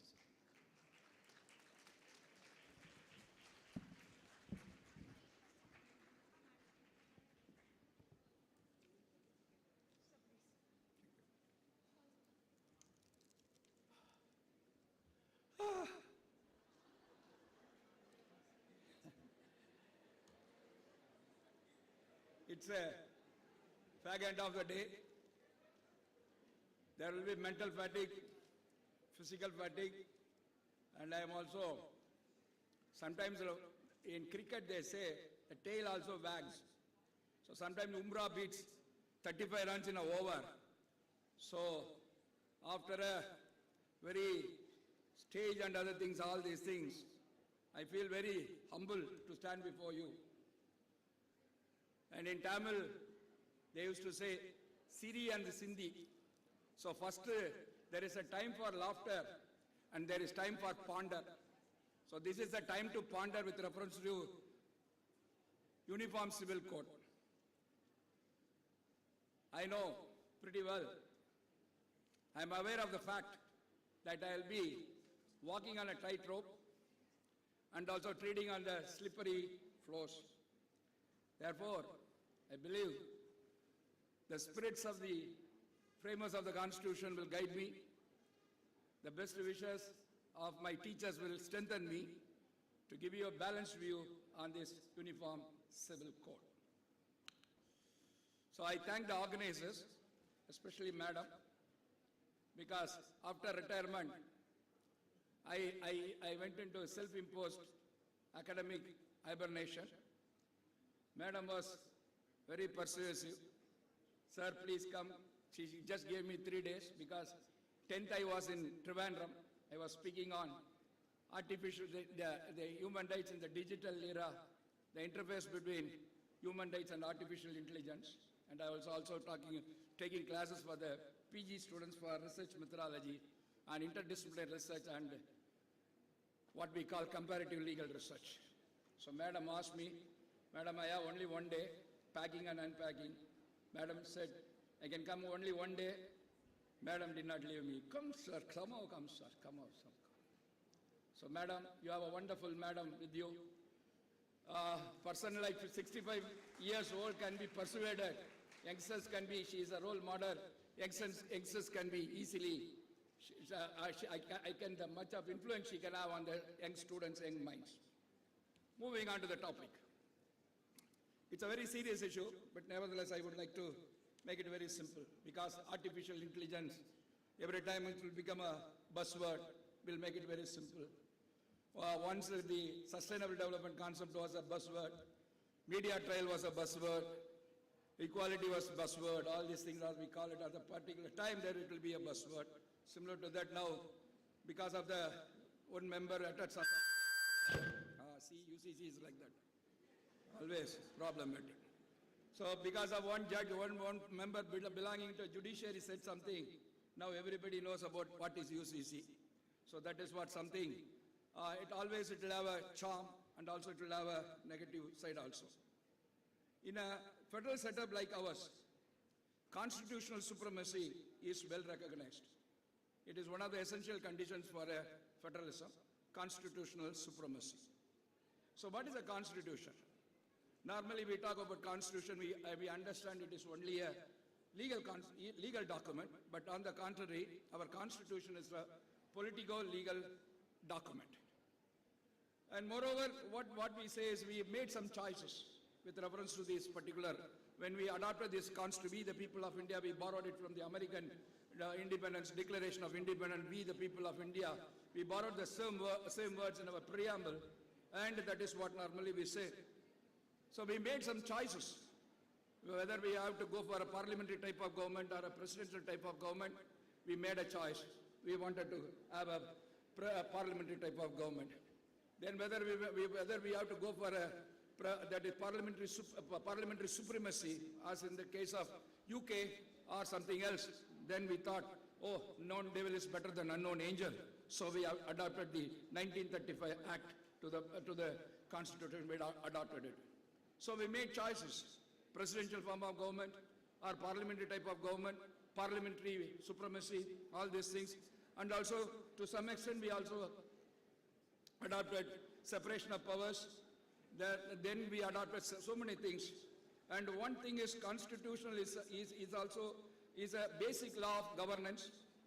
And when I say it's a basic law of governance, it envisages a system enduring values. That is what sometimes we call as a constitutional ethos, constitutional philosophy, constitutionalism, constitutional transformative, constitutional morality, whatnot. Many names can be adduced to that. But in nutshell, in essence, what it talks is a system enduring values. So that is what our Constitution prescribes. So it not only have a system that enduring values, ethos, that is we were very proud of, that other constitutions had only political and economic justice, whereas Indian constitution, we can proudly say, injected in the social justice concept into the blood of the Indian constitution. So many people may ask, what is the contribution of Dr. Baba Saheb Ambedkar? When everything, most of the 80% to 90% of our constitution is either cut and paste or a copy and paste or modeled. So that is why don't get confused with these things. You should appreciate the value of comparative legal research. We are into the 50 years of basic structural concept, that is starting from the Keshav and the Bharat's case. So where this concept came from, it is also a result of comparative constitutional jurisprudence or comparative constitutional law. So young minds should be trained to go for comparative constitutional law. While doing so, you should be aware of the fact analogy is different, similarity is different, and you have to draw some distinction between these. Earlier it was a sad thing. Everybody had a flair for American Constitution. They said whenever you wanted to talk about abortion rights, privacy, Henry Joe versus Bad.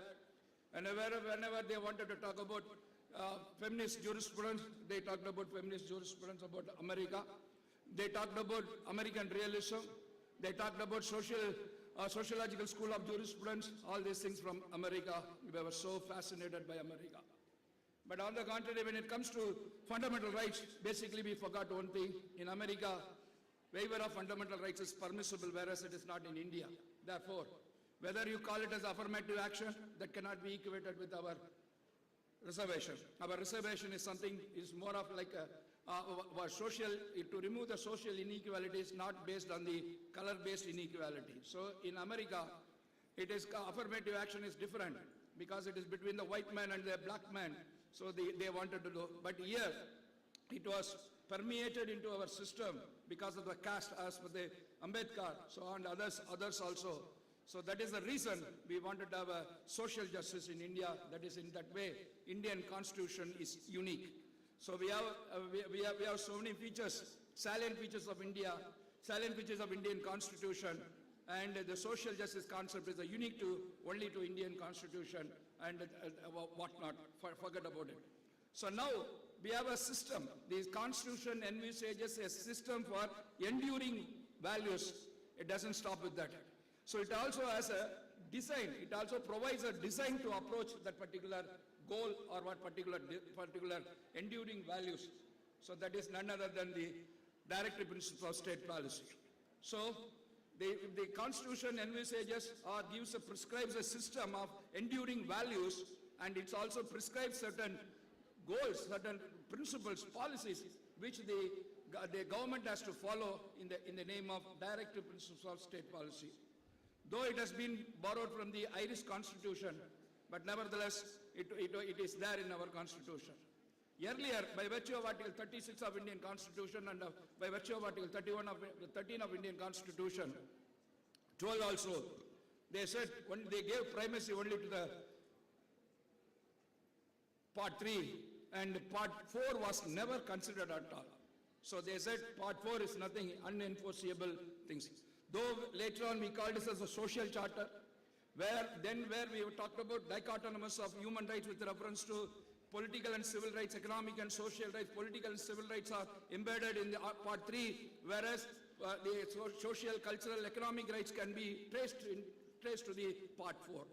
So that is why it is called social charter. In spite of this, judiciary, in its earlier days, they gave importance only to the Part 3. But later on, suddenly they woke up. Oh, why the framers of our Indian Constitution should have incorporated Part 4 in our Constitution? It prescribes a design to approach the enduring goals. Why should we neglect? So slowly, they started giving importance to Part 4. Part 4 was used to interpret Part 3, especially with reference to reasonable classification, reasonable restrictions, etc., etc. Later on, Part 4 was used to read into Part 3, and it was used to strengthen Part 3, so that new unenumerated fundamental rights were found emanating from Part 3 of our Indian Constitution. One classic example is right to health, and also right to education. So these things were found though it was found in part 4, it was read into part 3, so that new, strengthened, or we had new unenumerated fundamental rights. Moreover, some of the provisions, especially 39A, B, C, and also the health should be distributed, and also the material wealth, the material resources. So the judiciary came into all these things, and with reference to 2G spectrum case and other things, they referred to 39B and said it should subserve the common purpose or whatever it is. C, capital letter C, it says, when the law aims at giving effect to any principles of state policy, then it cannot be questioned in any court of law as it is violative of Article 14 and 19. So in such cases, Part 4 is given primacy over Part 3. So that is the position. So now we are moving to the what is why. So now 44. It is in the social charter. It is a kind of designed to approach certain hidden or certain prescribed values or cherished values or enduring values. So we cannot ignore it. The directive principle of state policy says nothing but that a state shall endeavor, states to strive to have a uniform civil code applicable for throughout the territory of India. That's what it says, territory. So now only we are having a full territory. That's it, after 370 abolition.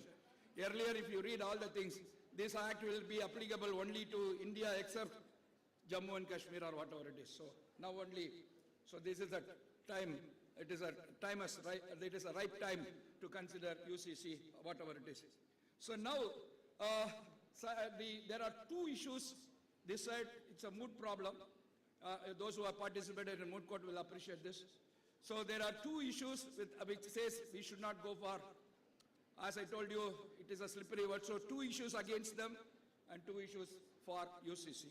The first one is it affects the freedom of religion, number one. The second thing is, I'll be very brief because I have to give way for other thing. I said only I'll take 10 minutes. I think already I've taken 10 minutes. The second thing is, it will be considered as a tyranny to minority. The majority's tyranny on minority. These are the two issues normally, generally, by and large, put forth against the Uniform Civil Code. It is a violation of freedom of religion and it is a tyranny to minority, etc. Coming to the other side, the second side, those who support this, tyranny is in majority also, in tyranny it is also there. Therefore, it is not, we cannot say it is a violation of freedom of religion, and moreover, it is for the national consolidation. So if I may be permitted to read what Munshi said in the Constituent Assembly, what is said is with reference to Uniform Civil Code, I may be permitted, I quote, therefore, there is no reason why there should not be a civil code throughout the territory of India. Religion must be restricted to spheres which legitimacy appertain to religion, and rest of the life must be regulated, unified and modified in such a manner that we may evolve as early as possible a strong, consolidated nation. So he was focusing on strong, consolidated nation. Our first problem and the most important problem is to produce national unity. Once that has been achieved, thanks to the Iron Man, then we have got India, that is British India, we inherited, we have a India, Iron Man. So we have a unity. So now national unity in this country, we think we have got national unity, but there are many factors and important factors which still offer serious dangers to our national consolidation. So UCC is advocated from the point of two things. One is, it is not violation of freedom of religion, and also it is necessary for national consolidated, not national unity.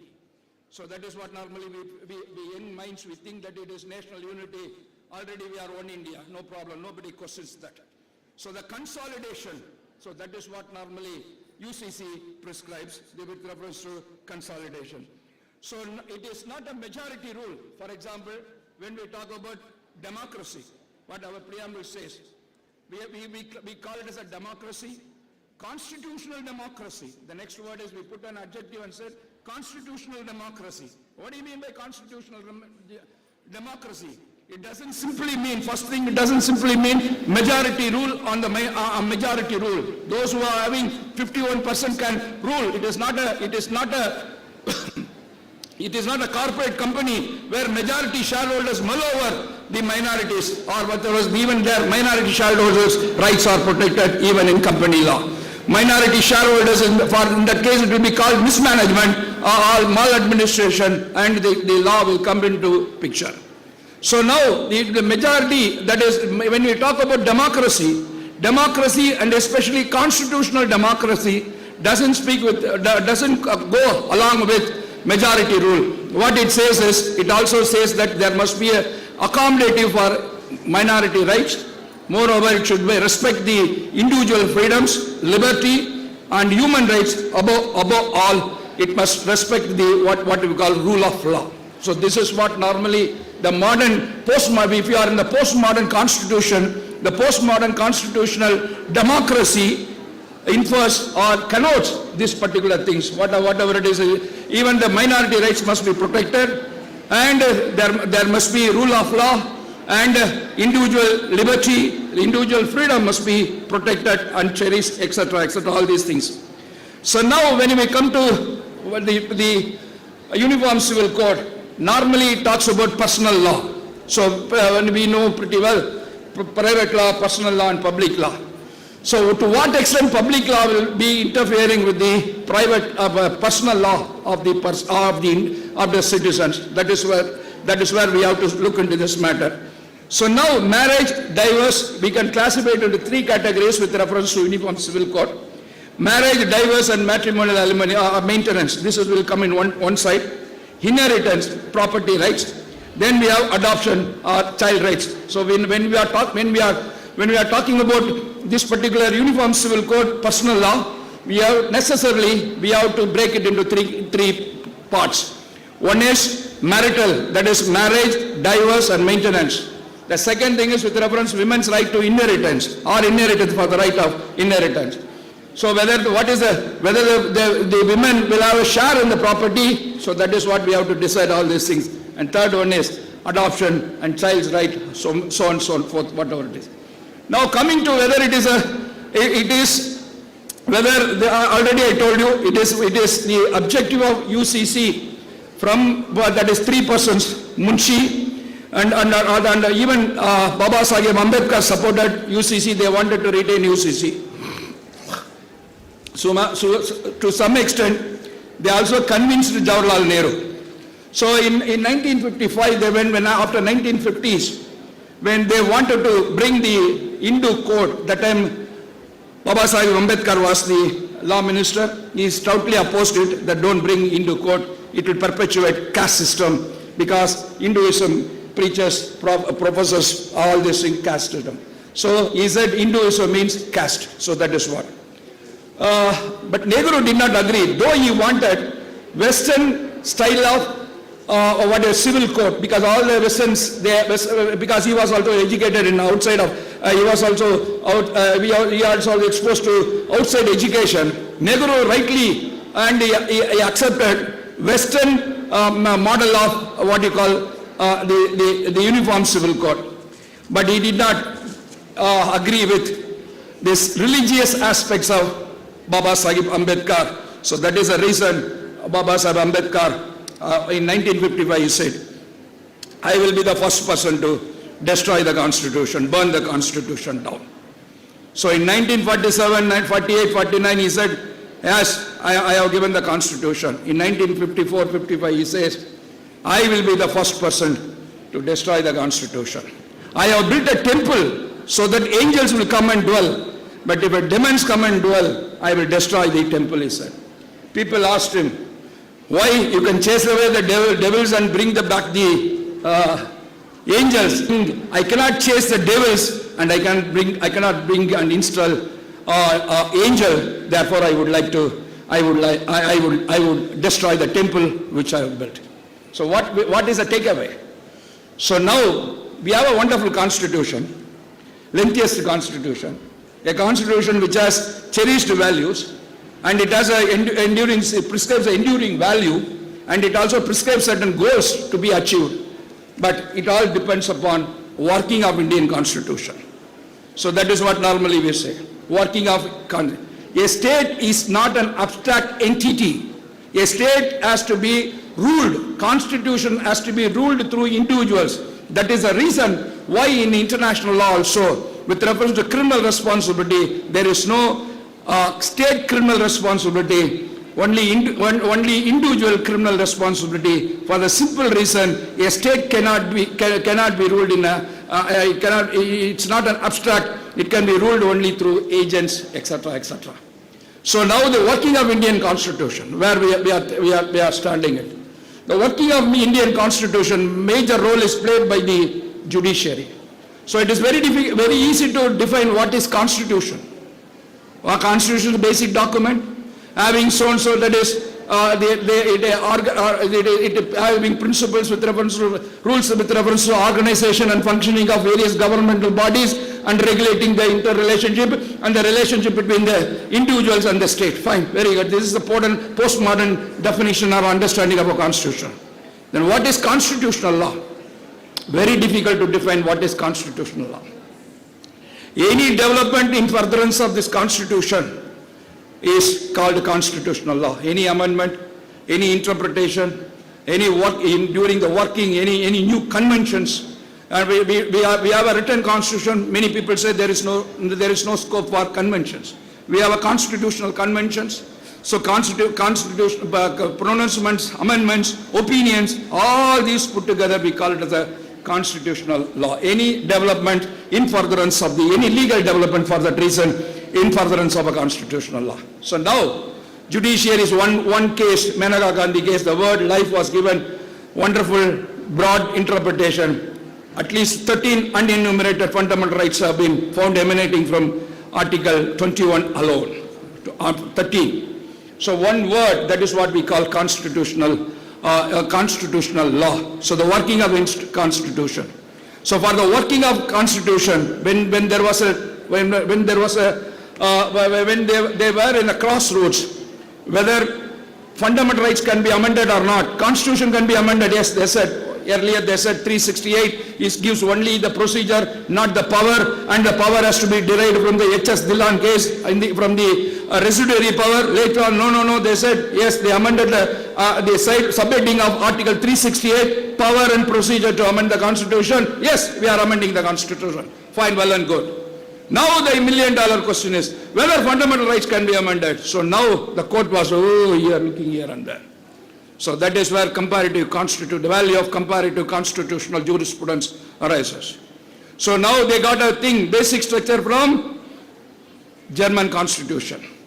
I am very proud to say that I belong to the particular Department of Legal Studies where we have Yearbook of International Affairs, wherein that particular article has been published. So what is the basic structure? So immediately somebody is struggling in the ocean, suddenly they got hold of a raft. They said yes, the judiciary was with open hands embraced the basic structure principle, and today we are celebrating 50 years of basic structure principle. So this is what we call working of Indian Constitution. Now, coming to Article 25, because they say UCC assails freedom of religion. Am I right? That's why I said one of the conditions where the minority, especially minority people, they say, it will be violating our freedom of religion. Let's move on to 25, because we can't understand UCC divide of right to freedom of religion. It's very difficult. So I don't want to do that. So now what is Article 25? 25 talks about two things: a conscious and outside activities. Right to conscious and also profess, practice any religion. So this is what normally we say: forum integrum, forum externum. Forum integrum, I should believe, I should have a faith, I should have a conscience and based on the conscience, my external activities must be done. I should believe that this is necessary for following this belief. So it is not a religious thing. It is with reference to conscience. It is with reference to your inner belief. And never we say, that is why sometimes some people make a distinction between religious and spiritual. That is why both words, many people do not understand what is religious, what is spiritual, but nevertheless they use the word so that as if they are sailing in a safe boat.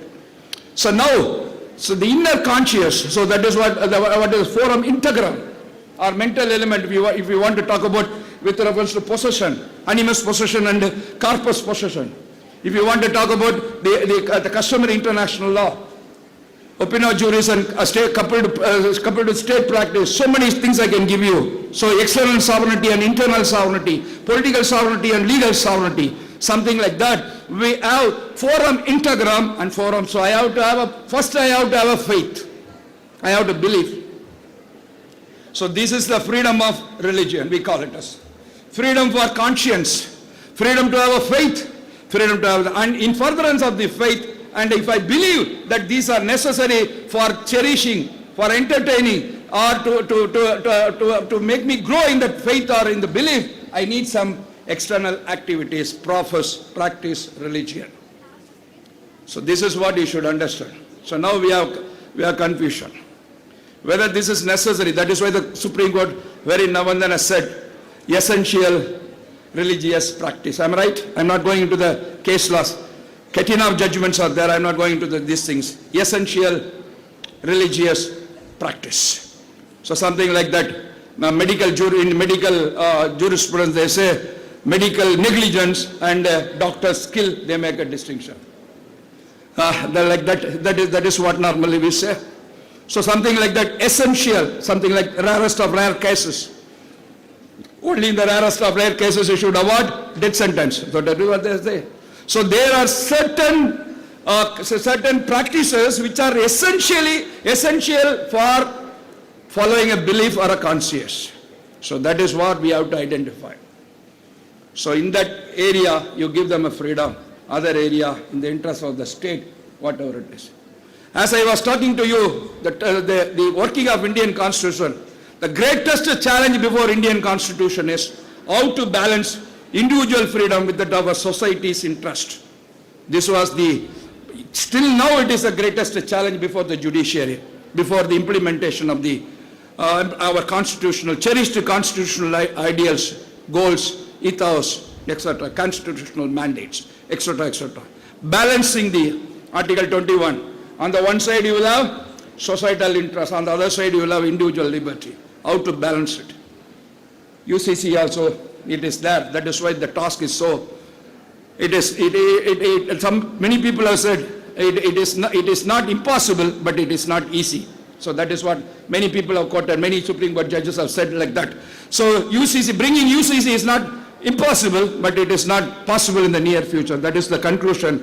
Often they come to this particular thing. So now the working of Indian Constitution, how to balance it? On the one hand, in the interest of the state, for the consolidation of the state, you have what? UCC. On the other hand, individual freedom of religion, freedom of conscience, all these things. Purposely I left one thing. It is with reference to what you call the women's rights. That is what another reason for UCC. That is what Munshi also said. The women in the majority also suffering. That is what I read. So the second limb is with reference to second limb for support of UCC is with reference to realization of individual rights or removing discrimination, especially based on gender discrimination. There are three discriminations which is prevailing in our society. One is caste-based discrimination. The second one is religion-based discrimination. Third one is gender-based discrimination. So they say, the proponents of UCC, they say if you bring UCC, definitely gender-based discrimination, whether it is in the majority or in a minority, will be done away. So in majority also women do not have right to inheritance. Am I right? So they have so many things. That is why I said we have to make a 3 classification: marital, inheritance, and child rights. And that is why I'm very happy that I'm coming after the session on women and children. There are many cases are there with reference to that. One unwed Christian woman wanted to, without giving father's name, she wanted to have a guardianship for her son. It was refused. Matter ultimately went to the Supreme Court, and they said, oh yes, 5:12 says without the father's consent we cannot give you the guardianship. But the Supreme Court pointed out, yes, Article 7, Section 7 purely says, in the interest of the child. So in the basic, madam will appreciate that. In the interest of the child, give her the things. Same thing with reference to Gita Hariharan case also. After the father, mother will be the natural guardian. So these are the things which we are talking about, gender-based discrimination. Why I have not touched it? With reference to the working of Indian Constitution, to do away with the gender-based discrimination, the working of, in order to make the Constitution work effectively, the judiciary invented what? Constitutional morality. So this is another, whether you call judicial creativity, judicial tool, I call it as it is a way for functioning of the Indian Constitution, constitutional morality. So what is constitutional morality? Many people oppose it. Even one of the senior judges said, senior advocate said, ha ha ha ha, you should not have constitutional morality, otherwise you will not know which law that it will be affecting the sovereign function of the assemblies, etc. A Damascus sword is hanging on you, so you may not know what is constitutional morality because it is not defined in our Constitution. I'll give you, because it has not been discussed, I'll let the cat out of the sack.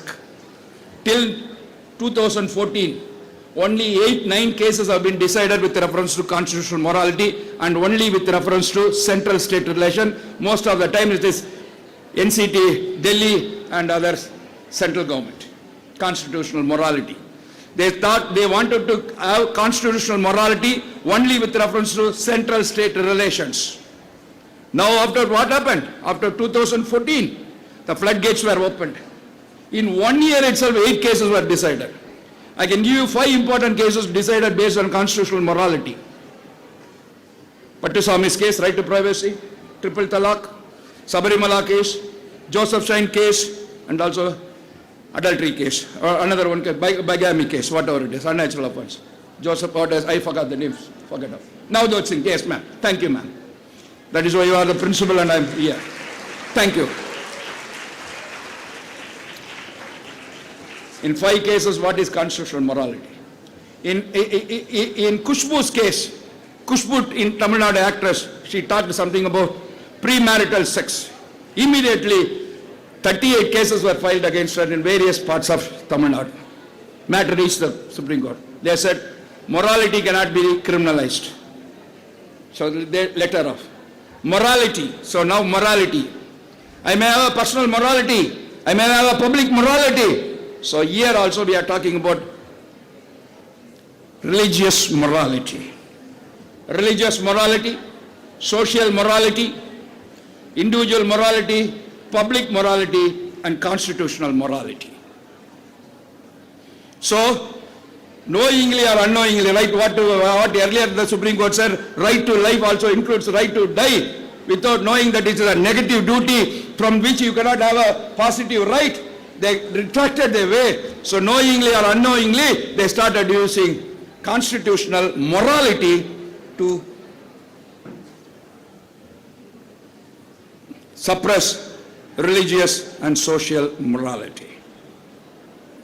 So this is what, I think I have taken much of your time. I'll finish it in next, finish it in 2 minutes. Is it for, I'll finish it for 2 years or for the earlier lecture? Which one I should take? Because that is also morality. Fine, I have to go with the morality of the people. Fine. So now, what is the way out? How to go for a thing? In international law, after UDHR, It took 16 years to come with the civil and political rights, covenant on civil and political rights and covenant on economic zone. And whatever it is now, still we follow the sectoral approach. Because internationalization of human rights was possible, universalization of human rights was not possible. Please understand what I am saying. Because internationalization, they wanted to discuss at international level or global level human rights, but there was not universalization of international law. Some people said we will not give, in our country, women are treated as a chattel, we will not give recognition, we will not recognize that, we will not. So, mere universalization of human rights was not possible. Same thing is here with us. We have a mind, bent of mind for a UCC, but we do not want to have it for the reasons, it will be a tyranny, a minority. It will affect the women's rights or protect the women's rights. Forget about the women's rights. The judiciary is taking well care of women's rights through the constitutional morality. Whether India is signatory to 1952 Refugee Convention? No. But still in India under Article 21 the refugee rights are well protected. Am I right? Similarly, forget about UCC. The judiciary is through constitutional morality, still that is Sabarimala case we are following it. And I always appreciate Madam Malhotra's judgment. In faith, law should not come. That is what inner conscious. That is what inner conscious faith. So that is what religious, essential religious functions. So now what we call it as a sectoral approach.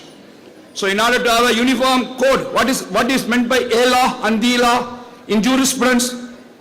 You know, a law and the law. So what is a code? What it comprises of a code? Criminal code, Indo code. So you will have 2 or 3 legislations. So in international law, what we do is sectoral approach. Whenever there is a consensus, immediately write down, ink your signature, binding international obligations are created. So this is what sectoral approach. So now what I suggest is, initiate the dialogue. Now, I'll ask a question. Which entry in part 3 deals with inheritance, women's right? Entry 5, am I right? So sometimes it is a state's duty. There's a, Sirvai also says, before the constitution was amended, it is there, but however, in some cases, 13, the Supreme Court said 13 does not include religious customary law. Therefore, religious laws cannot be touched under Article 13 of Indian Constitution. So most of they have done it earlier, as if they have given 1 not out and giving 1 out and 3 not outs. They are protecting it. So what is it? In Bansilal case, state of AP, you must be aware of this. So they said UCC cannot be given in one go. Cannot have one go. So it should have a personal code for all the religious Christians, Muslims. Already we have Hindu code. Earlier we have 4 things we have. Hindu Succession Act, Hindu Adoption Act, Hindu Marriage Act, that is code. Am I right? So similarly, when there is a consensus, we are trying to reach out, we have to create a consensus among the various stakeholders or the public participation and let them come out with some code, at least one code, women's right with reference to inheritance, adoption, something like that. Then in the future, which we combine together, as it has happened in 1955, we had a code, and similar to that, we will have a uniform civil code. I thank you so much for the organizers.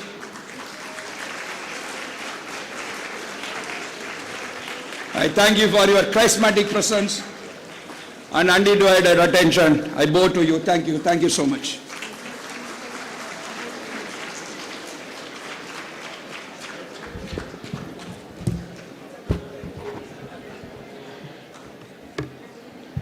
On behalf of our college, I really thank you so much, sir. I don't know how many of you understood his speech. It was excellent, wonderful, very insightful.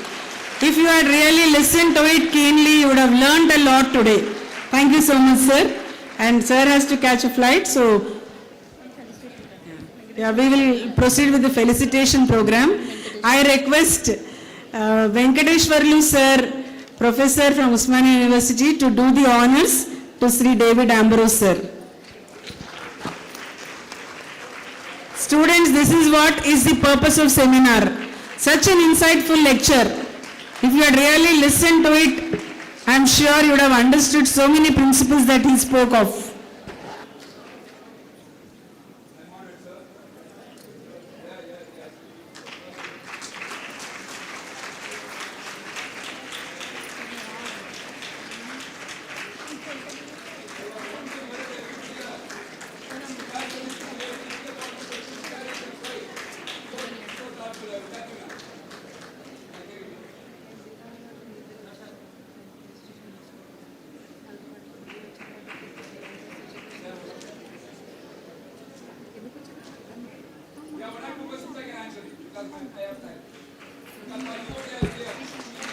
Yeah, anybody has any question to ask on UCC or anything related to Constitution? So many faculty members are also here, advocates are here, perhaps students, I don't know. But, Sir, Mohan Krishna sir, any question? Thank you, Sir, somebody is there. Make it short, sir has a flight. Sir, what's your personal view on UCC? Should it be implemented or not?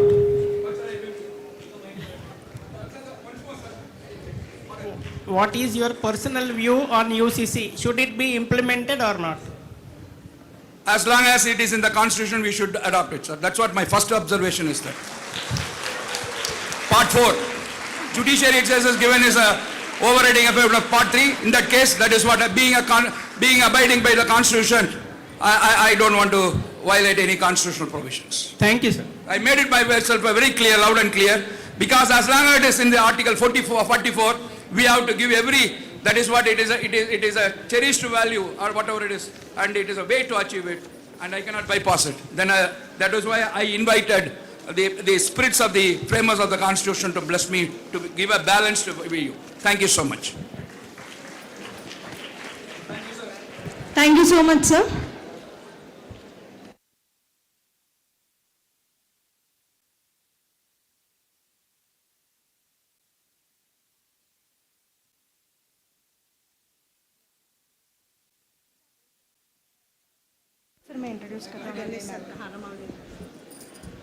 I invite Dr. G. Ramadevi Madam to come on to the dais.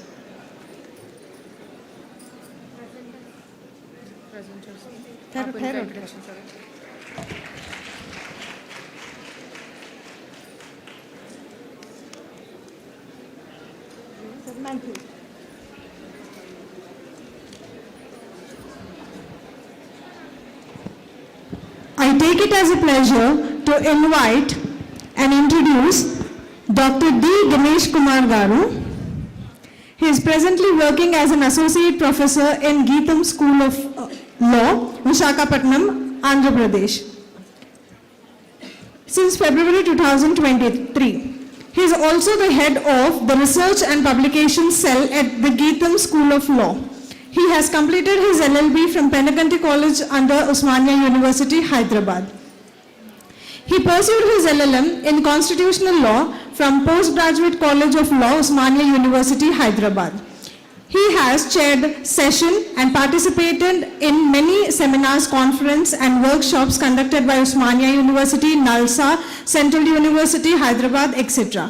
He has cleared AP SET and cleared UGC NET for the eligibility of assistant professor. He was awarded a PhD from Andhra University, Visakhapatnam in the year 2019.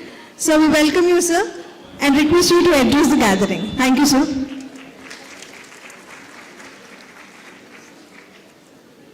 Thank you very much, madam, for your kind words. In fact, I would like to thank the organizers of this national seminar, to be more specific, Ani madam and the organizers, for giving me this opportunity to share my thoughts with you all. Actually, David sir has covered all the aspects that I had in my mind So I am left with a vacuum what to cover. But still, I have few things in my mind which I would like to share with you. When you talk about uniform civil code, there are few cases that come into our mind. First one is Sarla Mudugal case. Only for the sake of having more than one wife, if at all any person converts his religion, he can definitely be held liable under the criminal law. I don't want to say that IPC, because now IPC has paved its way out. Similarly, one more case that it comes to my mind is Daniel Latif's case, John Vallamatham case, and of course the latest judgment delivered by the Supreme Court, where triple talaq was held to be unconstitutional. The point that I wanted to make before you all is that uniform civil code. What is uniform civil code? The state shall strive to secure a uniform civil code throughout the territory of India in matters relating to marriage, divorce, succession, adoption, inheritance, etc. That is what is provided in Article 44. It is not that we don't have legislations. We have the Hindu Code, Hindu Marriage Act, Hindu Succession Act. So in all the aspects we are having some law or the other, but only thing is there is some variance in the implementation of these laws. There are instances where the Indian Supreme Court has given precedence to the personal laws over the codified laws. That is one of the reasons why in South India, niece can marry her maternal uncle, children of brother and sister can marry. So they are given importance to the personal law only and not to the codified law, though we are having the Hindu codified law. And one more thing is, the framers of the Indian Constitution, they have placed this Uniform Civil Code in Part 4, that is non-justiciable fundamental rights, or we call it now as directive principles of state policy. Had they put this in Part 3, definitely by this time we would have had a lucid law relating to Uniform Civil Code.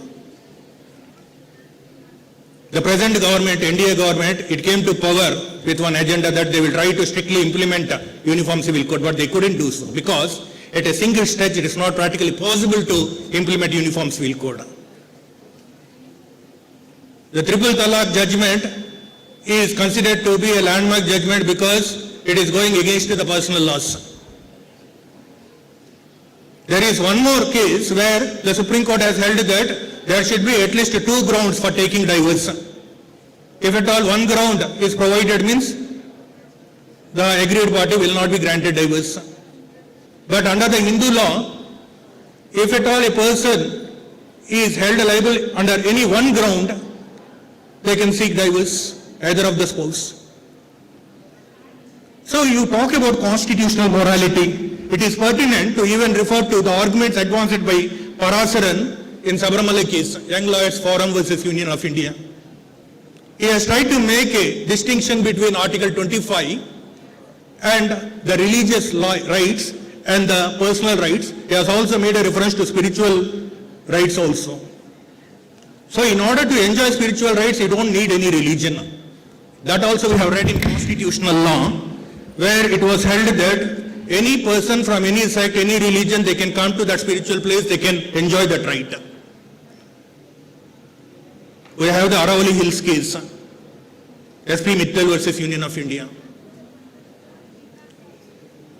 We have several judgments, we have several legislations, but in order to implement them, we are facing some hurdles. What are those hurdles means? It is coming in conflict with the personal laws. Sometimes it is coming in conflict with some other codified law. So if at all a person belonging to 2 separate religions or separate sects, if at all they want to marry, they can marry under the Special Marriage Act. But if at all they want to get separated, then it is creating a problem. So again they will have to go to the court, and there they will see what is the religion of that person. So in the light of above facts, there is a move made by different high courts, even the Supreme Court, because in one of the judgments the Supreme Court itself said that though it is difficult to implement Uniform Civil Code, there should be an initiation, and already the initiation has started from various high courts, and they have already pronounced some judgments saying that there is a strict need for a uniform civil code, and that is not the prerogative of the judiciary, but it is the prerogative of the legislature. So with these few words, I would like to conclude, because everything is covered by Ambrose sir, and it would be boring if at all I again reiterate the same thing. Thank you very much.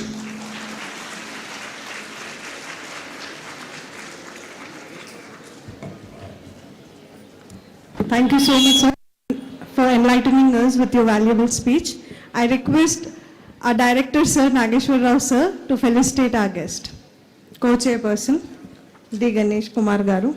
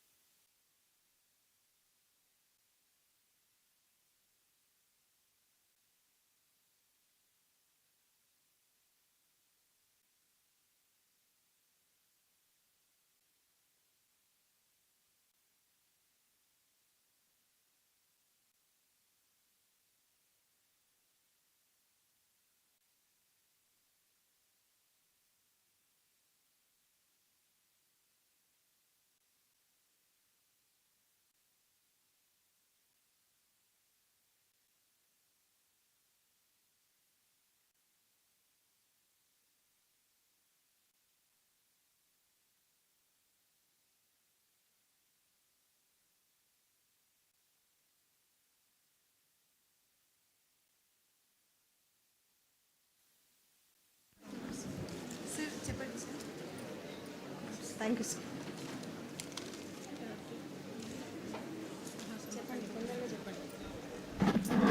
Now it's time for the paper presenters.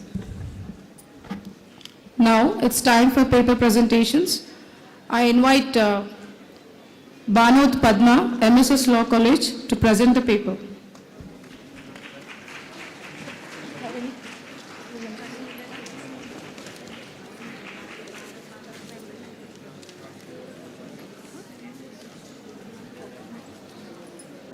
Yes. Good evening to one and all. Myself Banod Padma. I presented my paper on the topic Constitution Special Provision Relating to Women and Children. My paper title is Women and Workplace Right. This paper introduces the topic with initial historical glimpse.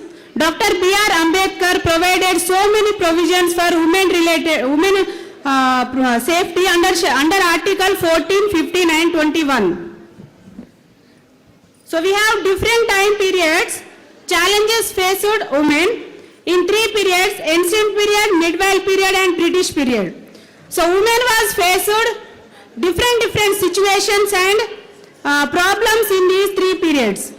So but in British period, Indian women status started in improve. Mr. Raja Ram Mohan Rai, social reformer and freedom fighter, abolished sati system.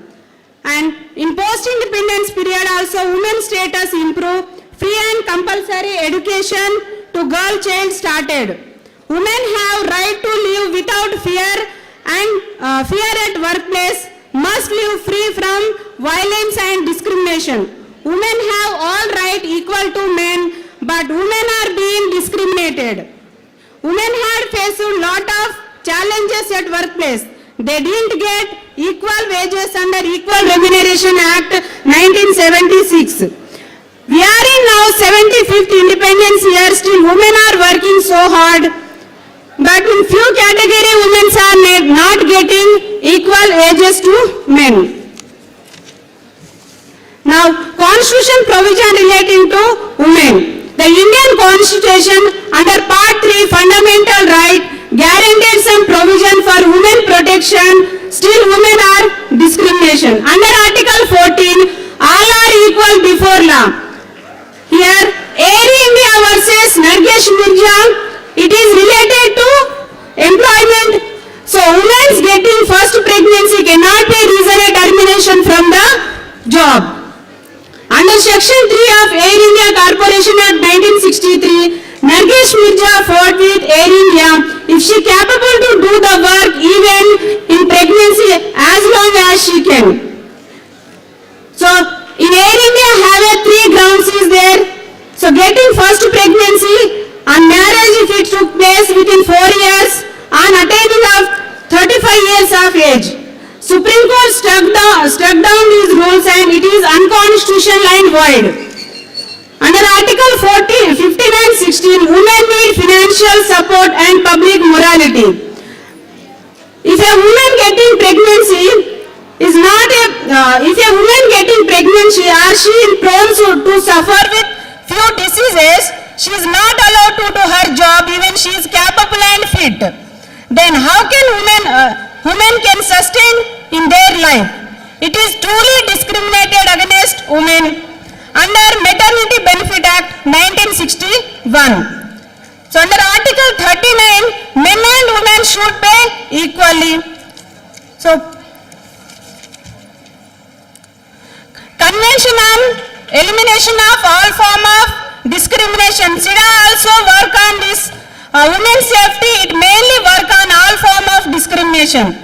And some acts are established from women protection on emerging trends. We have a number of acts throughout India for protection of women, established a number of acts.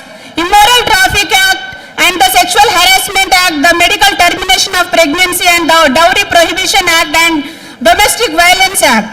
So now I am taking here important Indian incident about Arjekar Medical College. I took recent case how women treated with men. Still we have a number of acts provided for women's safety. This recent case law is presented with basic fact and it is still under sub judice. So one more related case law is there, Vishaka and others versus State of Rajasthan. It is a landmark Supreme Court case in 1997. After Vishaka judgment, after Vishaka guidelines, we saw number of cases like Nirbhaya, Disha and Dr. Preeti and recent case Kolkata junior doctor incident, even below 5 years to 80 years old men and girls also suffering with the sexual harassment. So, and comparability of women safety with other countries compared to India. When we are compare in safety of women, all our country in India, they have given more protection to women, equal status and legal protection and violation against women. So we have taken here Western European countries. In Canada equal right in employment and they have strongly protected at workplace. United States of America also ratified an equal right amendment to the Constitution would be the main way to guarantee equal treatment for the women in US.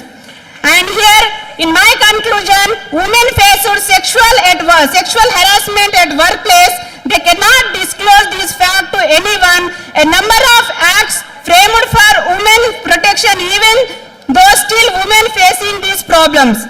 Women always live their life with limited rights and opportunities. Many laws established for women protection and for their rights.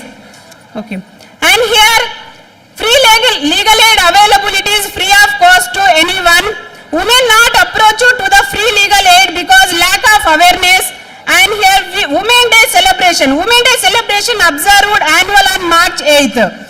It is honoring to women social, economic, cultural and political achievements.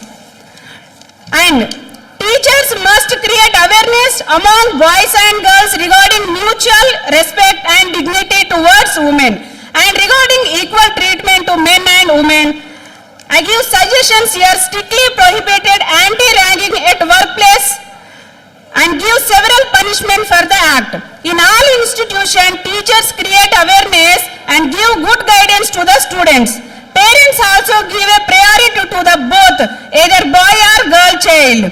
Thank you for giving me this opportunity to Keshav Memorial Law College and the organizing committee of the National Seminar. Thank you so much. Thank you, madam. Now I invite Dr. M.V.R. Nagalakshmi, Osmania University College of Law. Please present your paper, madam.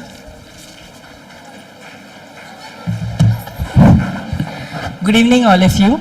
So, due to a very exhaustive session, I'll not take your time, but I request all the students present over here and also academicians who are present here to just give your attention to the points I'm focusing on.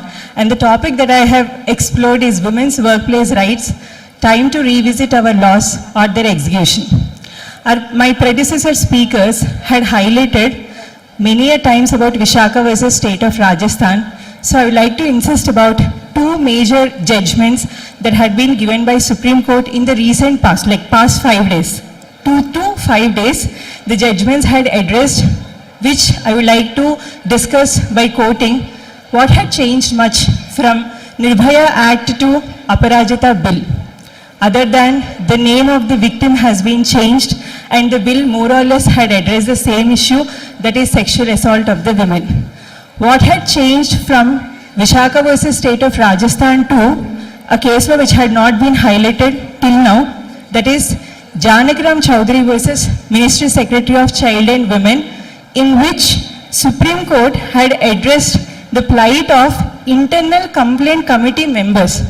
All of us know that in Vishaka's case, Supreme Court said that every organization should have an internal complaint committee constituted. Here I would like to take a pause, and this is the point that I had requested initially to just pay attention once you go out of the seminar, that how many of you know or had bothered till now to find out whether there is an internal complaint committee constituted in your college or in the workplace that you are working for, or any place. Just find out. I'm not here to point out or anything.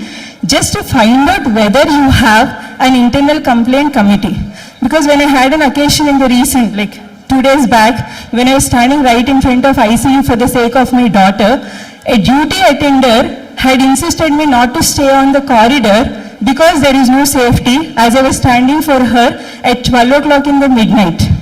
And despite Aruna Shanbhag incident, I'm talking about the incident which happened at a very reputed children's hospital, which I would not like to take out the name, but it has a turnover of nearly 500 crores, and right CCTV camera on my head, the dignitary attendant who is a woman, and more than 10 nurses staying in the ICU to my left and right side, the nurses working who are women. The dignitary attendant who herself is a woman, she is talking what if something happens to you, please don't stand on the corridor.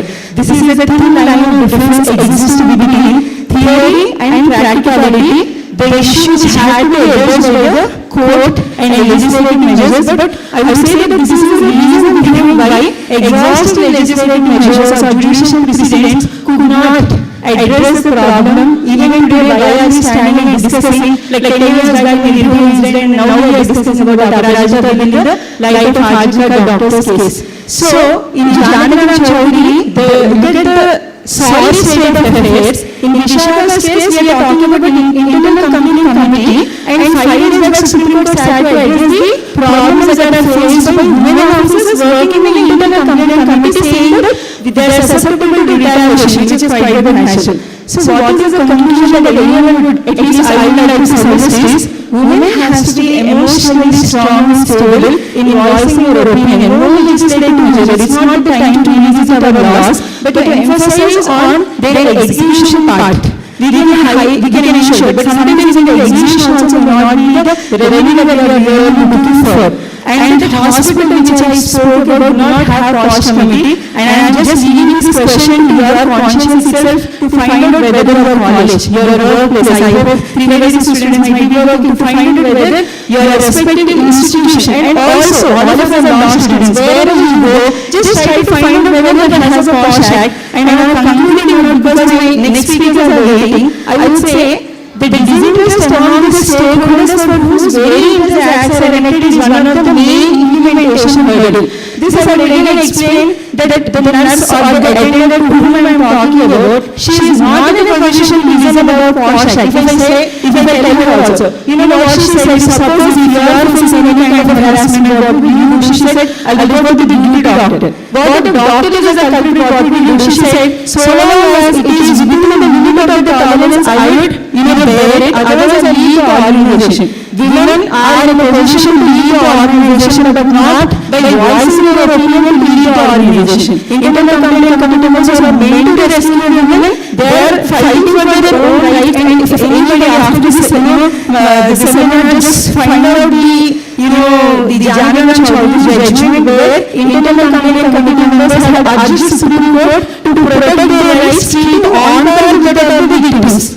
So this is, and one more thing, I think all of you are aware of Babita Kumar's case, the very first case where Supreme Court in 2020 had recognized the right of army women officers to grant permanent commission. You all know about that, the PATEL Act commemorating the 75 years of Indian Constitution, saying that yes, Constitution has given these rights. But let me tell you, in Nitisha Kalana case, Lieutenant Nitisha Kalana case, a judgment that had been given 2 years back, where the court had granted permanent commission to Nitisha Kalana, who is also an army officer, which implies says that no legislative measure, no judgment can solely prevent the problem of securing the workplace rights until the societal mindset is changed and a strong mechanism to effectuate the implementation of these rights is provided for. So thank you. But again I am insisting, please don't forget to find out the fact that I had urged you to do. Find out wherever you go, whether there is a posh committee or not. Lastly, the doctor who the dignitary attendant was very confident saying that I'll go and report the doctor. The doctor himself do not know what is the full form of posh. He said, I have no idea. There is a sexual harassment. He logged in and said, there is no committee, but we will look into it. What we will look into it is a question of fact. Thank you, Member.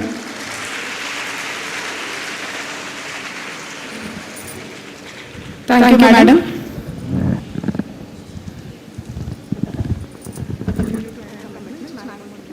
Due to prior commitments, Madam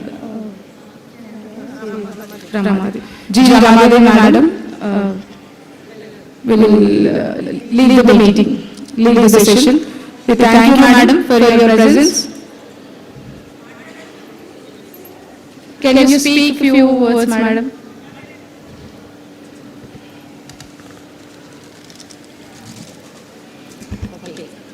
A very good evening to one and all.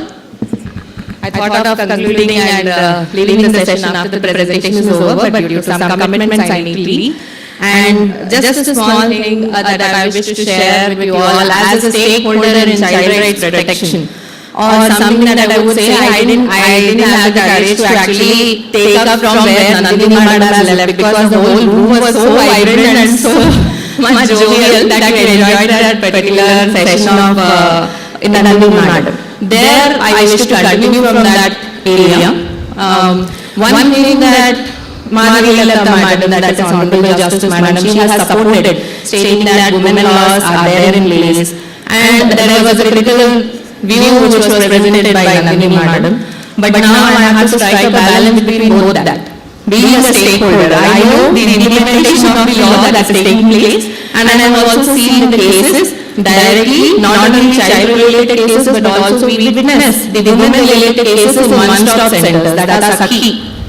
How many of them know Sakhi centers? Yeah. So you will be finding not only the child victims, but also you will be finding the women victims there. Right? So women victims, few cases that I just wish to bring to your notice. Just because a woman asked husband to buy a pot, palang, she was thrown out of the house, she was abused physically so much that she had wounds on her body, and just one thing what she did there was she just asked her husband to buy a pot. And all the husband family members contacted her, threw her out of the home, they have harassed her and beaten her. So these kind of cases do come, or we have such a view of these kind of cases where the women are harassed to a greater extent. So there is one side of why we have women supporting laws. But coming to the very recent case, that is the recent incident which happened in Bangalore where Mr. Atul's suicide, he left a 24-page suicide note, 90 minutes video which stated that women-favored laws are creating harassment to women. Of course, indeed, there is another side of this perspective, that the prolonged process, judicial process, is actually causing this kind of harassment to the women. But judiciary is also well aware because they are seeing so many cases. They are well aware that what are the laws that are misused, and in that particular case, they know that whether the law is misused here by the party or no. And that is why the judicial pronouncements or the interpretation of various provisions in these DD Act or 498A and other related legislations which are so-called misused are interpreted and made sure that there is no false case which is justified. Judiciary is not going to that extent. If you see the NCRB data, you find it in Ministry of Home Affairs also. There, the conviction rate of these kind of family-related criminal aspects or the laws or the cases that are filed is only 0.2 or 0.5, not even 1% conviction.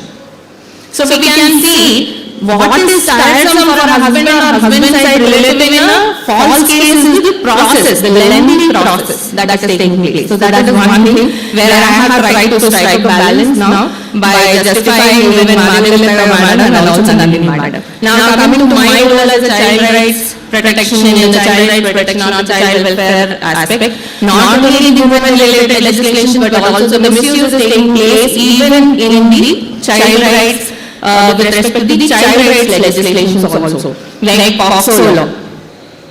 Okay, the girl, just one of the cases that has come before us was just the parents had a tussle of words between the sarpanch and the parents there, and just they wanted to harass the sarpanch, so they made a claim stating that this sarpanch has harassed my girl. So the POCSO was booked. So we don't know the facts of the case, but of course, any law can be misused. Not only the women-related legislation, but any legislation, any laws can be misused. And the legislature or the judiciary is very much aware of these kind of misuse that has been taking place.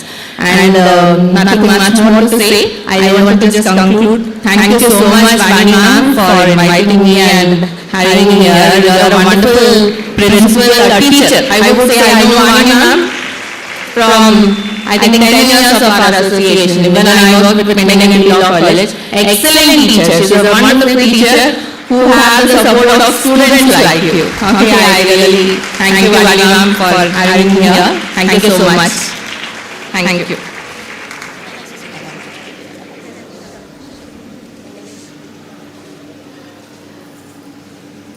Thank you, madam, for your enlightenment information about women and children.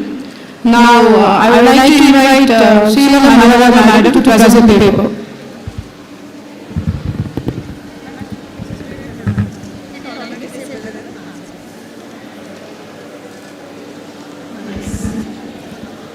Good evening to all, and respected principal ma'am, and dignitary of the dais and on the dais.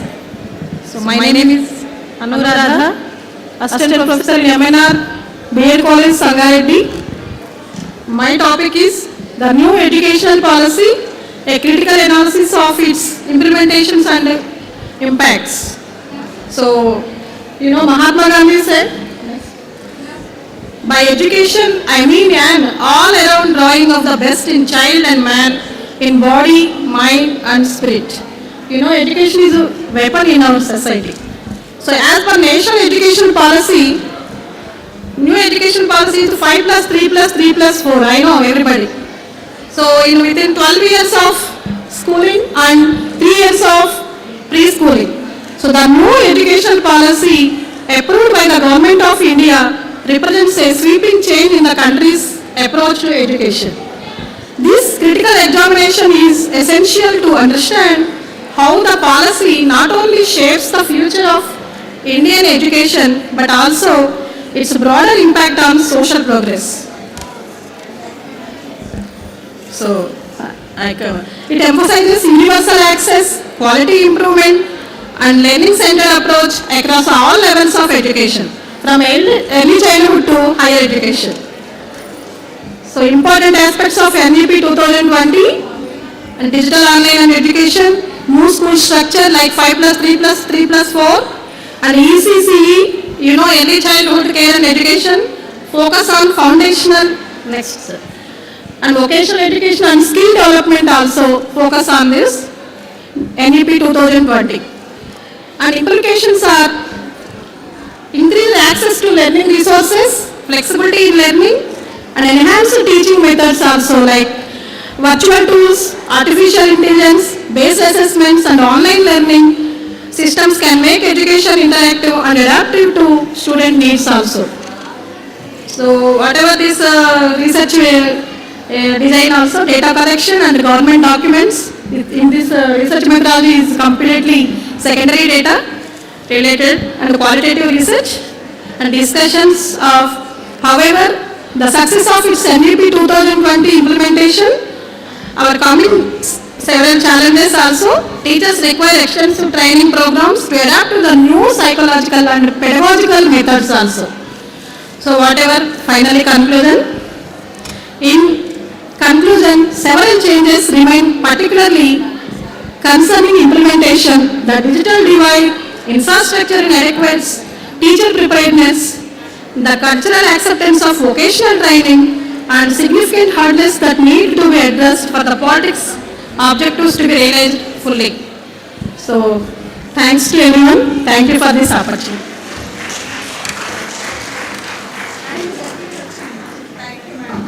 Thank you, madam. Now, I would like to invite Padmini Baheti madam from MSS Law College. Good evening, everyone. My topic is the evolution of women's property rights, that is maternal and paternal, and end to male primacy. So, if I talk about the introduction, a brief overview of the importance of property rights for women. Women's rights movement and the struggle for equality was there. The objective is to understand the Hindu Succession Amendment Act 2005, Women Right to Property in India. If we talk about the Hindu Succession Act 1956 before amendment, women under the Hindu Succession Act has limited access to the rights, only Strigana was available. But after the Amendment Act, which is 2005, so here the no more Mithashara system was there, and the Hindu Succession Amendment Act 2005 gave a major reform granting daughters equal rights, that is co-personally properties as sons. So section 6 of Hindu Succession Act was amendment to provide the daughters would have the same rights as son in the ancestral property. And key amendments and rights are, the first one is co-personally right, the second one is absolute ownership, then the married daughter right, that is a married daughter right to her father's property are the same as the unmarried daughters and sons. And the widow right also, a widow is a class 1 heir and has the right to inherit her husband's property with the same rights as husband, son and daughter. So the challenges and barriers here are social and cultural barriers, economic barriers and legal barriers as well. So my conclusion here is women's right to property is essential for the economic and social empowerment and requires a multi-phased approach to address the challenges and barriers that persist in the society. Thank you very much.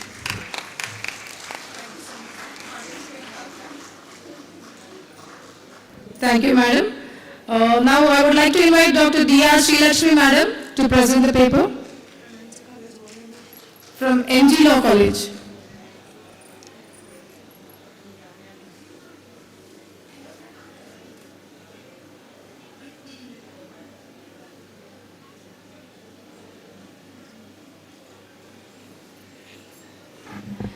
Respected dignitaries on the dais, Dr. Ganesh sir, of the dais, Dr. Vani madam and others, my co-participants and dear students, a very good evening to all of you. First of all, I congratulate Dr. Vani madam and the management of Keshav Memorial Law College for choosing such a dynamic and wonderful topic for this today's national seminar. I am Dr. D.V. Srilakshmi, presently working as Assistant Professor in Mahatma Gandhi Law College. My topic is legal and landmark judgments relating to the personal law and uniform civil code. Honestly speaking, what the idea in my mind, already expressed by Professor David sir and also Dr. Ganesh sir. So they make my job very easy. So now I would like to present only the gist of my paper. With relating to the, in my paper I mainly focus upon Article 44, 25 and 26 of Constitution of India. Next to recent legal landmark judgments. First of all, we all know that the first landmark judgment is Shabana Begum case. So as a result of the judgment given in Shabana Begum case, then the Prime Minister, late Rajiv Gandhi, made an act, that is the Muslim Women Protection of Rights and Divorce Act 1986. After that, again the position is same, the Muslim woman is entitled only maintenance during that period. After that, there are some landmark judgments in various personal laws. Next one, Mary Rai case. This case relative, and the Supreme Court held that the Christian woman is also equally entitled right of inheritance along with her brothers in her paternal home. Third one, Daniel Latifi case. This is also a landmark case. In this case, the Supreme Court again upheld that the Muslim woman is entitled to claim maintenance under Section 125 of CRPC 1973, not during either period.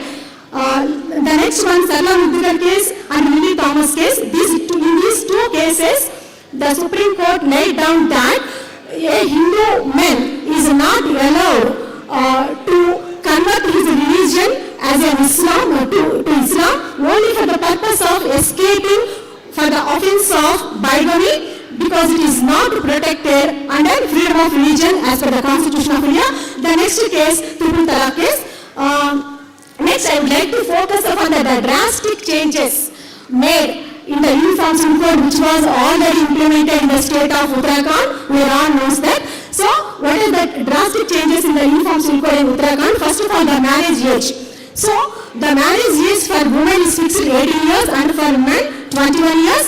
The next one, registration of marriage. We all know that Section 8 of Hindu Marriage Act deals with registration of marriage. The section strictly says that registration is mandatory, but at the same time, what are the consequences of non-registration? The section is very silent. But under the Uniform Civil Code implemented in Uttarakhand, it clearly says that after performance of the marriage, each marriage, including the marriage and legal relationship, should be registered within 60 days. If anyone non-register the marriage or give wrong details with regard to the marriage, they should be prosecuted for 6 months imprisoned for 6 months imprisonment or 25,000 rupees fine or with both. The next one, that is regarding to the maintenance and right of inheritance. We all know that only the legitimate children can claim the right of inheritance from the property of their parents. But under the Uniform Civil Code in Uttarakhand, not only the legitimate child, the child who were born as a result of living relationship are also considered as legitimate. They are also having equal rights of inheritance along with the legitimate child. That is also one of the drastic change. The next one, that is called right of inheritance. So we all know that under Hindu Succession Act 1956, Class 1 heads, if a Hindu male dies without executing any will, that is called intestate succession. So that his property devolves among the Class 1 heads, including his wife, that is called widow, children, including predeceased children, and mother. If all of the Class 1 heads are present, all are shared the property equally. If no Class 1 head is in existence, then the property should develop under Class 2. In the Class 2, the first entry, the father comes. But under the Uniform Civil Code in Uttarakhand, the father is also mentioned under Class 1. It means that father is also equally entitled along with the mother in Class 1 head. So these are the drastic steps. Now, these are very few random thoughts of me, which I shared with all of you. I convey my thanks to all of you for giving me this opportunity. Thank you. Varada.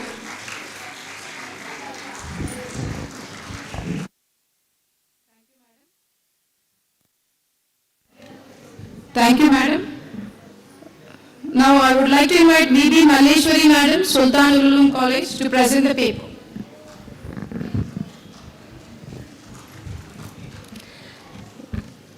Good evening, sir. Good evening, students and participants. I know all of you are exhausted, so I'll not take much of your time. Okay, since afternoon, the time I came and I heard the speakers, one thing I understood is they try to explain in detail about the importance of uniform civil code and how it should be implemented, right? The topic which I choose is, I have presented in my paper is, the title of the paper is Secularism and Legal Disparity, a Critical Study on Bigamy Laws in India. Yes. So, we all know bigamy laws are not applied equally to all the persons, right? Do you agree or not? We know the earlier Indian Penal Code or the present Bharatiya Nyaya Sanhita is a uniform penal code. So, anyone who commits theft will be punished with 3 years imprisonment, up to 3 years imprisonment, irrespective of his religion. But when it comes to bigamy, there are certain exceptions which are not mentioned in section 82 of BNS. The present BNS, section 82, it says a man or woman, okay, any spouse whose spouse is alive and marries for the second time is punished with 7 years of imprisonment and fine. And exceptions are given if the earlier marriage is considered to be void or if the spouse is unheard of 7 years. There is no exception to any caste, any religion, any community. But is it applied to Gonds, Nagas, or persons belonging to Muslim personal law? It's not applied. So we need to understand why it is not applied. Law is clear, intention of the legislature is clear, right? Even the drafters of constitution, their intention is very clear to apply laws equally. Under Article 14, it clearly provides equality before law. Then why it is not applied equally?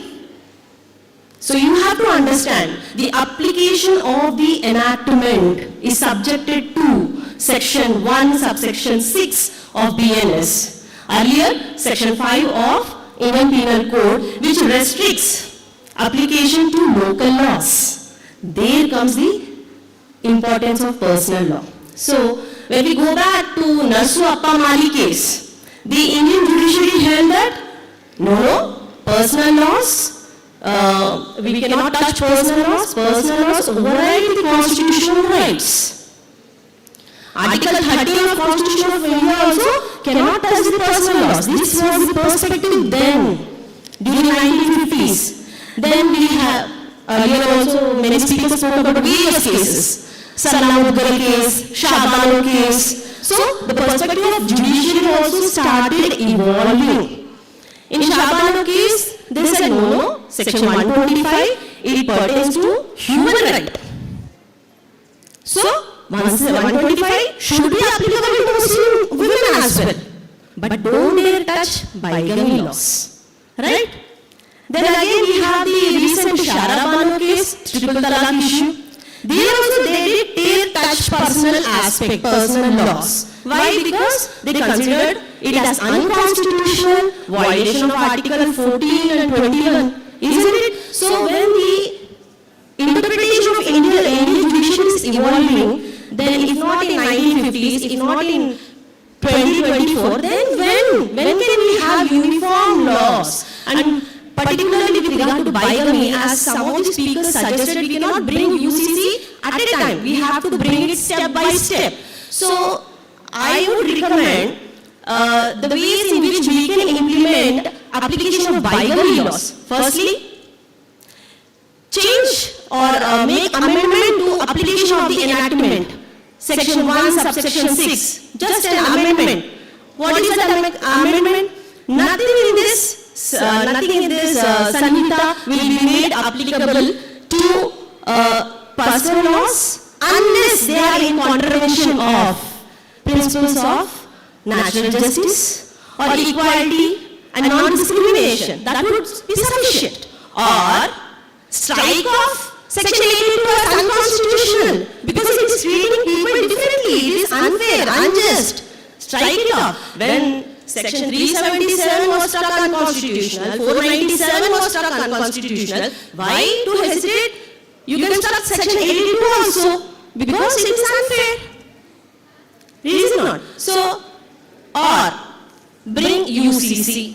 So these are the three ways by which we can definitely implement the intention of the drafters of Constitution, that is with regard to Article 44 UCC. With this, I would like to conclude. Thank you. Thank you, Madam. And now I would like to invite Jay Nainupur from Dignitary Law College to present the paper. Thank you, ma'am. Very good evening to everyone present here. I am Jay Nainupur, presently pursuing my LLB first year of the 3YDC course from Dignitary Law College, Hyderabad. And our research paper is titled Reservations in Favor of Women in Legislatures. I co-authored this paper with my classmate Hari Krishna, who is also from the same college. And our paper has discussed the reservation of seats for women in the legislatures, which is a critical step towards ensuring gender equality in politics. So to begin with, despite women forming nearly half of the population, their representation in decision-making bodies remains quite low. So the Women's Reservation Bill of 2023 has aimed to address this imbalance. If we go into the history of this topic, we find that in ancient India, women enjoyed relative equality by actively participating in rituals and decision-making processes. However, in the medieval period, patriarchal practices like sati, parda system, etc. had restricted their roles. And even after independence, the progress in this matter has been quite low. For instance, in the 18th Lok Sabha, the women parliamentarians accounted only for around 14%. Such underrepresentation leads to laws that fail to fully address women's issues. So what does this Women's Reservation Bill actually do? It changes this perception of underrepresentation by reserving 1/3 of seats in the Lok Sabha, in the state assemblies, and also in the Delhi's legislature for women as given in some of the constitutional provisions, which includes also the seats reserved for SC and ST candidates, with the provision which is lasting for about 15 years and rotating constituencies after each delimitation. And if we also look at how other countries have performed in this aspect, we find that countries like Rwanda, Argentina, etc. have successfully introduced women's reservation quotas, which have led to significant improvements. For instance, Rwanda has over 60% of women in its parliament, the highest in the world. And similarly, in some of the Nordic nations, known for their gender-sensitive policies, they have adopted the voluntary quotas that enhance the inclusivity and welfare of the women there. So these examples show that adequate representation of women in legislatures leads to more balanced and effective policy making. And if India also follows the same, then we can expect similar positive outcomes in areas like health, education, gender equality, etc. However, there are a few challenges. For instance, political resistance has remained a very big hurdle, as some people fear that reservation could disrupt existing power dynamics, and there are also administrative issues like identifying reserved constituencies and ensuring compliance, which would require meticulous planning. Despite these obstacles, the bill is a crucial step towards achieving a truly representative democracy. So, women's reservation, I feel, is essential because it enables gender-sensitive policy making, ensuring that the laws address issues affecting the population, and it empowers women and inspires future leaders to step into decision-making roles. So, in conclusion, the Women's Reservation Act is not just about numbers, but it is also about creating a system that reflects the voices of all the citizens. And while challenges exist, this reform is essential for building a more equitable society. And lastly, I would just say that we hope that this act would bring in a lasting change which would pave the way for women to lead and shape the future of our nation. Thank you very much. Thank you. Now I would like to invite Govinda Raju and P. Mohan Chandran, Dr. B.R. Ambedkar Law College to present the paper.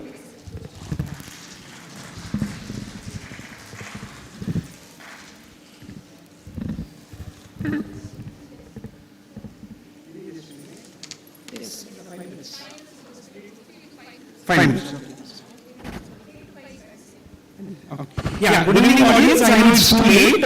So, good evening Ganesh and his students. So, my name is Govind Neti, I am an assistant professor of law and economics, Ambedkar Law College, Hyderabad. So, my topic today is the topic which everyone has spoken about, the new education policy, the perspectives of the new education policy 2020 versus 2024.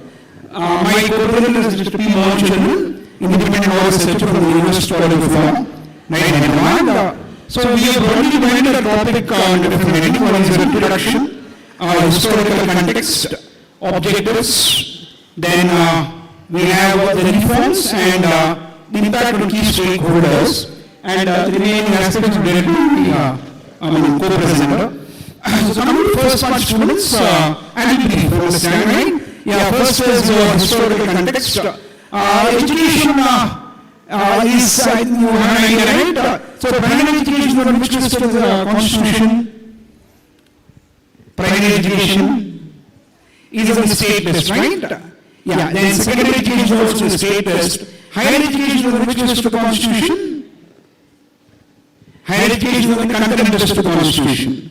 Right? So your new education policy 2020 basically is about primary education, secondary education, and also higher education. I mean comprehensive reforms, right? At all the three levels, crucial levels of education, primary, secondary, and tertiary. And the brief history students, you know, achieved independence in 1947, and we all know how important the subject of education in a country like India is. A country so diverse, and yes, it had a lot of potential for socio-economic transformation, and education to serve as an instrument of socio-economic transformation. So 1952 was the National Education Commission. Right, we brief on what touch all the points. Then 1968 we had the National Education Policy, which actually paved the way with all of us now following the 10 plus 2 plus 3 system. Right, schooling, the intermediate and the degree stage, right, higher education, undergraduation, then post-graduation. Yeah, then when Rajiv Gandhi became the Prime Minister in 1986, we had the next education policy, National Education Policy 1986, which for the first time talked about the role of technology in transforming the landscape of education. Then in 2002 also, we had National Education Policy, which is not very significant. Right? Then we had National Education Policy, right, in the year 2017, and then again, NEP 2020, which is our topic of discussion now. This is a brief history of National Education Policy. Yeah, then if you look at, let's say, the relevance or what is actually useful for education, I already told you, an instrument for social and economic transformation of the country. Then coming students, we know here the country with young demography, where more than 50% of our population is below 25 years of age. So you can assess and understand the role of education in transforming our latent potential. So we talk about a concept called demographic dividend. Now what is demographic dividend? Students, you are all in the young age group, right? Yeah. So what is demographic dividend? The advanced dividend is a return in the company's language, a return to the shareholder, right? In the same way, demographic dividend is return to the nation by virtue of having more number of people in the young age group or the productive age group. So India is in that stage. So the emphasis in transforming India. So and we all talk about, right, the Prime Minister, wherever we go, we talk about India as the Vishwaguru, right, taking its place, its rightful place.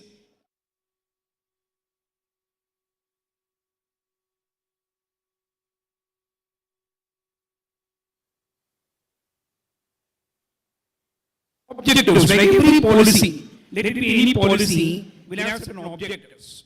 And if you look at the top, the broad objectives, look at the top 10 objectives of the national education policy. The first it says, right, universal access and inclusivity, right, access to education, right, and then inclusivity is including the welfare of all the sections of the society.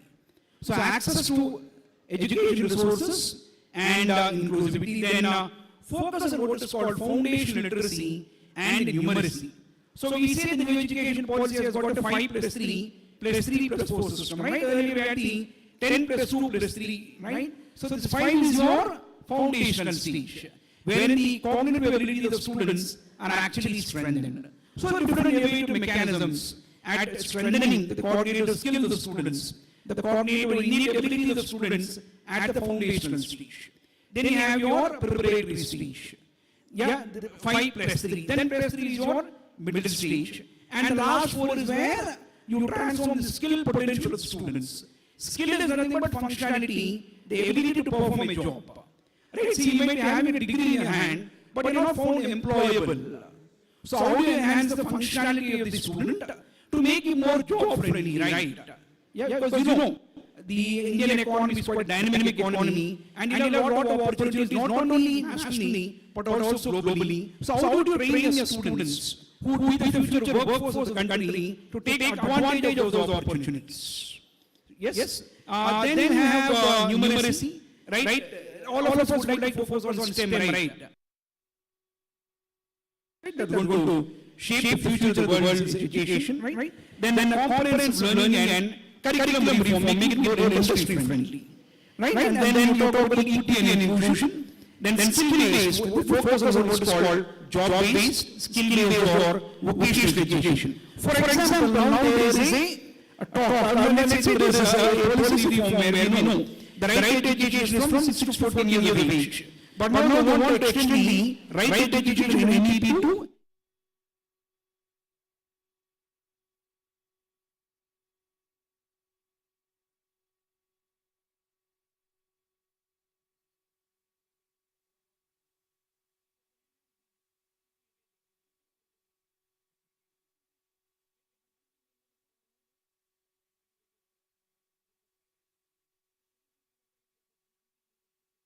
in students, right? And then we talk about higher education. I already told you, primary education, secondary, higher secondary, and higher education. Higher education includes your undergraduation, post-graduation, your PhD and your postdoctoral, doctoral and postdoctoral.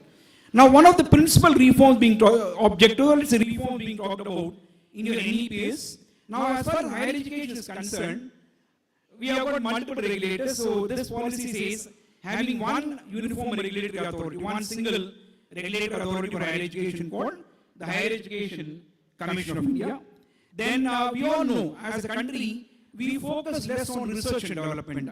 Hardly less than about 0.7% of our GDP is actually spent on research and development, whereas a country like China, which is a rivaling nation, right, our neighbor, that spends almost 2.1% of the GDP on research, innovation and development. So now the time has come for India to enhance its spending on research and development.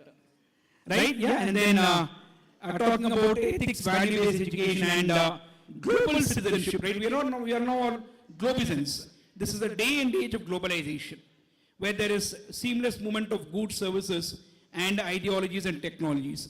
So the need to build global citizens, students as global citizens, students as global leaders, right? Yeah, I'll just put it in a nutshell, just give me a minute more. So when you talk about the NEP, all that we've read, the objectives, the historical context, the introductions, the impact on the stakeholders, I'd like to put it under 6 E's. E, right? E for eagle. So the first E is, right, equity, right? Equality of opportunities for all the sections of the community to pursue their education and exhibit their potential. The second is, right, expansion. We are a large country, right? You have so many people in the young age group. We have got 36 crore people in the age group between 0 to 14 in India. So that's huge demographic dividend lying with us. So expansion, we need more number of colleges. The third is excellence. Not only do we need more number of colleges, the need to maintain quality standards, regulatory standards, right? Then you talk about what is called empowerment. Empowerment of people through education, right? Yeah. Social empowerment, economic empowerment, also political empowerment through education. So the fourth is empowerment. The fifth is employability, right? It's not just creating employment. How do you make them employable? Make them job ready. And the sixth is students, right? We all know, right? We all now talk about your startup, right? So the sixth is entrepreneurship. So it is excellence, expansion, equity, empowerment, employability, and entrepreneurship. the nutshell of what is your National Education Policy 2020, right? Yeah, thank you for the patient hearing. I understand the constraint of time, right? Thank you, audience. Good evening. I would just briefly cover the other points, the criticisms related to NEP. The first criticism is that substantial investment is required in infrastructure, teacher training and digital resources, and since India lacks this basic infrastructure, and as you know, according to one report of Niti Aayog, nearly 60% of schools in India lack libraries and science labs, so this may hinder the implementation of the NEP policy. Secondly, the mother tongue instruction, which has to be carried forward in early education, has also attracted criticism, because although mother tongue helps in cognitive development and cultural relevance, there are people from diverse linguistic backgrounds, and also it becomes difficult, when someone wants to pursue higher education, because English proficiency is very much required, and this will affect their global competitiveness. Another criticism is that there is decentralized implementation, in the sense that the onus is on the states to implement the NEP. So this will again lead to a lot of mess, because there is diverse socio-economic landscape in India, and the states have to take more efforts, and the NEP initiatives to be more efficient, the states have to be very active, and there may be some problems with coordination between the center and the states. Another criticism is the increased autonomy and streamlined regulation through the Higher Education Commission of India.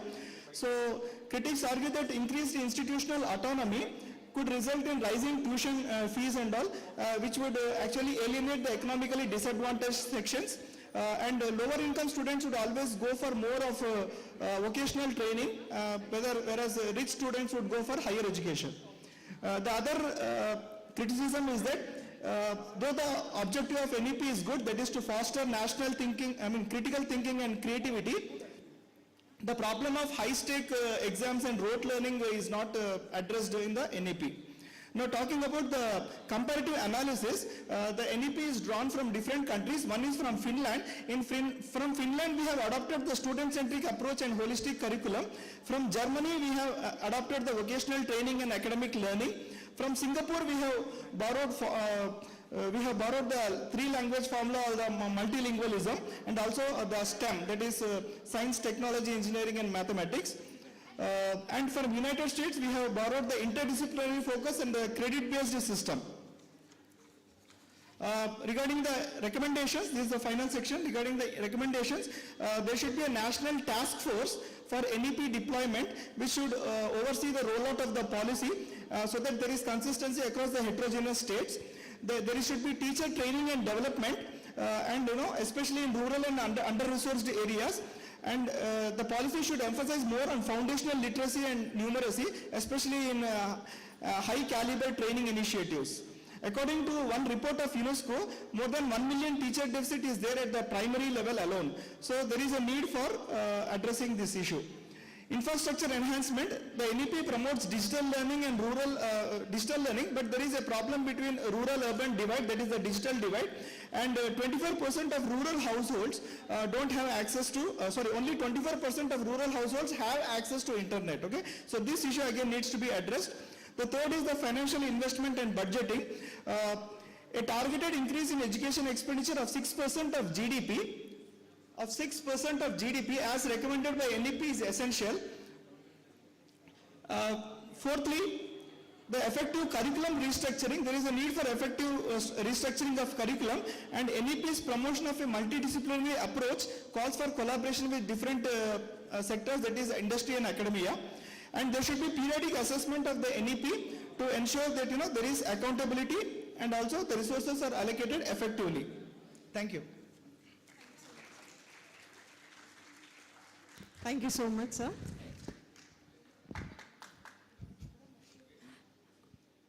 Last but not the least, I call upon S. Bhavana, Alumni KMCL, to present her paper in a very shortest way.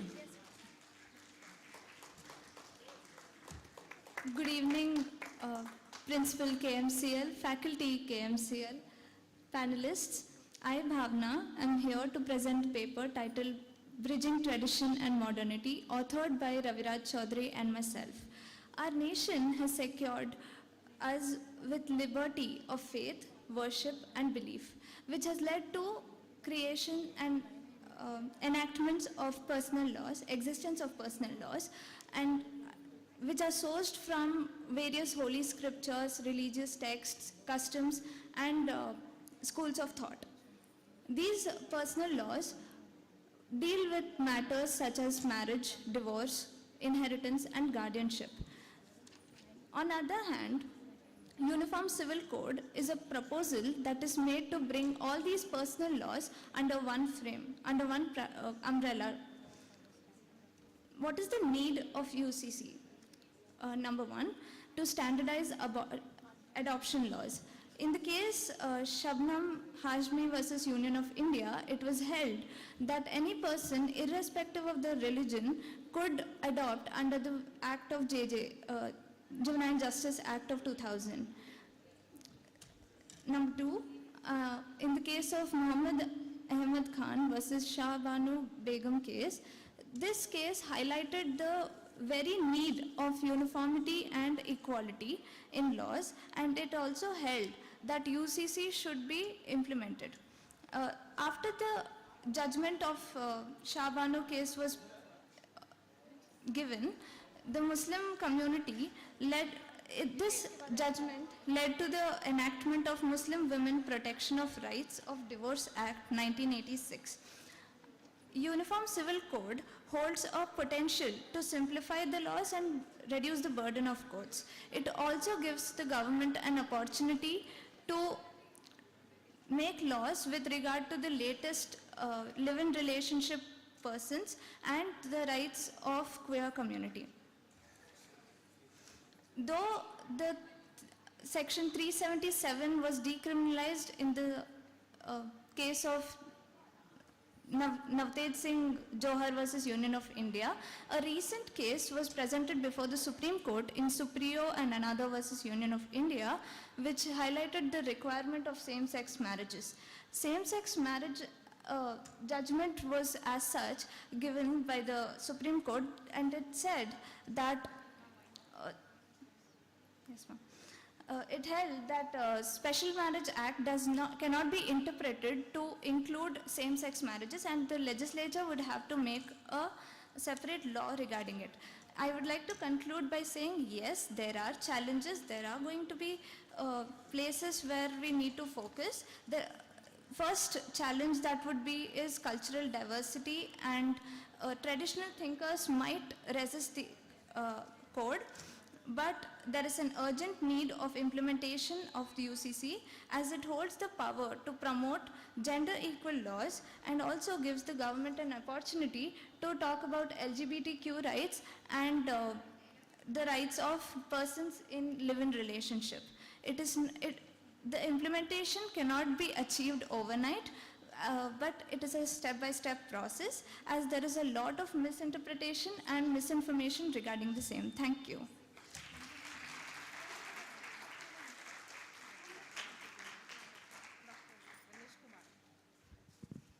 Thank you, Ma. Now, Dr. Ganesh, sir, will end up the session with his message.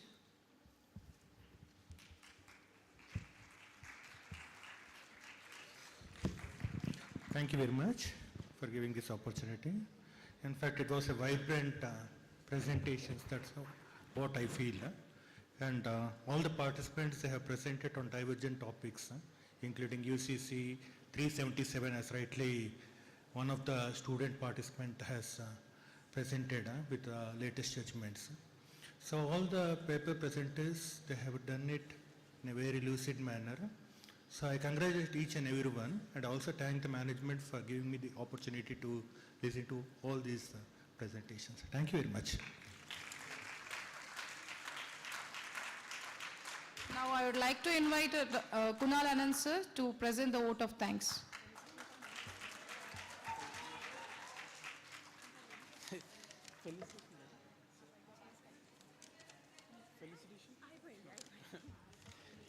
Thank you, ma'am. It is my honor and privilege to deliver the vote of thanks on behalf of the Keshav Memorial Law College for this prestigious national seminar on this day. Firstly, I would like to extend my heartfelt thanks to our distinguished guest speakers, especially Dr. D. Ganesh sir, for your patience listening to our panelists. Your expertise and dedication to the field of law had made this seminar a truly enriching experience for all of us. I would like to express my gratitude to all the attendees, both in person and virtual, for being a part of this seminar and contributing this to its success. I also thank Principal Ma'am and other faculty members and volunteers for patiently working hard and making this for everyone successful. And it's a special thanks to the management of the Keshav Memorial for encouraging students and the faculty to go further. Thank you for this day one. We'll see you back on the day two tomorrow. Thank you.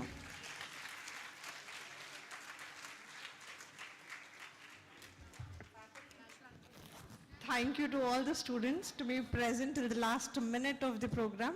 All the faculties are supposed to gather in G6 for a meeting with our management. Madam, volunteers ke bhi hai?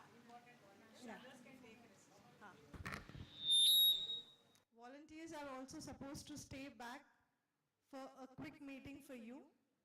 All most important.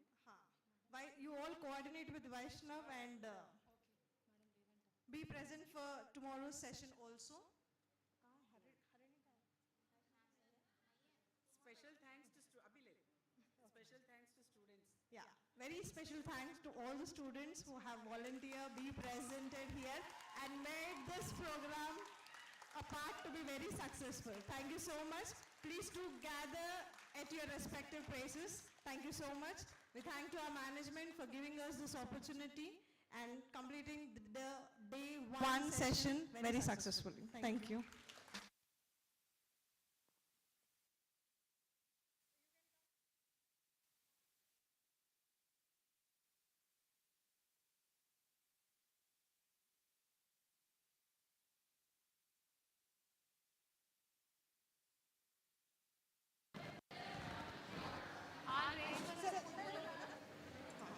All the students, please wait for national anthem, please. Take your positions. I call Harini and team.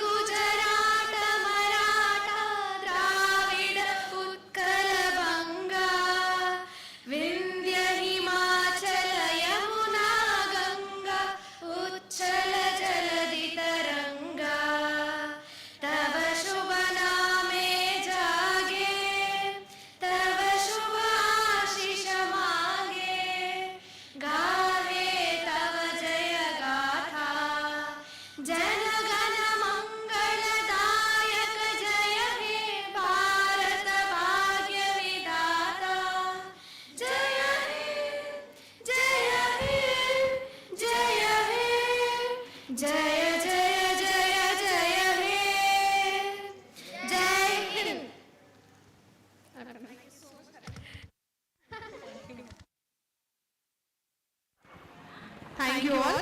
All the students.